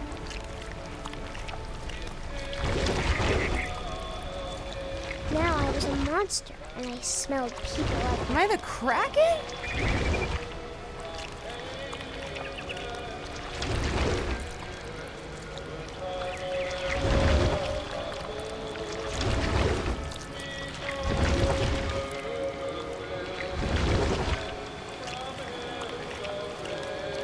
We'll be in Tampa for Will's fight. And I Yes. moved real quiet. Yeah, here I go.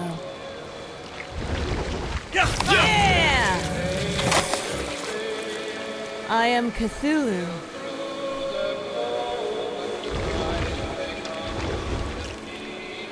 Oh, I'm not satiated yet.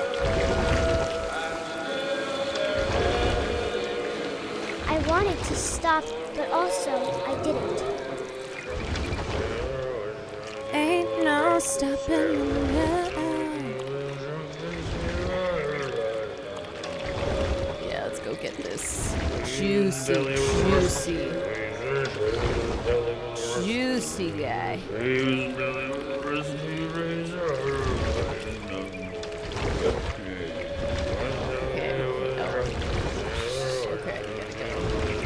Gotta go around. Do I want to see a Jets flag? You know, I think that's something that Will would probably love.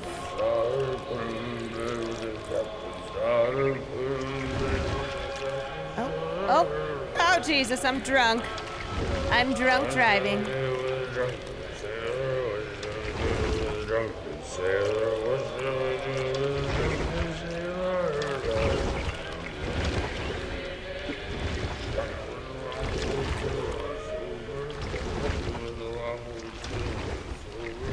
do I get into this shit? Oh, there we go. Oh, okay. All right, hold on. All right, there we go. Yes. Got him. Nope. After Yep, the last now we got him. passenger, I was still hungry. And across the water, I smelled something new. Something I had to have. So I'm I swam insatiable. towards it.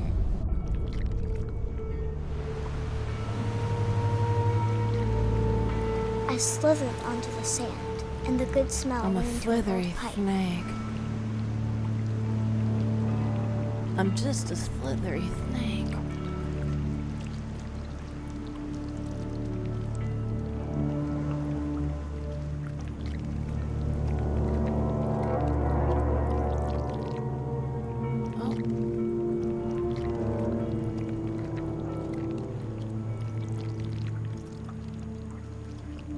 I got closer and closer.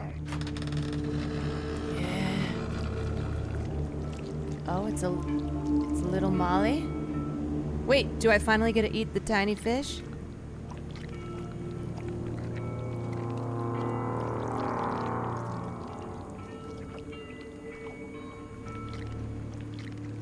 All of my stomach started growling.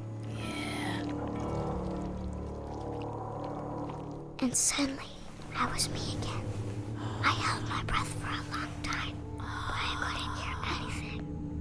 I think it's waiting for me to fall asleep. But it's not going to wait much longer. It needs to feed, and we both know I will be delicious. Ooh.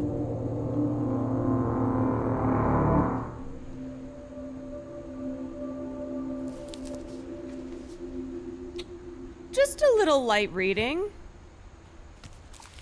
Wow. I'm not sure if I believed all of that, but I'm sure Edie would have. No, I believe every word.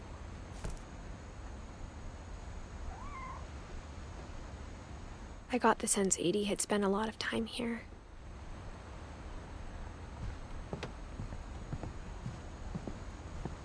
Good golly, Miss Molly. Wow, what a story. I don't see the fish there anymore. I don't either. I can't describe it, but I felt like some part of Molly was still here.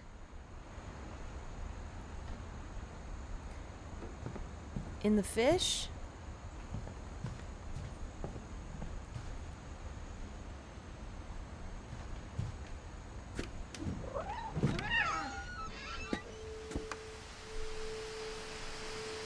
You know, this is a pretty nice property. This would be obvious later, but my mom never told me any of these stories. Edie would have, but Mom didn't like bringing up the past. It's good. This So, could fetch a when we pretty adopted penny. a stray kitten, she was the one who named it Molly.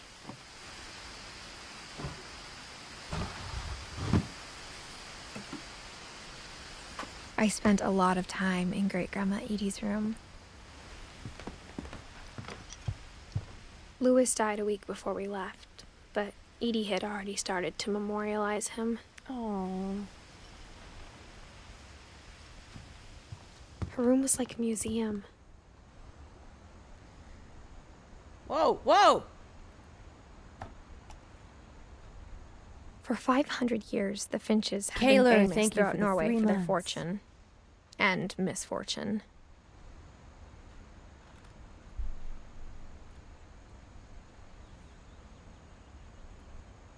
Odin Finch buries the latest victims of the family curse, his wife Ingeborg and their newborn son, Johann. Johann, damn, so much tragedy.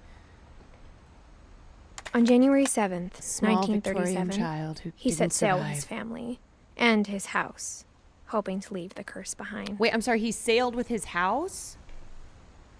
But 40-foot waves off the coast of Washington send the house and Odin to the bottom of the sea. Yeah, that... Odin's daughter Edie, with husband Sven and baby Molly, step ashore on their new home, Orcas Island. Odin Finch is the first to be buried in the new family cemetery. I His can't daughter believe he Edie is sailed with already his dreaming of a new house. Finch house.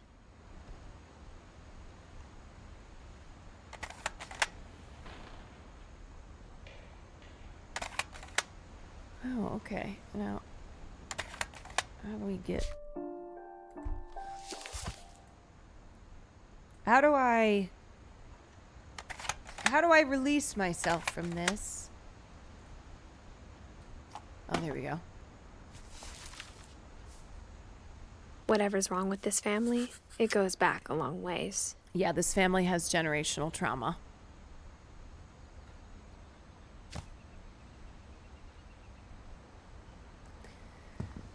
Lot of trauma.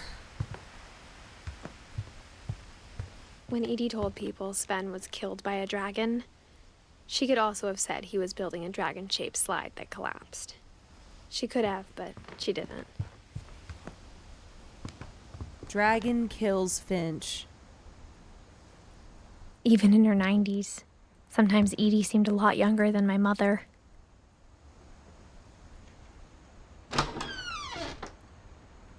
Oh my god, that rug. The only trace Grandpa Sam's first wife Kay left on the house was the pink bathroom. Oh boy. It was a pretty big trace.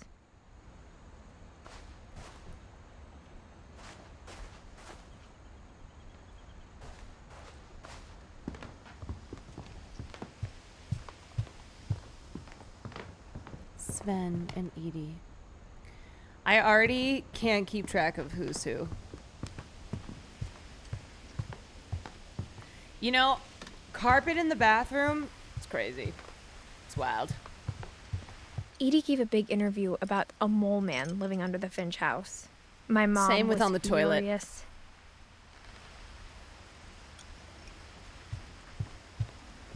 Sven is Sven and Edie is Edie. Okay. I guess I'm not going out that way anymore. So, let's go. I hadn't thought of myself as Edith Jr. for a long, long time.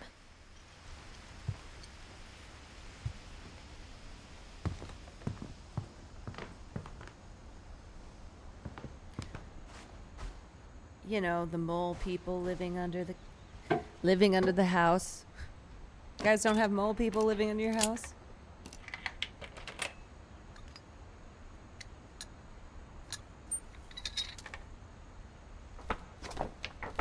There's a secret in this bathroom. It's in the last place you would look. It isn't in the cupboard. Oh my god, I used to love these types of books. It's hidden in this book. Oh, this house is so cool. Yeah, the pop-up books. Loved those. Sven gave Sam an old camera he'd refurbished. He never put it down.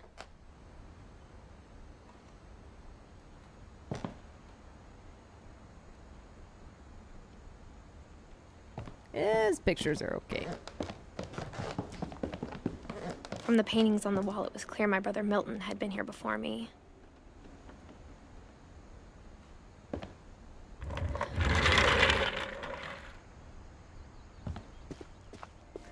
I know a maze house with secret passages. So cool. Okay, Fort Calvin. Oh, this house is huge.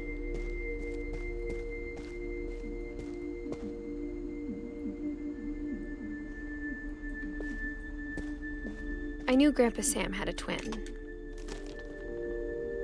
and that he never talked about him. Twins. There's so many people in this family. I guess my grandpa didn't like history any more than my mom did.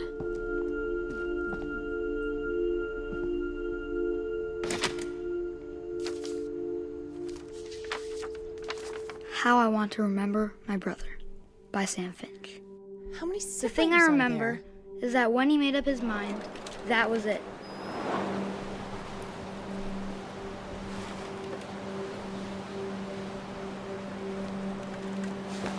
My brother said he'd die before he ate another mushroom. And he did. God, so many At people in Barbara's this family have funeral, died. We swore he'd never be afraid again. And he wasn't. I think Calvin always wanted to fly.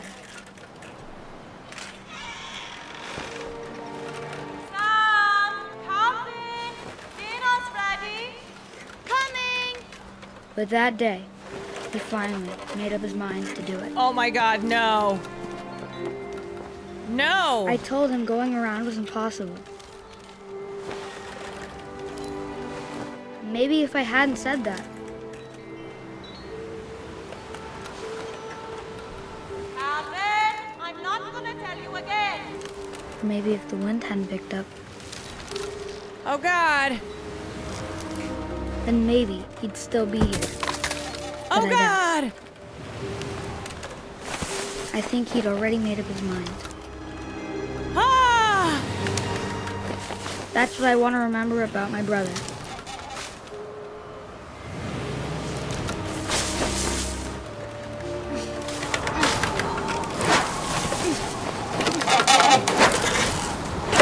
That's the day he made up his mind to fly. And he did.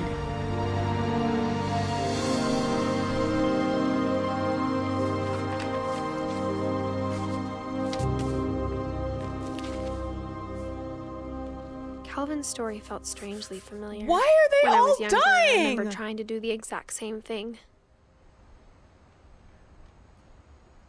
Why are they all dying?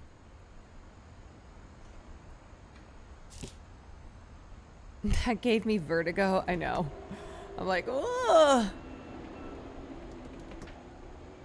After the funeral, Edie roped off Calvin's half of the room. Oh my god. Mom said Grandpa Sam enlisted at 18 and never set foot in the room again. Just beyond tragic.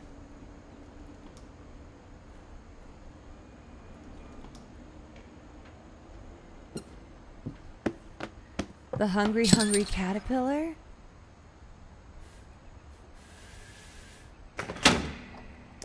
Yo, all of these hidden secret doors, passages. It gets worse, Carol Kwan. Yeah, I don't think this family knows anything but tragedy. The passages were a pretty tight fit. They'd obviously been built for smaller hands and bellies. Let's go this way.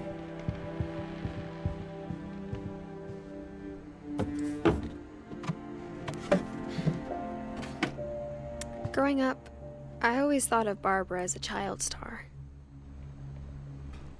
My Friend Bigfoot. Is that a fucking Oscar? No. I never thought about how hard it must have been for her afterwards.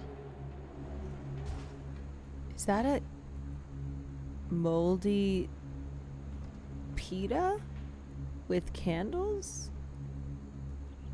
Barb Street. She's a Barb.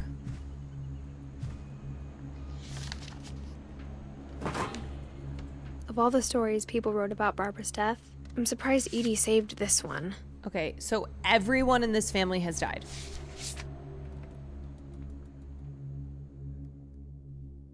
Old Jack here with another ghastly tale inspired by America's most unfortunate family. I'm calling it The Surprise Ending of Barbara Finch. As a child star, Barbara was The famous art of this for game her is scream. amazing. Now at 16, she was all washed up. A has-been.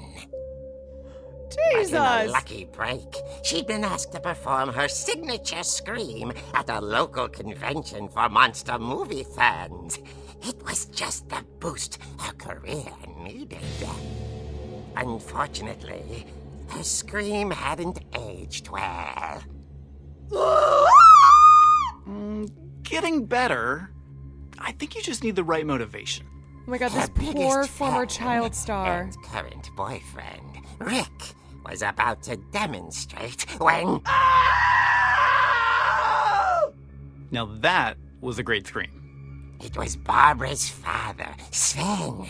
He'd slipped into a table saw and had to be rushed to the emergency room. So Barbara got stuck babysitting her youngest brother, Walter.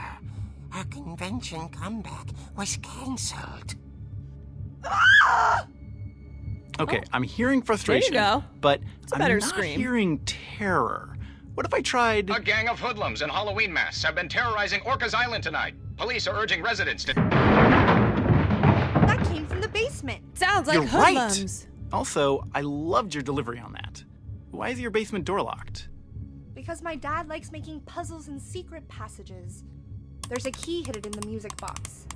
The secret is to keep winding and winding until finally the key pops out. Thanks, babe. I'll be back in a sec. 20 minutes later, Rick hadn't returned. He's dead. So Barbara went to look for him, right on cue. She reached for the music box. Oh my god. Don't do it, Barbara. And as she wound the key, she listened for Rick, but the house was silent. Don't do it. It's the mole man. It's the mole people. Oh my god, the Halloween music. Ain't no way. She found Rick's crutch and imagined the worst.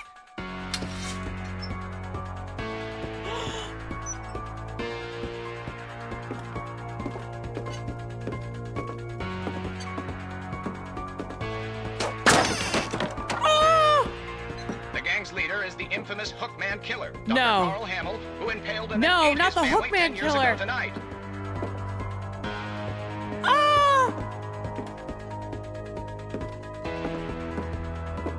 Everybody knows the Hookman Killer. The hash-slinging slasher. It rattled and grew still. Oh dear! Kill him! Oh. Rick? Barb, relax. I was just trying to scare you to help you find your scream. What a I'm not dumbass. scared, Rick. I'm furious. Then act furious. All I'm getting from you now is that you're hurt and confused and This... She threw him out, but she kept a little something to remember him by. Barb, have you seen my other crutch? and she was still holding it This when she fell asleep method watching wannabe. the Late Picture Show. Hours later, Barbara! Walter, what's going on up there? Oh, God. Okay, I'm coming up. Ah, but if this is jeez. a trick, you're dead, Walter. Not the music again. It's gonna be the hash-slinging slasher.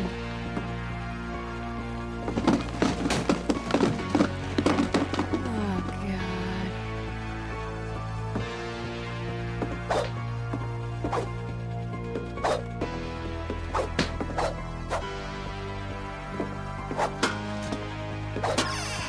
Walter, are you there? Walter had vanished, but his bedside radio was still on. Orcas Island police describe the man as 6 feet tall, with a steel hook for a hand.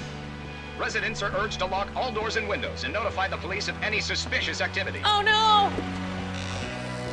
Barbara turned, saw the hook man, The hash-slinging slasher! was speechless. He was quite smashing.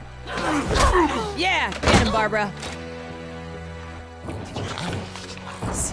He couldn't get enough of Barbara. Okay, Barbara, there's what a gotta be fucking- another way out of here. What a fucking creep. That night, she played her part beautifully.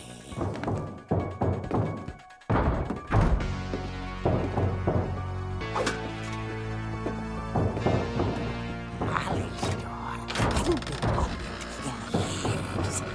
The hinges grown. Take him out. Take him out. Take him out! Take him out, Barbara. Yeah, girl. He wasn't moving. That's how you get the But she hash-slinging sensed slasher. The story might not be over yet. Kill him.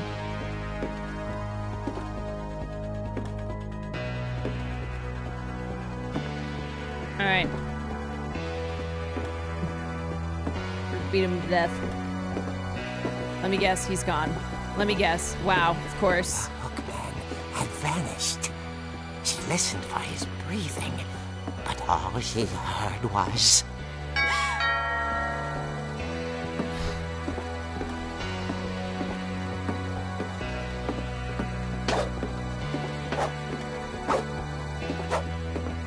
Someone at the door was dying to speak to young Barbara. Hello? She heard whispering. It was coming from inside the house. Oh my god, it's the mole people. It's the mole people. Fuck. Oh dear.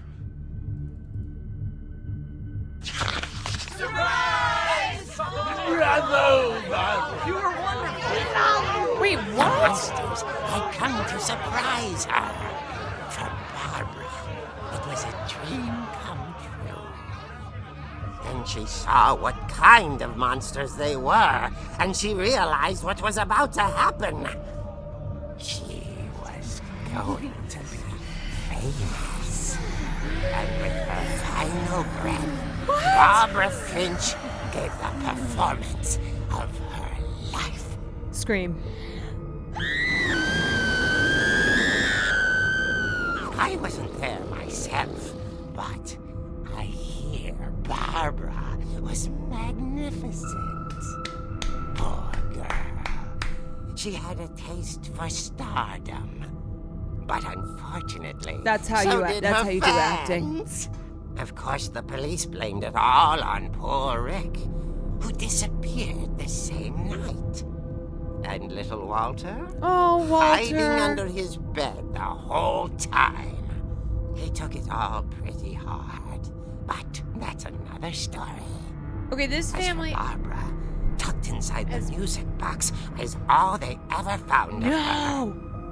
Her ear. Ah, this family's been through some fucked up shit. That's what I call a real eerie tale.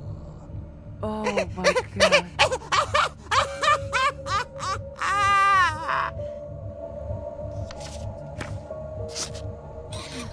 It's the curse. It's the curse. Edie told me all Barbara wanted was to be remembered, as absurd as that comic was. Maybe what Edie saw was a happy ending.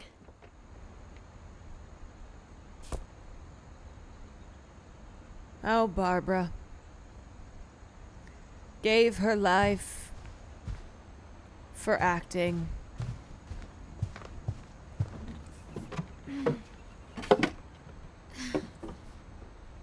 I guess now I know why Mom didn't like me playing with the music box.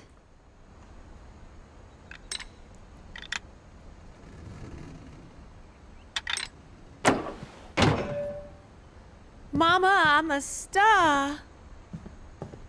Whenever people ask me about my family, the first thing they always want to know about is Barbara. Edie's father, Odin, built the original house. His father, Odin. Honestly, there's one too many of these Finches. Okay, we already went in there. Gregory. Okay, we gotta get into Gregory's room. Sven and Edie, we already been there. It's funny. All those times I played with the music box and never found the basement key. Mom must have locked the third floor stairs on the night we left. Well, I guess I gotta find the music box.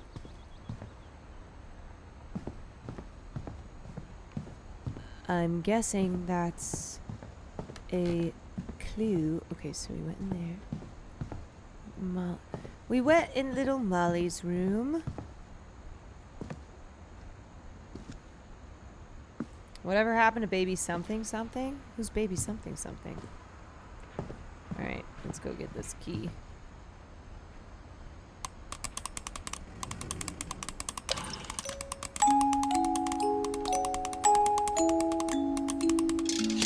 Got it.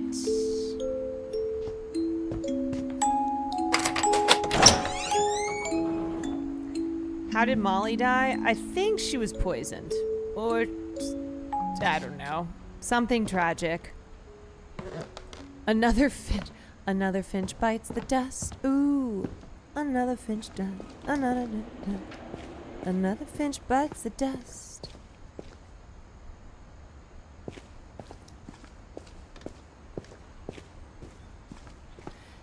Somebody really likes, or Grandma Edie, whoever the fuck her name is, really likes to make art on wood. Mom said the basement was off limits, unless I wanted another tetanus shot. Oh, nice outfit.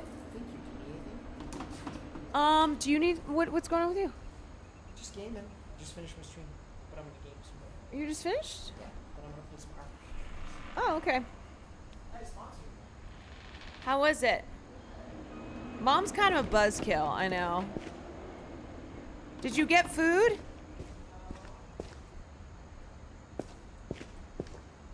How long are you? I saw Edie sneak down to the basement once, carrying packages.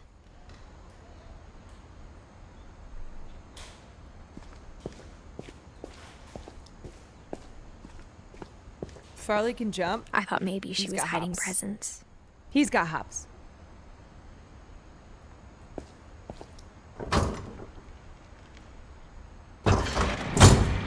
It turned out she was hiding a lot more than that. So many secret passages.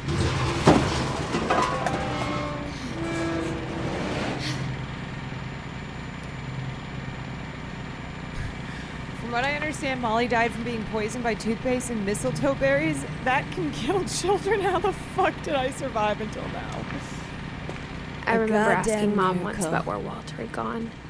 Yeah, where did Walter go? She said after Barbara died, he got as far away as he could. Okay, there's just a lot of If there's a canned pattern in all food these and water. stories, I think it's that none of us has gotten very far. Yeah, I think the pattern to the stories is that anyone in the Finch family dies a horrific death. Goodbye, everyone. I can't believe I've been down here for 30 years. 30 years? On that first day, after the shaking started, I didn't think I'd survive. Oh my god, the it's week. Parasite.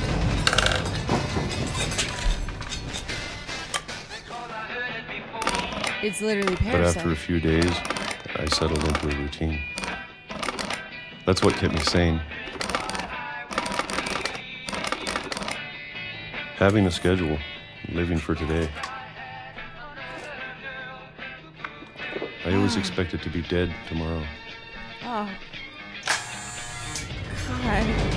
But if you wait long enough, you get used to anything. If you wait long enough, you get used to anything. Even a monster on the other side of the door starts to feel normal. Almost friendly.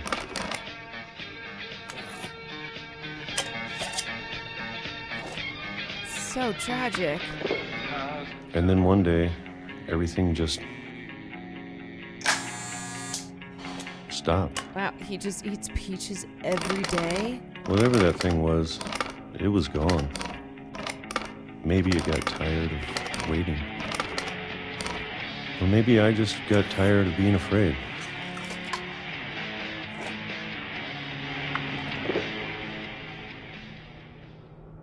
It's been a week now, the longest in 30 years. I'm done waiting. What? I have to leave. Yeah. Well, I still can. Let's get out of here, buddy. Come on, let's go. Peaches, peaches, peaches, peaches, peaches. Yeah, diabetes was the monster outside the door. I know it's out there, somewhere. Will, can you give me some water, Whatever please? killed Barbara I have a cup. and Molly God. and Calvin. And like everyone in the family? Maybe this is all a mistake. But I need to stop living the same day, even if it kills me.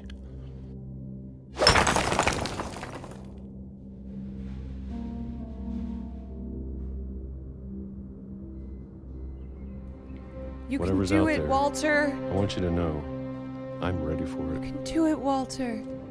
I'm going to appreciate all of it, especially the food. Thank you. I don't mind if I only have a year left. Or a month. Or a single week. I'd be happy with one new day. Andy Dufresne crawled through I can already 500 imagine the yards sun on my of the most shit-smelling foulness I can't even imagine. Came out clean on the other side. Oh my God, Walter! Walter died when I was 6. I can't believe my mom never told me he was down here.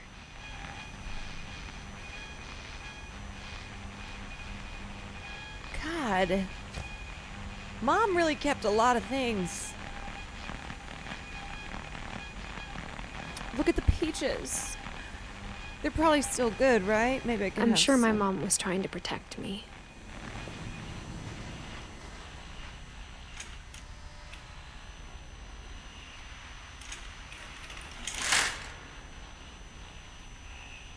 Is that real? No, that's a painting. The fuck?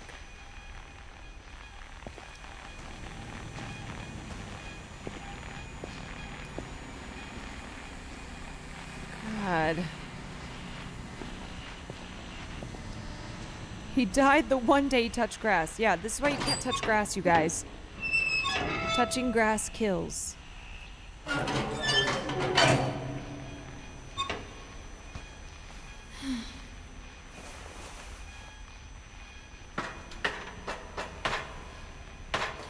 Maybe she was afraid I'd end up like Walter.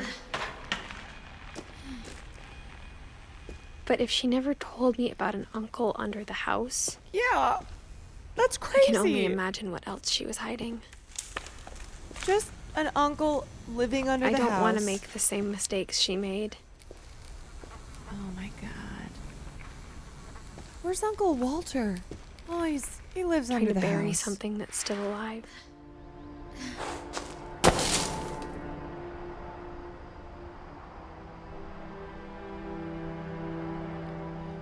You know, now that there's only one of us left, or maybe two,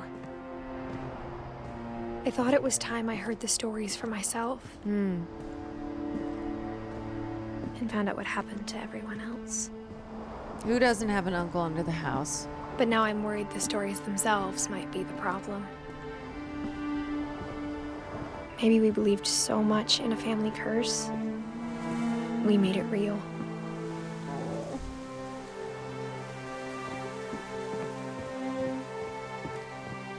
Are those chairs on trees?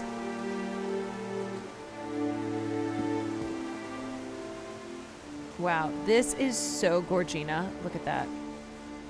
I think I'm the uncle under the house. Raise your hand if you're the uncle under the house. I don't know if I should even be writing this.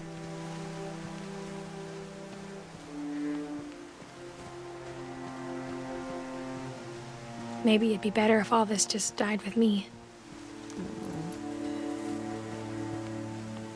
No, girl, you gotta tell the stories. But I thought you should know about your family.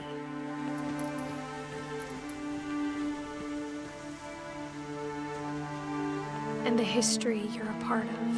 Yeah.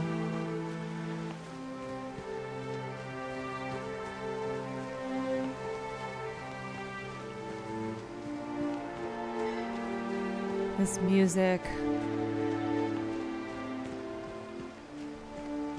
Though to be honest, I feel as lost as you probably do right now. I think the people in these stories believed them, for what that's worth.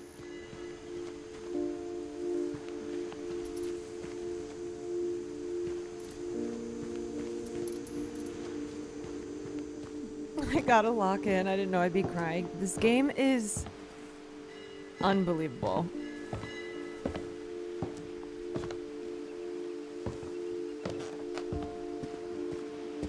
And when you look at the house, that history of imagination and stubbornness and madness, any of it seems possible.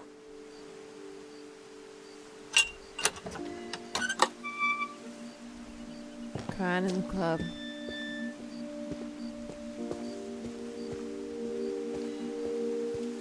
I think we've been surrounded by death for so long, we've just gotten used to it. What kind of family finishes building a cemetery before starting the house? Yeah, that is so dark. It's embarrassing for me to admit this, but the pet cemetery made me more uncomfortable than the human one. Oh, Derpy? 3 of the gerbils were mine, and 2 had been my fault. Derpy and Derpy Jr. and Burpy and Chirpy, Furpy, Lurpy, and Zerpy.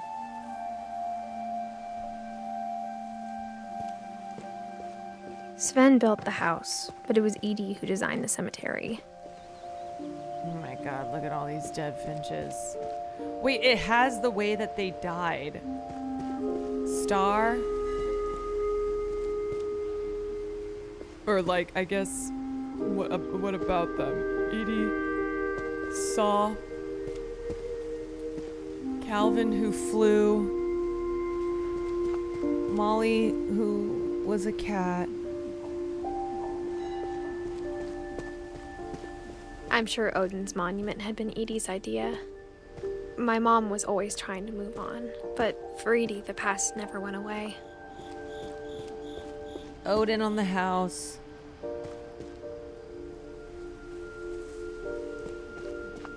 She could see it poking out of the water at low tide.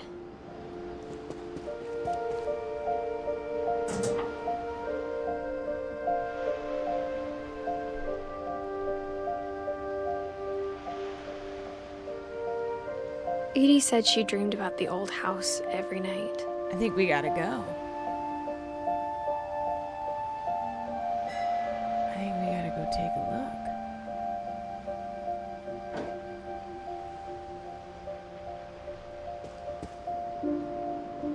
get to it, though.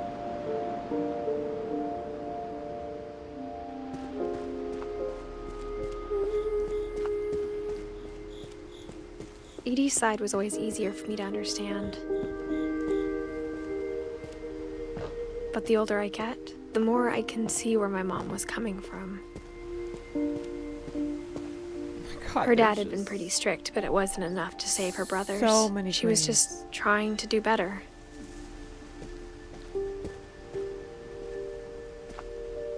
She lost 2 of her brothers, just like I did. I get why Sanjay she tried so Kumar. hard to protect us. We never found Milton's body, so my mom insisted we were putting up a monument, not a tombstone. Okay, now I get how the brother disappeared, because everyone in this family dies. There's so many things I wish I could ask my mom now. Part of me thinks this is what she wanted all along.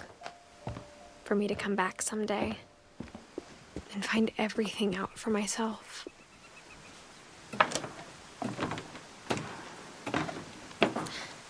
Parents do be like that. They don't tell you until you find out for yourself. But looking back on it now,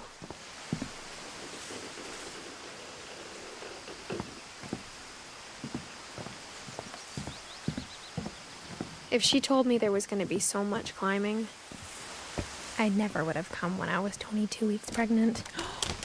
Wait, what? Isn't she only like 17?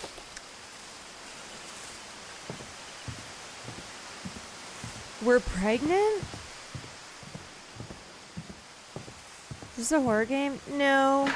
I never met Grandpa Sam, but I think he and my mom had a lot in common. 22 weeks pregnant? How many months is that?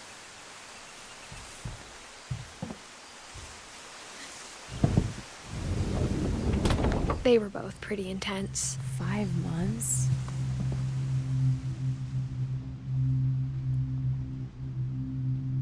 Ah!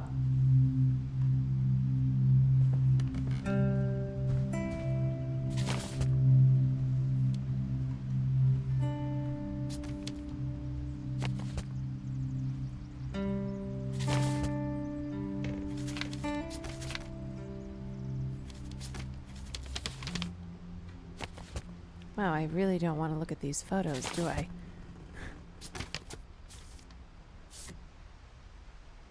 Oh. Okay. Dawn, I promise, you'll never forget this weekend. Yes, sir. These memories are gonna last a lifetime. Hmm?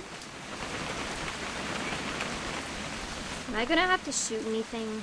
It's a hunting trip, Dawn. Shooting is strongly encouraged.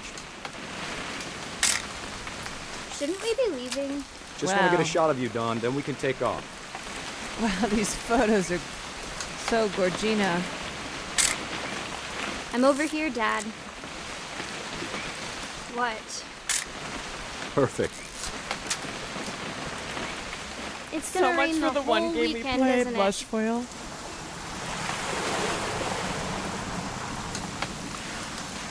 I will never forget this weekend, Dad. Okay, got it. I'm gonna take some pictures, okay? Just be careful. The camera's older than you are. Oh, is that the bird that the cat, the Molly cat eats?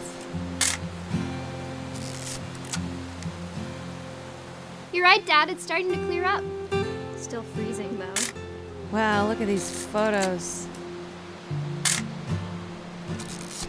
Yeah, also flashbang warning.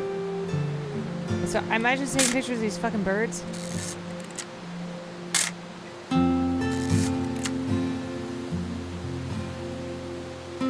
Definitely should not have drunk all that coffee. Oh. Hold still while I take a picture. Hey! Oh! That's a keeper. I'm just saying, I'm not always gonna be here, Dawn. You'll need to remember this stuff if you want to survive. I'll be fine, Dad. You know who else thought he was gonna be fine? Everyone else Some in guy the who family. died. Dawn, I'm being serious. I know, Dad. You're always serious.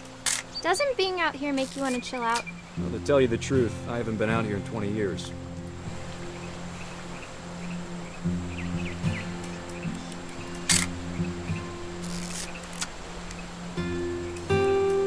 Last time I was with my brother Calvin. Oh. Man, that was a great trip. Your grandpa Sven taught us how to fish, how to build a fire. We found an old logging trail. There were deer everywhere. Dad! Good eyes, Don. Yeah, look at these pics.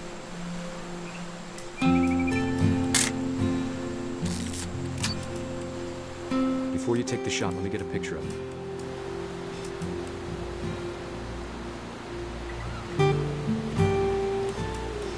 Dad.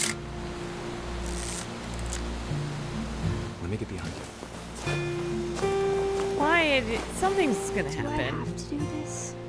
Don, you don't have to do anything. But if you want to survive... Great shot, Don! Oh, God!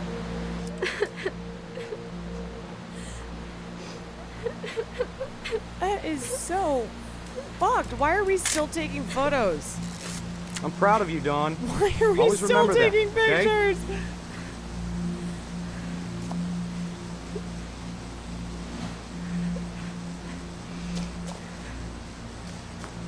Sorry, Don. Just gotta reset the timer. Oh, okay. Wait, hold on. Ready? All right. So, click and now run. Run so I can take a picture of my crying daughter.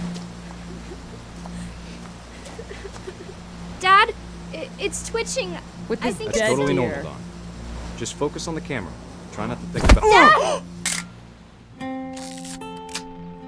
Oh my God!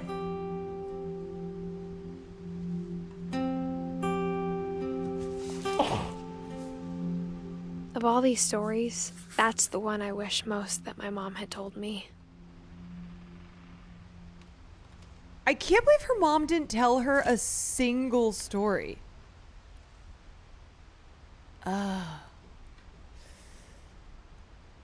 Okay, that one was a little funny. It's still tragic. But you gotta find the humor in things, you know? You gotta be... Instead of hiding from gotta death, be able to laugh. Sam seemed to go out of his way to meet it.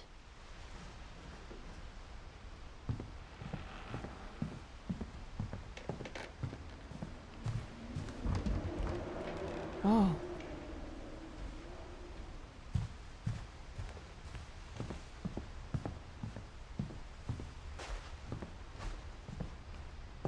Sam spent his life shooting photos, but Mom said he got nervous being in front of the camera. I guess we're all afraid of something. Why?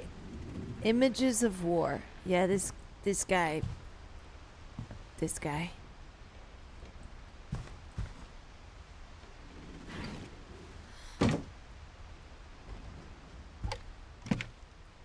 Yeah, he lost to a deer. He did. The way they use the camera in pictures. After Sam died, this my mom and game's Edie got really amazing. close. They'd both lost a lot. I love the unique storytelling for each character here.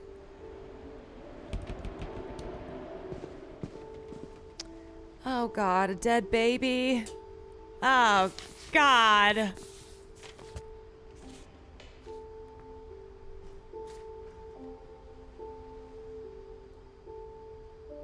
Why is that divorce contract just there? This is about to be sad as Dear fuck. Kay, do you remember the way Gregory used to laugh when he thought he was alone? Like something funny was happening, but only he could see it. This really is relentless tragedy. I think he saw things the rest of us don't.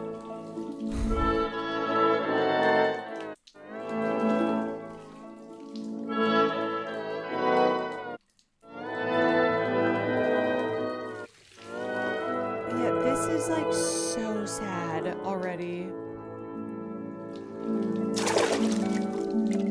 This is a baby.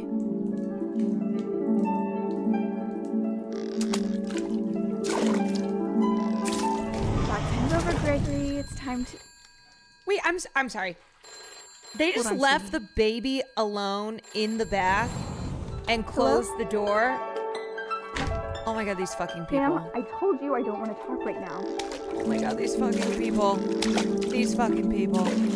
I wonder what he saw. That is insane. What his world was like.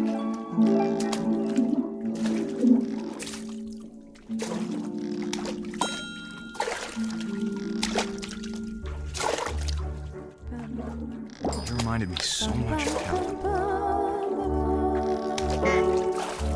Lost in his imagination. Whatever it was, he saw.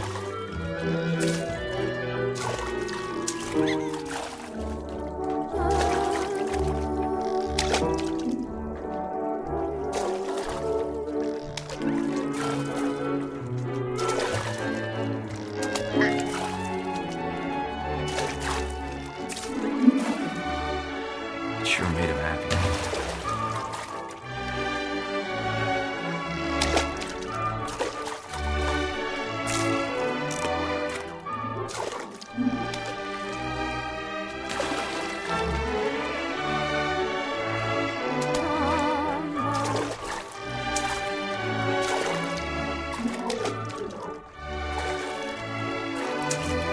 Yeah, you don't do this when you have a baby.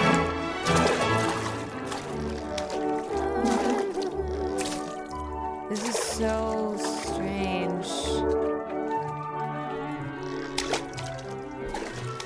Am I supposed to be doing? Oh. Oh! I know how silly it sounds. Okay.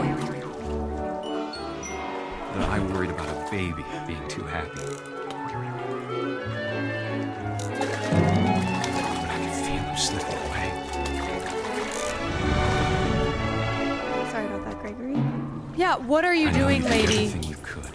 Yeah, what? Maybe if I hadn't called that night. Damn it. Hold on, I don't want Gregory to hear this. I don't want Gregory to hear this. He's one.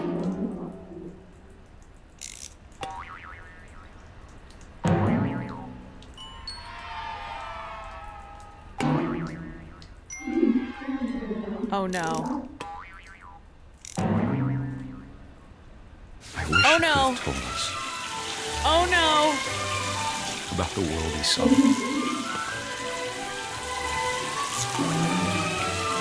Oh god. There's Oh so no. much I don't understand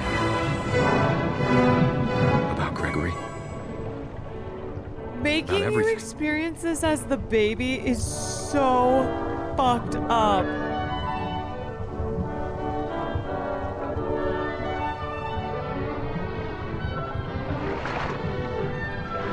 But I know what happened wasn't your fault.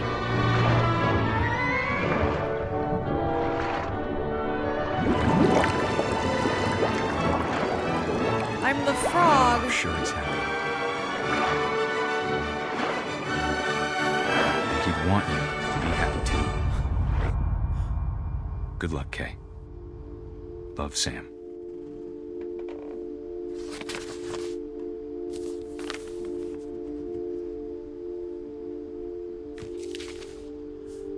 Man, what the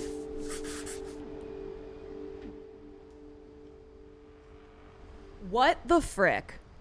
This is damaging. But also, it is your fault. Like, I'm sorry. I'm sorry. I'm going to say that one's on you. You left your baby?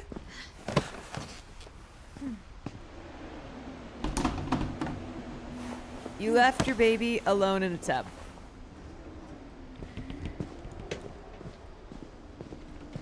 Yeah, man. Yeah. A poem for Gus who always said the wedding was a bad idea. Our father never hit us kids, at least not very hard, before the day my brother said with teenage disregard that he'd be dead before he'd see a wedding in our yard. What the shit?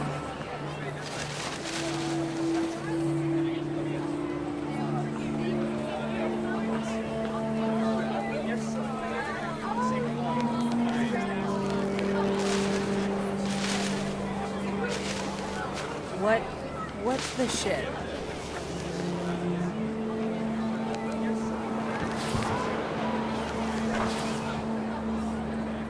Oh, I've got my kite.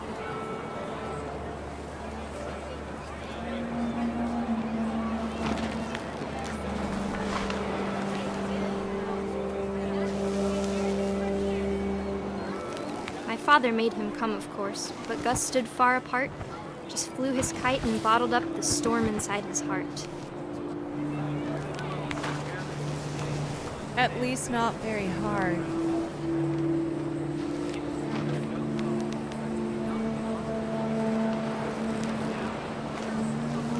Oh, little Gus. I tried to talk him out of it, though he'd never met her. We don't need a stepmom, were the words that I It's giving Final Destination Bloodlines. And white. You may kiss the bride.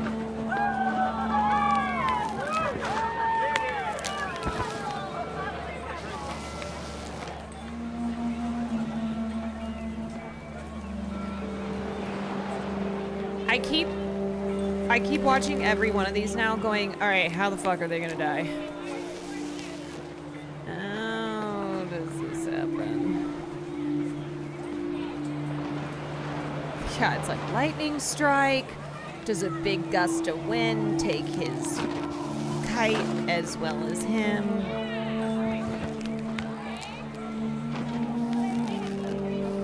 Is there an earthquake? Maybe another train shows up.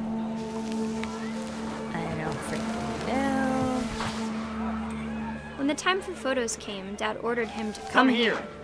But Gus declined and as a sign held up his middle finger. Fuck you, Dad. It's not a phase. Just a missile blows him up. Yeah, I mean...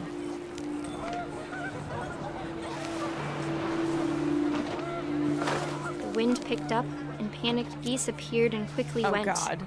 But all the humans did that day was go inside the tent. Oh, God. This is Final Destination. Oh, no. Now it's starting to rain.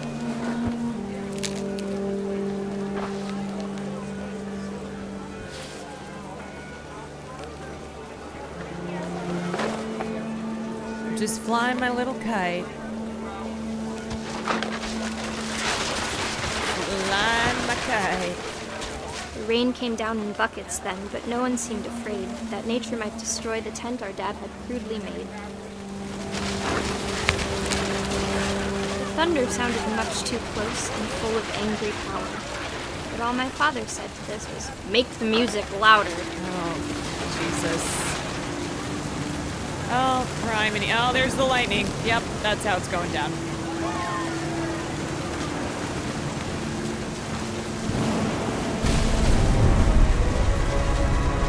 Oh. Oh! There's like 100 ways this could go down. I wish that I could truly say I thought about you on that day. Out there on the beach alone, just you, the wind, the sea, and foam.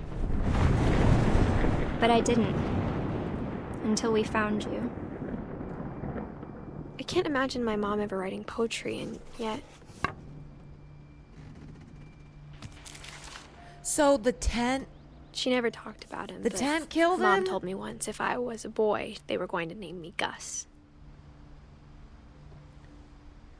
Oh, God. The tent bludgeoned him to... Didn't see death by tent coming. You know, I didn't see death by tent coming either, but... You never know with this My game. mom moved up to the loft after her brothers died. At the time, it was as far away as she could get. Like, at some point, do you move out of the house? Like, that's what I'm thinking, you know?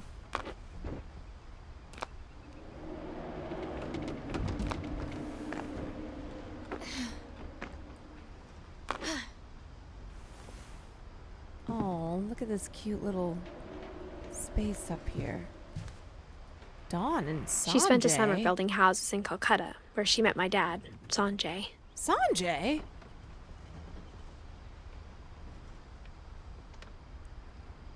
What? Fly to India? 10 ways to teach critical thinking?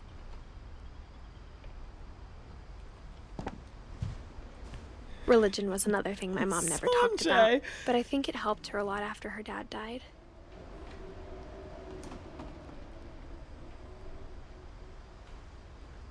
Oh, that kid's a little scary looking.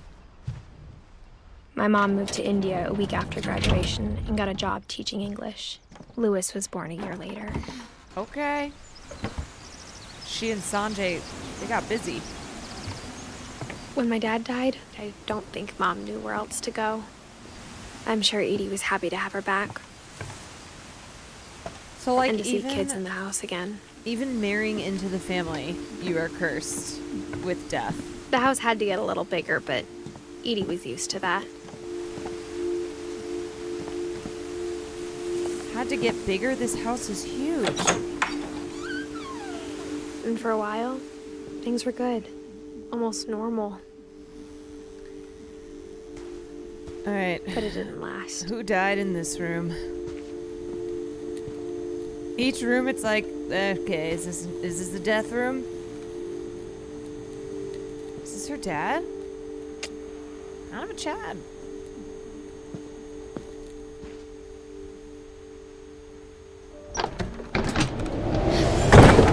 The beginning of the end was Milton's 10th birthday, when Edie gave him a castle. That is sick.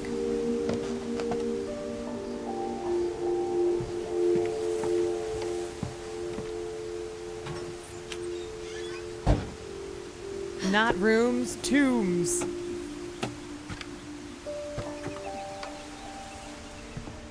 The house just made me remember the kids' book with the Sideways School. I loved that book. Wasn't it a series? Oh. Guess I'm headed out. We're going back in.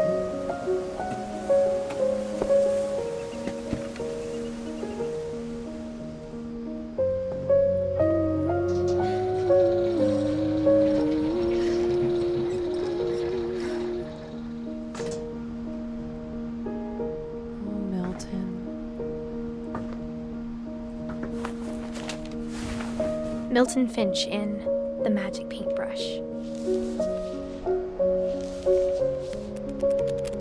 Oh, I love these flip cards. Achoo! The music is so good. Everything in this is so good. It's so tragic. Sideways Stories from Wayside School. I think that's what it was.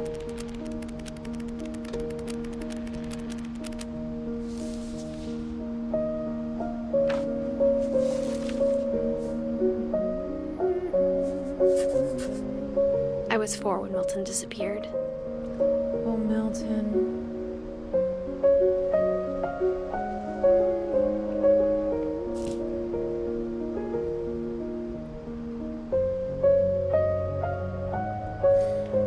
Oh my God, this music is hitting.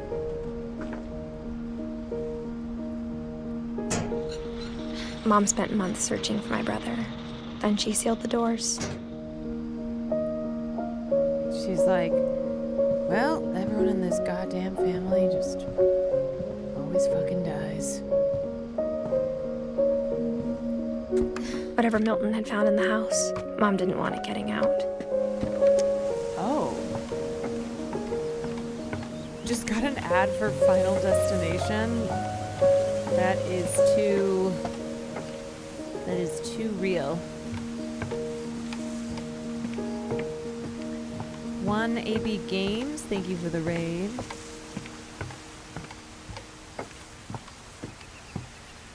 Maybe Milton left to escape the curse. You know, I didn't consider that. But that makes a lot of sense. Maybe Milton Mom was like, definitely blamed Edie, but I'm getting I the fuck think outta here. Lewis blamed himself. After he graduated, he just spent more and more time in his room. Until Mom got him a job at the cannery.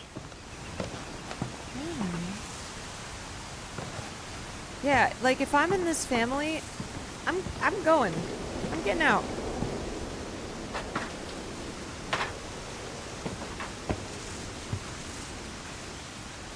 Okay, this is a nice spot. Look at that. Look at this. I'd hang out up here, have a beer.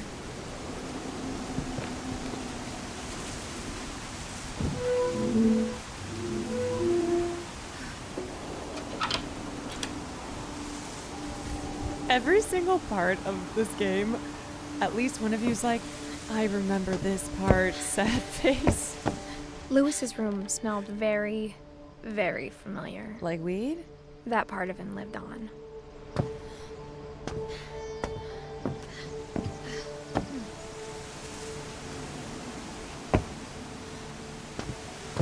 Like the devil's lettuce?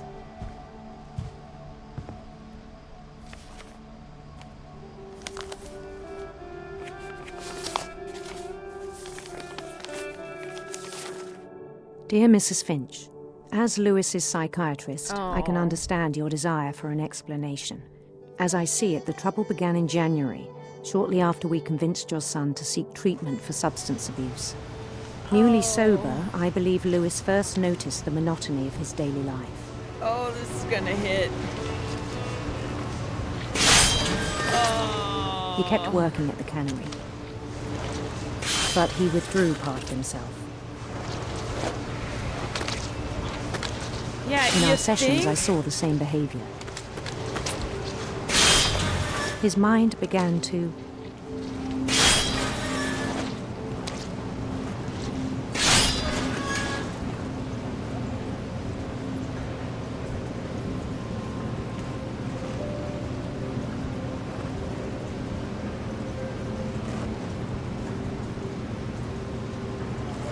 Yeah, watch, they made him quit smoking, he became depressed.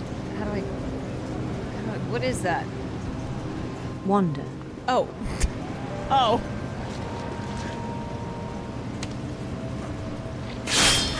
Oh. Oh. I asked him to describe it. Oh, God. What? Oh. He said he started small, imagining a labyrinth. This is He'd kind feel of his way multitask. about. Then something moved. Bats. Bats? And toads.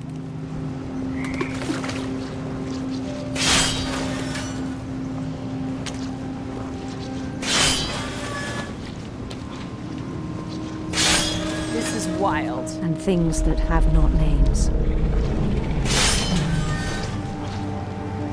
He knew it was all in his head. Why do I feel like Lewis is gonna cut off his arm or something? But he took it very seriously. I had hoped he'd find himself.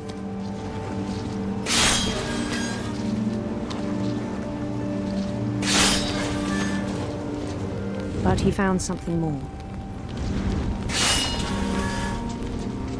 I worried about him then.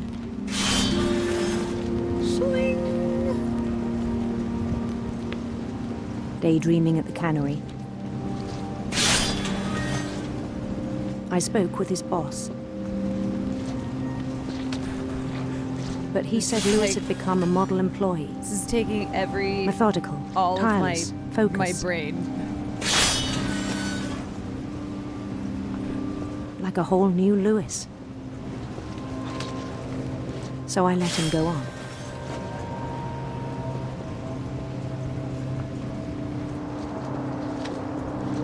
I even encouraged him. It seemed very promising at first.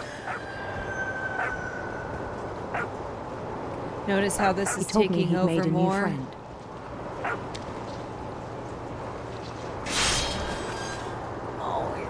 on the edge of a city friend. he named Louis Topia.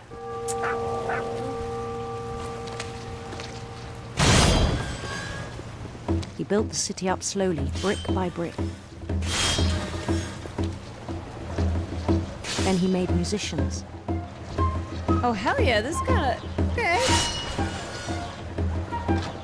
Me when my therapist encourages maladaptive daydreaming.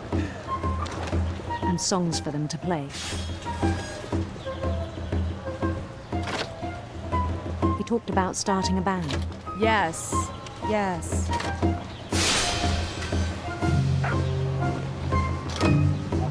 And he was always humming Slay, something. slay, slay, slay. Every day his imagination grew stronger. Oh.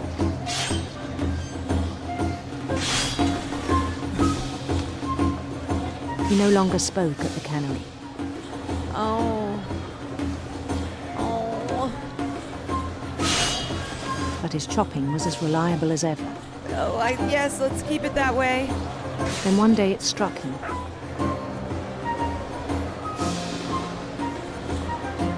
That all the cheering crowds, even the stones under his feet, were all in his imagination. So he could do whatever he wished. Okay. That's good. Yeah, what a 9 to 5 does to a motherfucker. He held an election for mayor. And he won. Okay, let's go, Louis. They begged him to stay, Mr. but his mind was Popular? already wandering.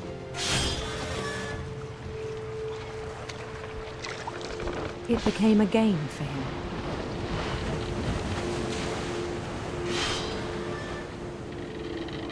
Louis Topia. He'd conquer a city, then immediately push on. Okay, colonization.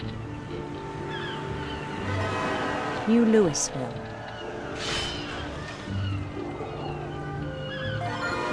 St. Louis. St. Louis. He started drifting away from our reality.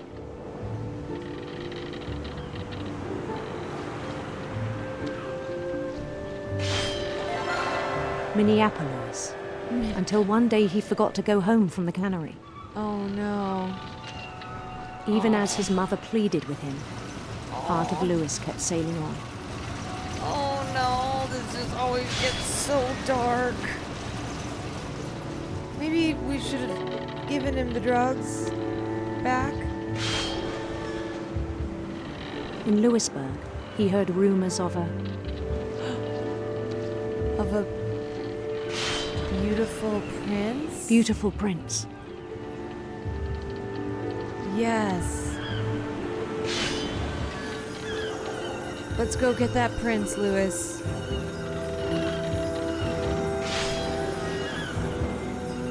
The prince was on his own quest for some rainbows? Radiant rainbows. Wow. Oh.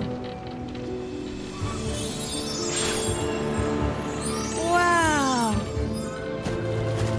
He followed the sound of his harp. Silver harp.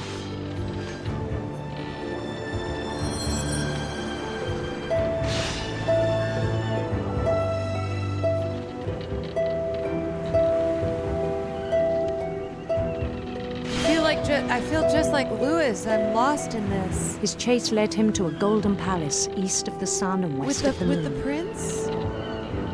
Is the handsome prince there? Even then, his logic remained sound. He knew the world was all in his imagination.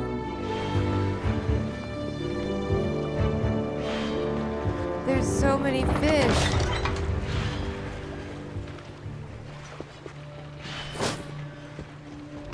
But he was so proud of having created it.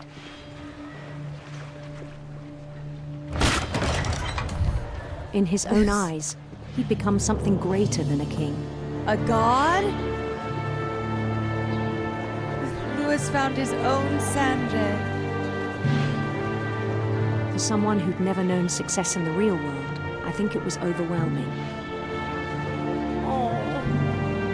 And then it struck him that the real Lewis was not the one chopping salmon, but the one climbing the steps of a golden palace. Brother, you should be a writer. My imagination is as real as my body, he told me. It was hard to argue with him.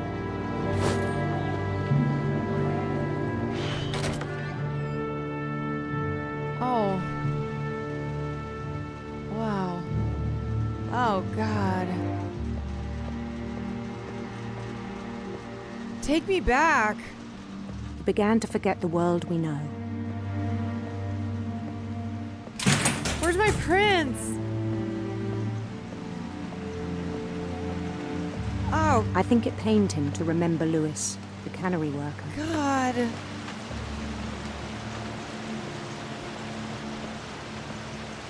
Wait, if he's not going home regularly, when the fuck is he talking to his therapist? Good question.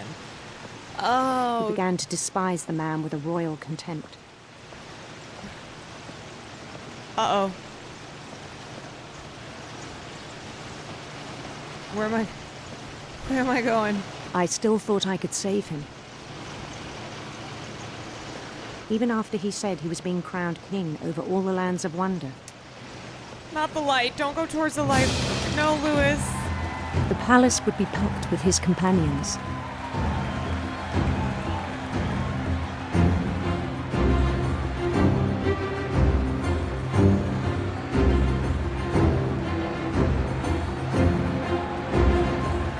Including the wise Calico who'd insisted on inviting him.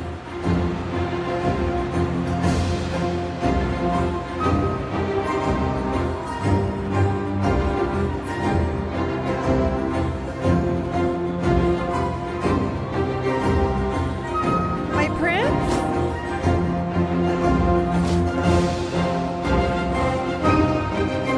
His prince waited, holding his crown. My prince!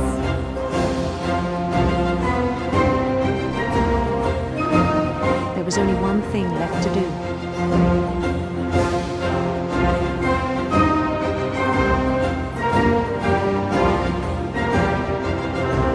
That guy's doing the Donald Trump. Bend down his head.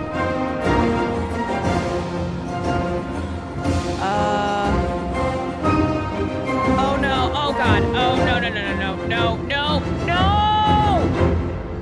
no! And the rest I think you know. Mrs. Finch, your son was a kind man who will be missed by all of us who knew him.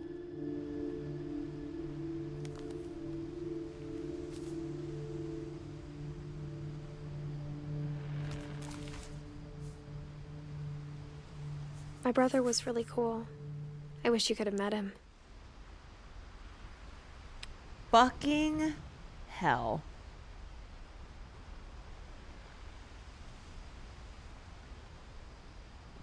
God.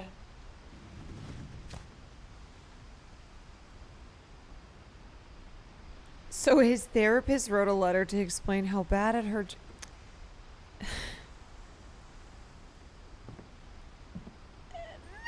Maybe we should take our lessons away. God, that is so... This is not okay. This is not okay. Oh no, I don't feel good. I don't feel good.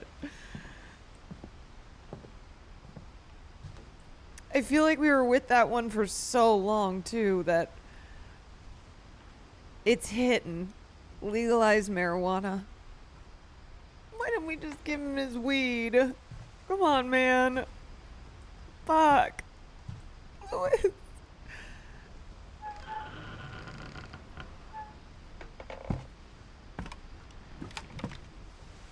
The most On the way back relatable from one, Lewis's I know funeral, that one my feels mom really told me to start relatable. packing. She waited until the day before we left to tell Edie. Oh. I'm not sure if she wanted to make it easier or harder. Oh.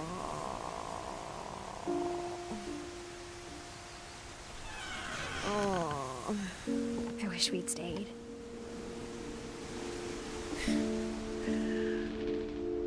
Man.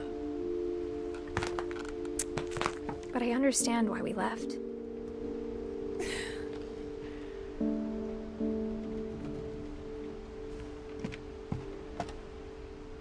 God.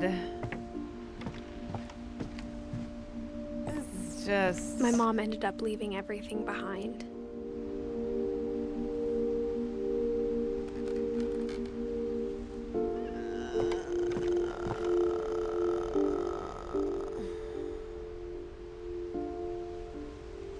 Yeah, you know what? I'm gonna blame the old lady, okay? What happened that night had been coming for a long time. Maybe it should have come sooner.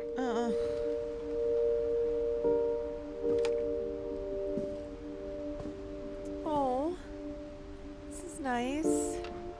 But it had to end one way or another. Oh. All that's left now is to tell you about that last night. Okay. This is a nice room. The real Caroline Reaper was the depression that we got along the way. Yeah.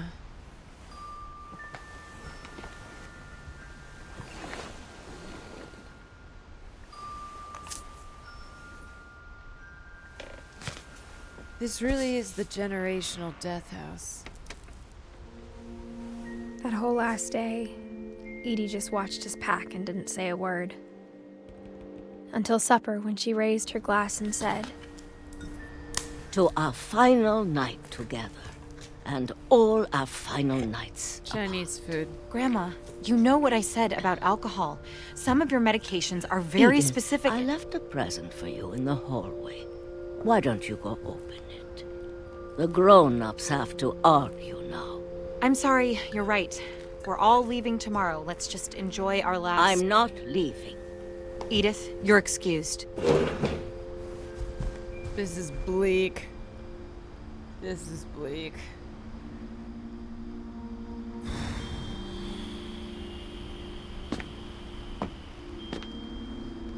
The power had been shut off that morning, but Edie always had plenty of candles. When my mom sealed the library, I don't think she knew about the other entrance. Or that Edie had a key to it.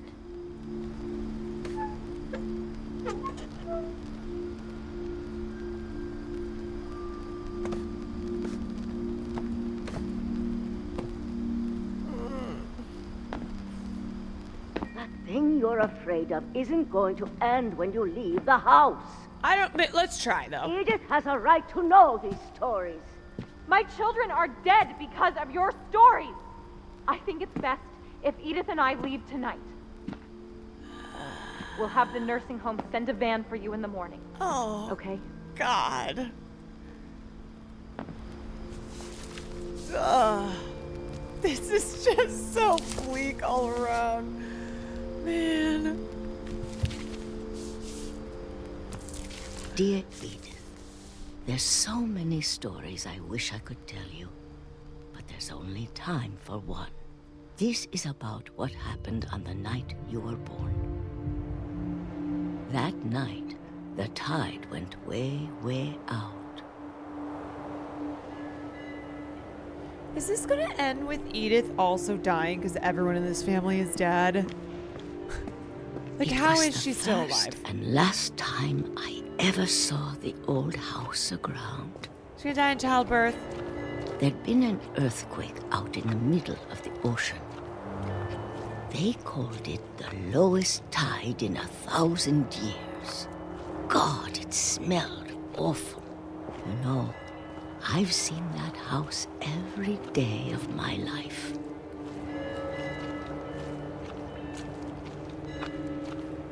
But I never thought I'd go back to it. When the fog rolled in, I lost my way. Oh, gee. Oh, boy. I think it was the left, maybe? I got turned around. Oh, no. Oh.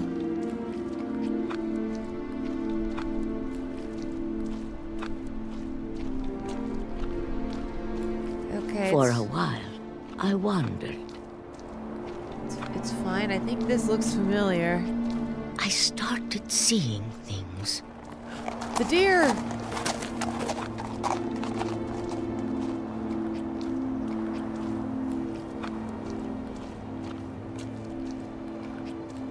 Okay, I think this... Things I'd forgotten had ever existed.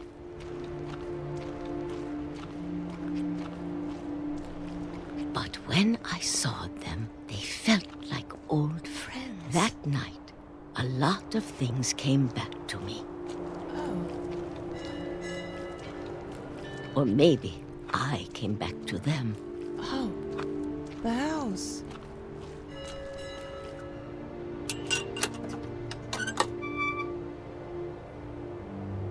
Things I can't explain, but that I need you to try and... Edith, what are you doing in here? Oh! It's mine. Edith! Mom, you're gonna rip it! Let go! Mom, you can't bury trauma under the rug! Mom dragged me to the car. I never saw Great Grandma Edie again. The next morning, the van came to pick her up, but she was already gone. Not the van for the nursing home! After that, we moved around a lot.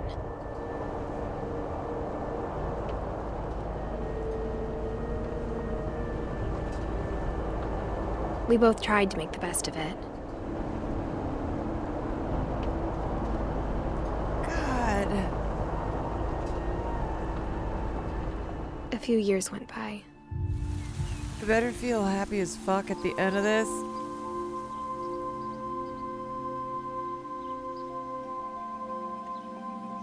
I don't know if that's gonna happen. My mom didn't like to talk about it. But she started getting sick a lot. Oh no. The rest happened pretty quickly.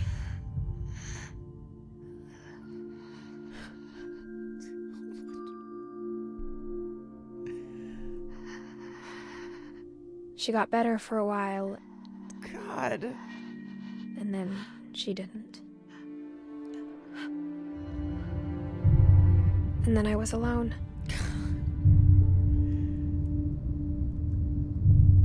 The last Finch left alive. What remains of Edith Finch? Until I found out about you. The baby? I'm still not sure what to tell you about all this. If we lived forever, maybe we'd have time to understand things. Me? But as it is, I think the best we can do is try to open our eyes. And appreciate how strange and brief all of this is. Don't tell that baby shit. This journal was supposed to be for you. But now I hope you'll never see it. I just want to meet you. And tell you all these stories myself. Wait, is this the baby moving through the canal? I guess if you're reading this now. The birth canal? Things didn't work out that way. Oh.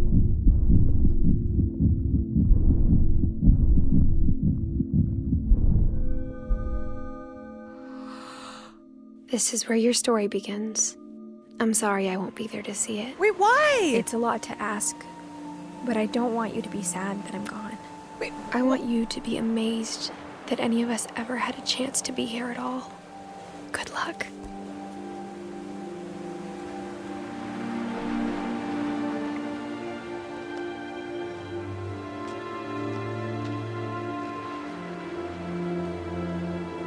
Wait, did she actually die during childbirth? I was joking about that.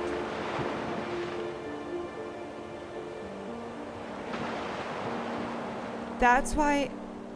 What?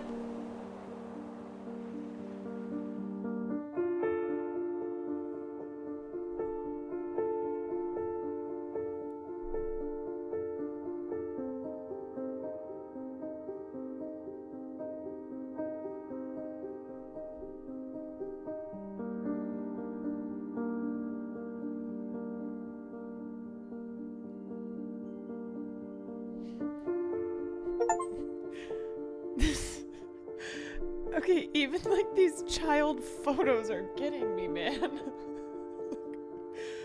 My God. What the hell? Can't believe kids made this. Can't believe kids made this game. These poor kids are so fucked up.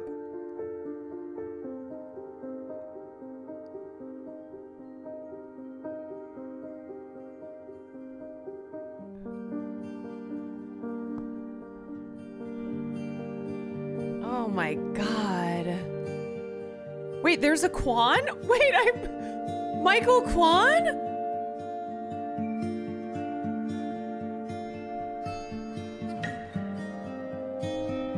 Oh my God, I'm a part of this.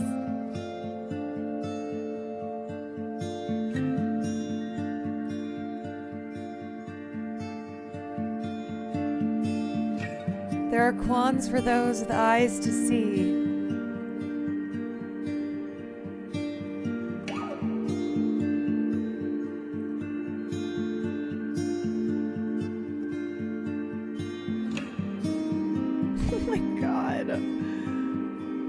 One of the music composers worked on Fargo.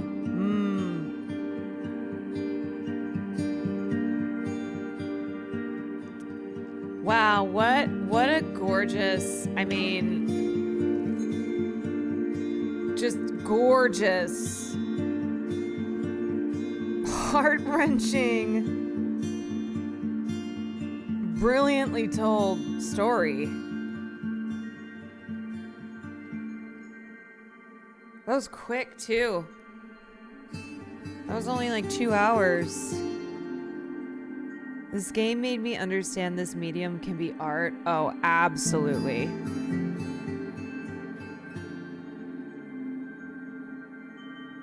Absolutely.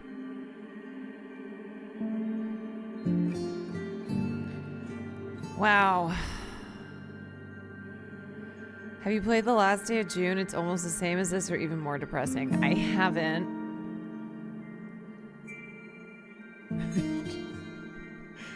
You know what? After playing this game, I do think to myself, I wish this were even more depressing. Give me this game, but even more depressing. Wow, you guys,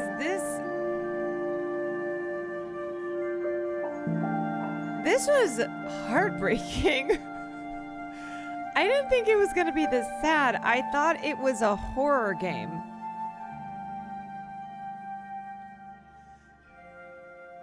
Haven't played Before Your Eyes. Haven't played Soma. No. Alright, I guess I'm going to cross this off the list. Yeah, The Walking Dead, Edith Finch, Silent Hill 2. Y'all have been giving me some depressing games. Played Spiritfarer. Safe to assume that I have not played most games that you guys will throw in here, unless it's like The Last of Us. Wow. Man.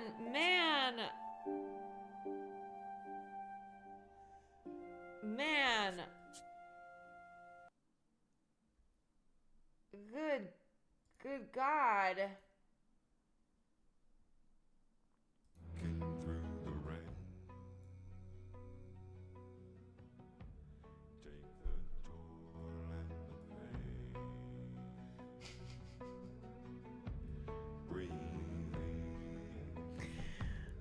What a game.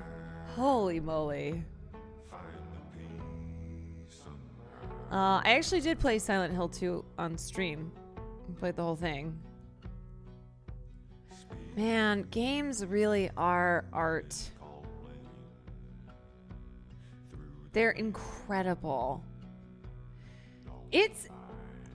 Granted, I probably wouldn't have started playing video games again if I hadn't started streaming, but it makes me sad how many people have never experienced video games.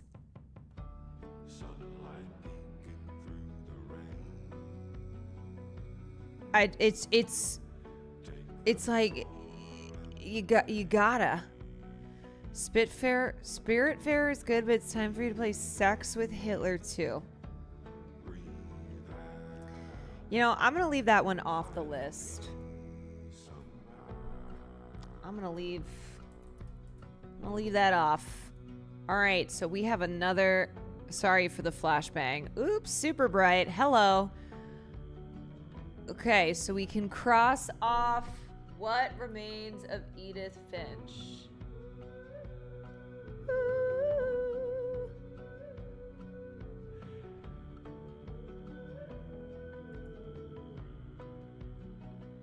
Okay, let's go through this, and I'm just gonna highlight in yellow the games that I have played. Okay, I did BioShock. Selma, no. Subnautica, that's coming up. I've played a lot of this, so I'll make that yellow. This one is yellow. Untitled Goose Game, I did that one. Hellblade, Mafia 2, Weed Shop Sim. Wait. Is that the... Yeah. Okay. Papers, Please. Oh, wait. No, that was Schedule 1. Oh. So I haven't done this one yet. Okay. Never mind. Weed Shop Sim.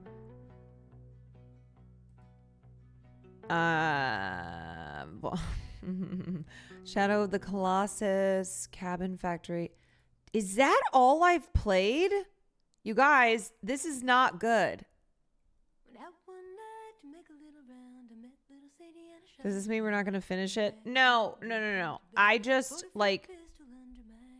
I'm going to treat that game. So basically I like to play that game when that's like a really good nightcap game when I only have like an hour of gaming in me. I need to step it the hell up.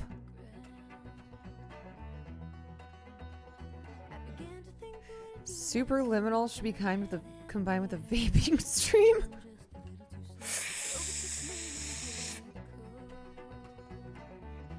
Oh my god, like these alone are gonna be so much. Metal Gear is a short 8 to 12. Well, it's okay. It's not to say that I'm going to finish every game. I did play Stanley Parable. Was that not on this list? Did I just play that? Because I'm like, I'd love to cross another game off.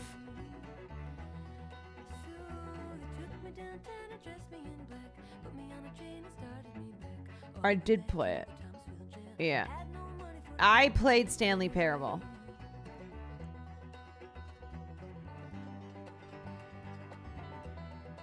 Now, there are a couple games on this list that Will said he will play with me because they're his favorite games. Metal Gear is one that he said he would. You should mark the ones that can be finished in one stream. Well, they are. So the pink is long. Right? Wait, the pink is long. The green is medium. Or wait, no, the blue is medium. And then I think the green we said could be done in one stream. I should have made a... Blue is okay, so pink is long. Blue is medium. Green is short. That's the key.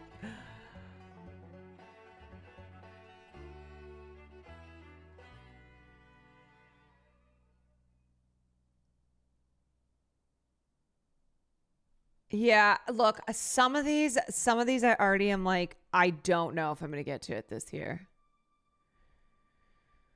Nandre coming in saying, don't play Undertale on stream, man. Your chat will make you hate it. I literally saw you playing it earlier. Are you not on stream?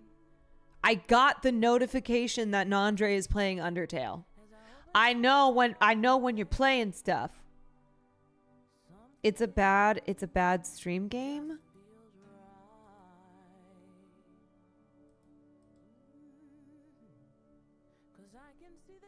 Undertale fans are insane. I feel like for the most part though, I kind of can handle people who get crazy about stuff cuz I'm just kind of doing things my way. You haven't seen these types of backseaters yet? Okay. No. I don't think that's going to be the next one. Recorded off stream and uploaded as a YouTube exclusive. The first ever YouTube exclusive.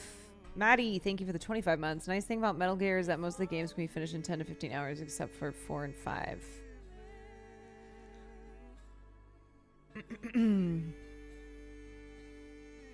Mods are gonna go on strike the day that I play Undertale. That's fair. That's fair. Damn, what is it about the game that makes people so crazy?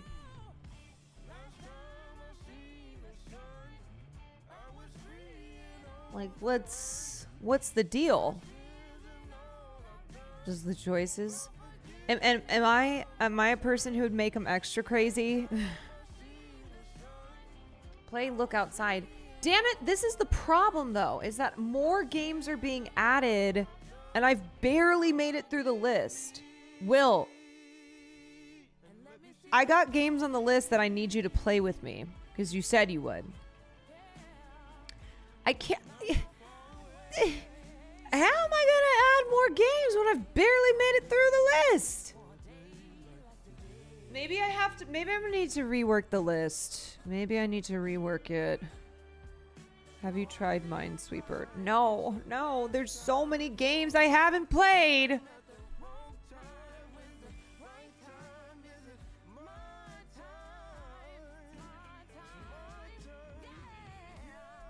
I know. I have very much so not been locked in. Very much so not been locked in.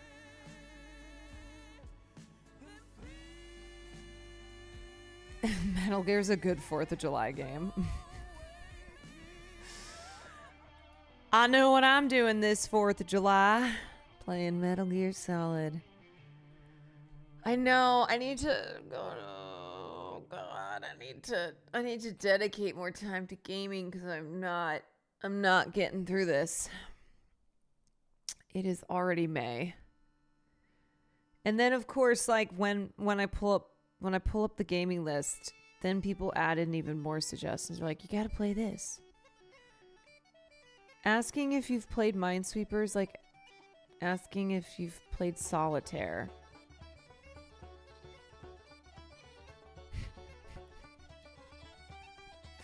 Well, guess what? I haven't. I've never played Solitaire. And I've never played Minesweeper. I've never played Solitaire, and I've never played Candy Crush. What do you mean? I've never played them. No, like never tried.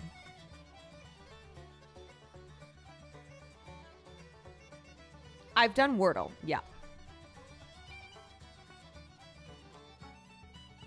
Have you ever played Snake? I think so.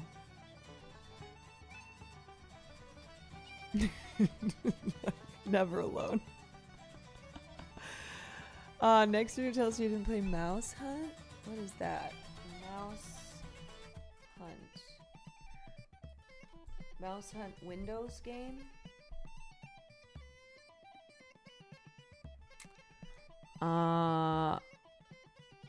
I've never heard of this.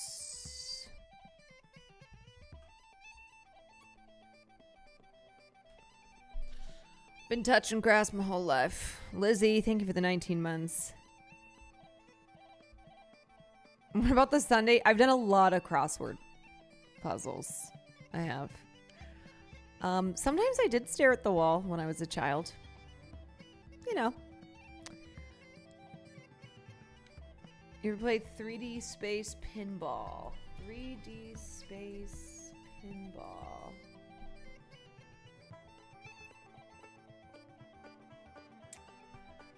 I mean, I've played pinball, but I don't think I've played pinball on the computer.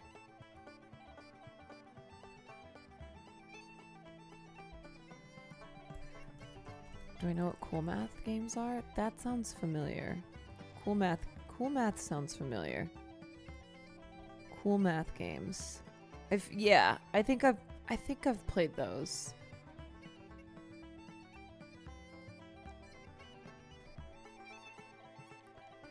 I bet you've never played Super Monkey Ball. I don't know what that is.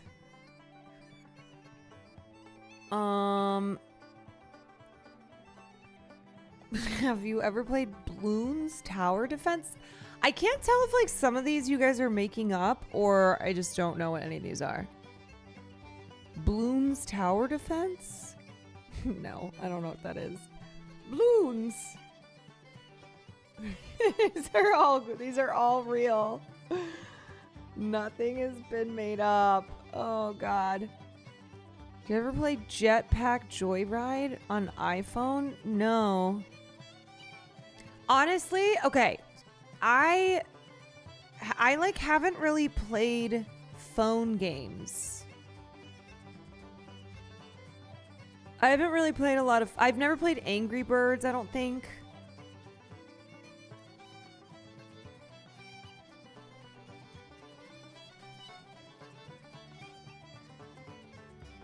This is feeling like the question segment of a Will Neff movie night. Have you ever seen The Lighthouse? What about Mr. Potato Head Saves Veggie Valley? Oh, that one I love. You don't have games in your phone? No, let me see. Yeah, I never understood. I have like the crossword.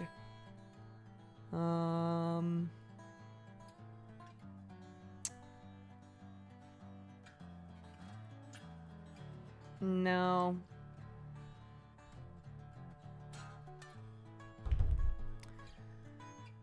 I do have an air fryer, actually.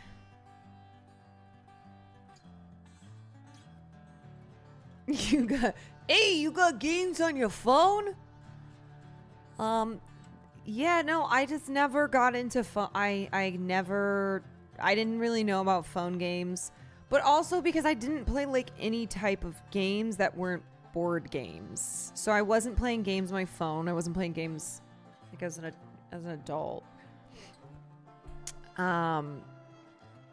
Wasn't playing computer games. I played some computer games when I was younger. But then for years I didn't. Did you ever play Oregon Trail? I did. I played that in school. Oh, yes. I died many times. Next meme school is Newgrounds, The Rules of the Internet, and Racist MII Gunner. Yes. We gotta figure out when we're doing meme school next. Plants vs. Zombies? Nope. It's no moments like this. I remember how normie and untarnished you are from online brain rot. Yeah, I just didn't have a phone with internet until I was a senior in college. And then after college, I just used my phone for like email, text, internet.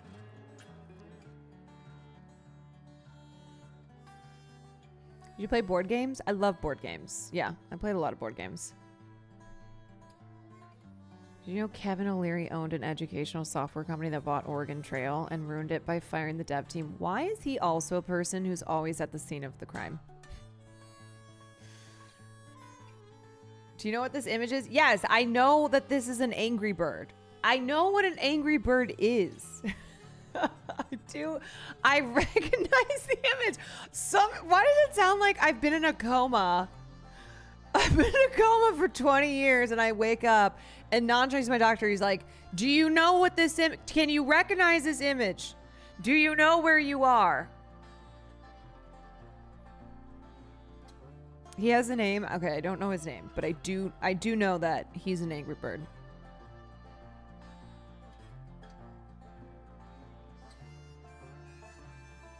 Zoomers in chat will never know playing Brick on a second-gen iPod Nano on a 1" by 1" screen. They'll never know. Have you played Soma? Nope. How did I get to play Solitaire and Minesweeper in East Delhi in the early 2000s and not you? I don't know. I don't know. Maybe I need to show you images and you guess the names next time. Okay, Caroline. What is this? I'm going to show you a picture. And you tell me what it is. This always just turns into quizzing me on what games I know, what internet things I know. And everyone's like, whoa, whoa, ah. My favorite board game?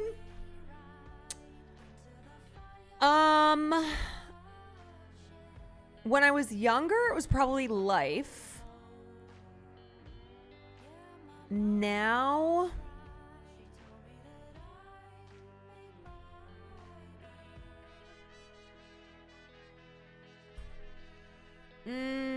oh, why can't I think,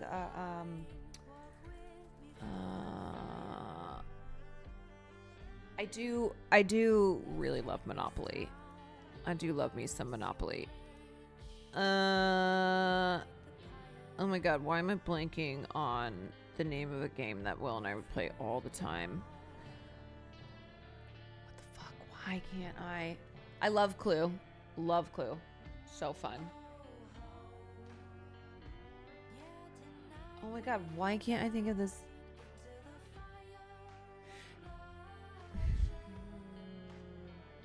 No, it's not Catan. Catan. Settlers of Catan.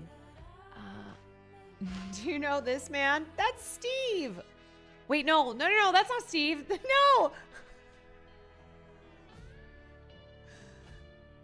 That's not Steve.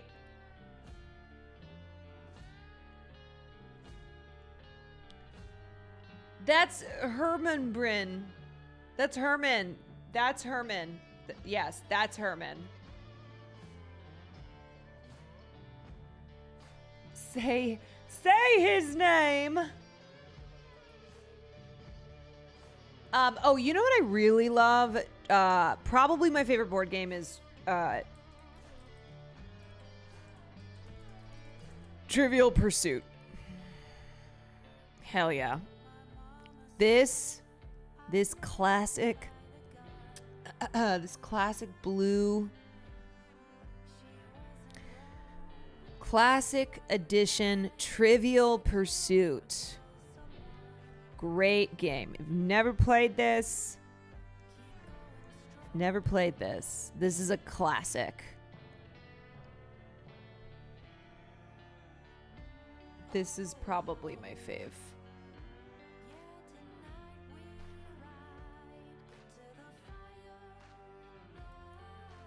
I really love trivia games. Love trivia. Big trivia girl.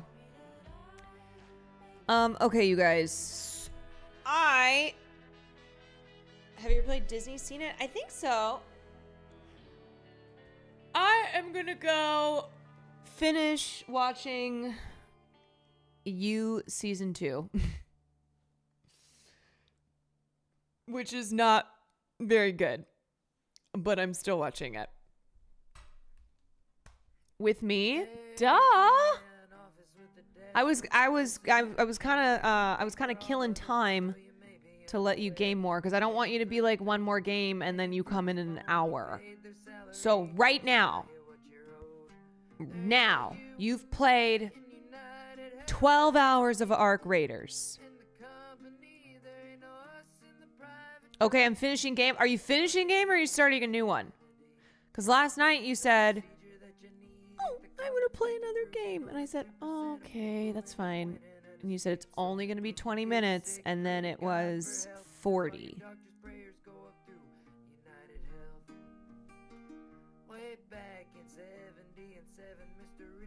So, finish this game. Don't start another one afterwards. This is why the internet is brain rot. You gotta save him. Today was like one of his rare day offs where he didn't have anything to do. He has been crushing Arc Raiders. Yeah, when Will has free time, when he isn't like on a call or having to box or having to go to something, he is gaming. He's in his room. He's in his room and he's gaming.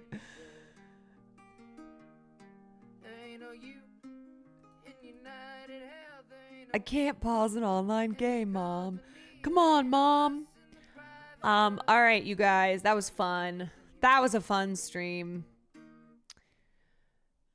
You know what? It also feels good to like start to finish a game. Love that. Just knock her off.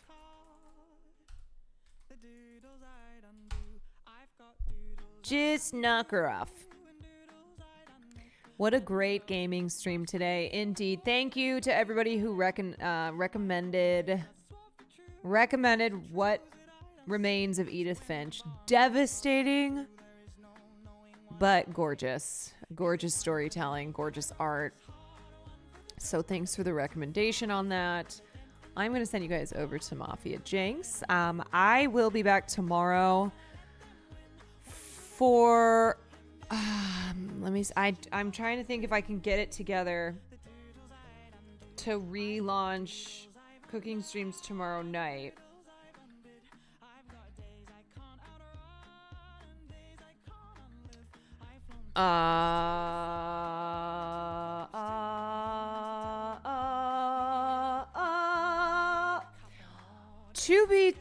To be determined. To be determined. It's been 84 years. I know. Either way, I will be live tomorrow. And then Monday, I gotta talk to Sam because Monday's the Met Gala, and I know she really wants to do it for the podcast. So because we normally film Monday nights, that would mean that I was doing podcasts. So I gotta figure out what I'm doing there. But yeah, it's the Met Monday. No, I'm not going to the Met. They invited me, but I was like, I gotta do my podcast.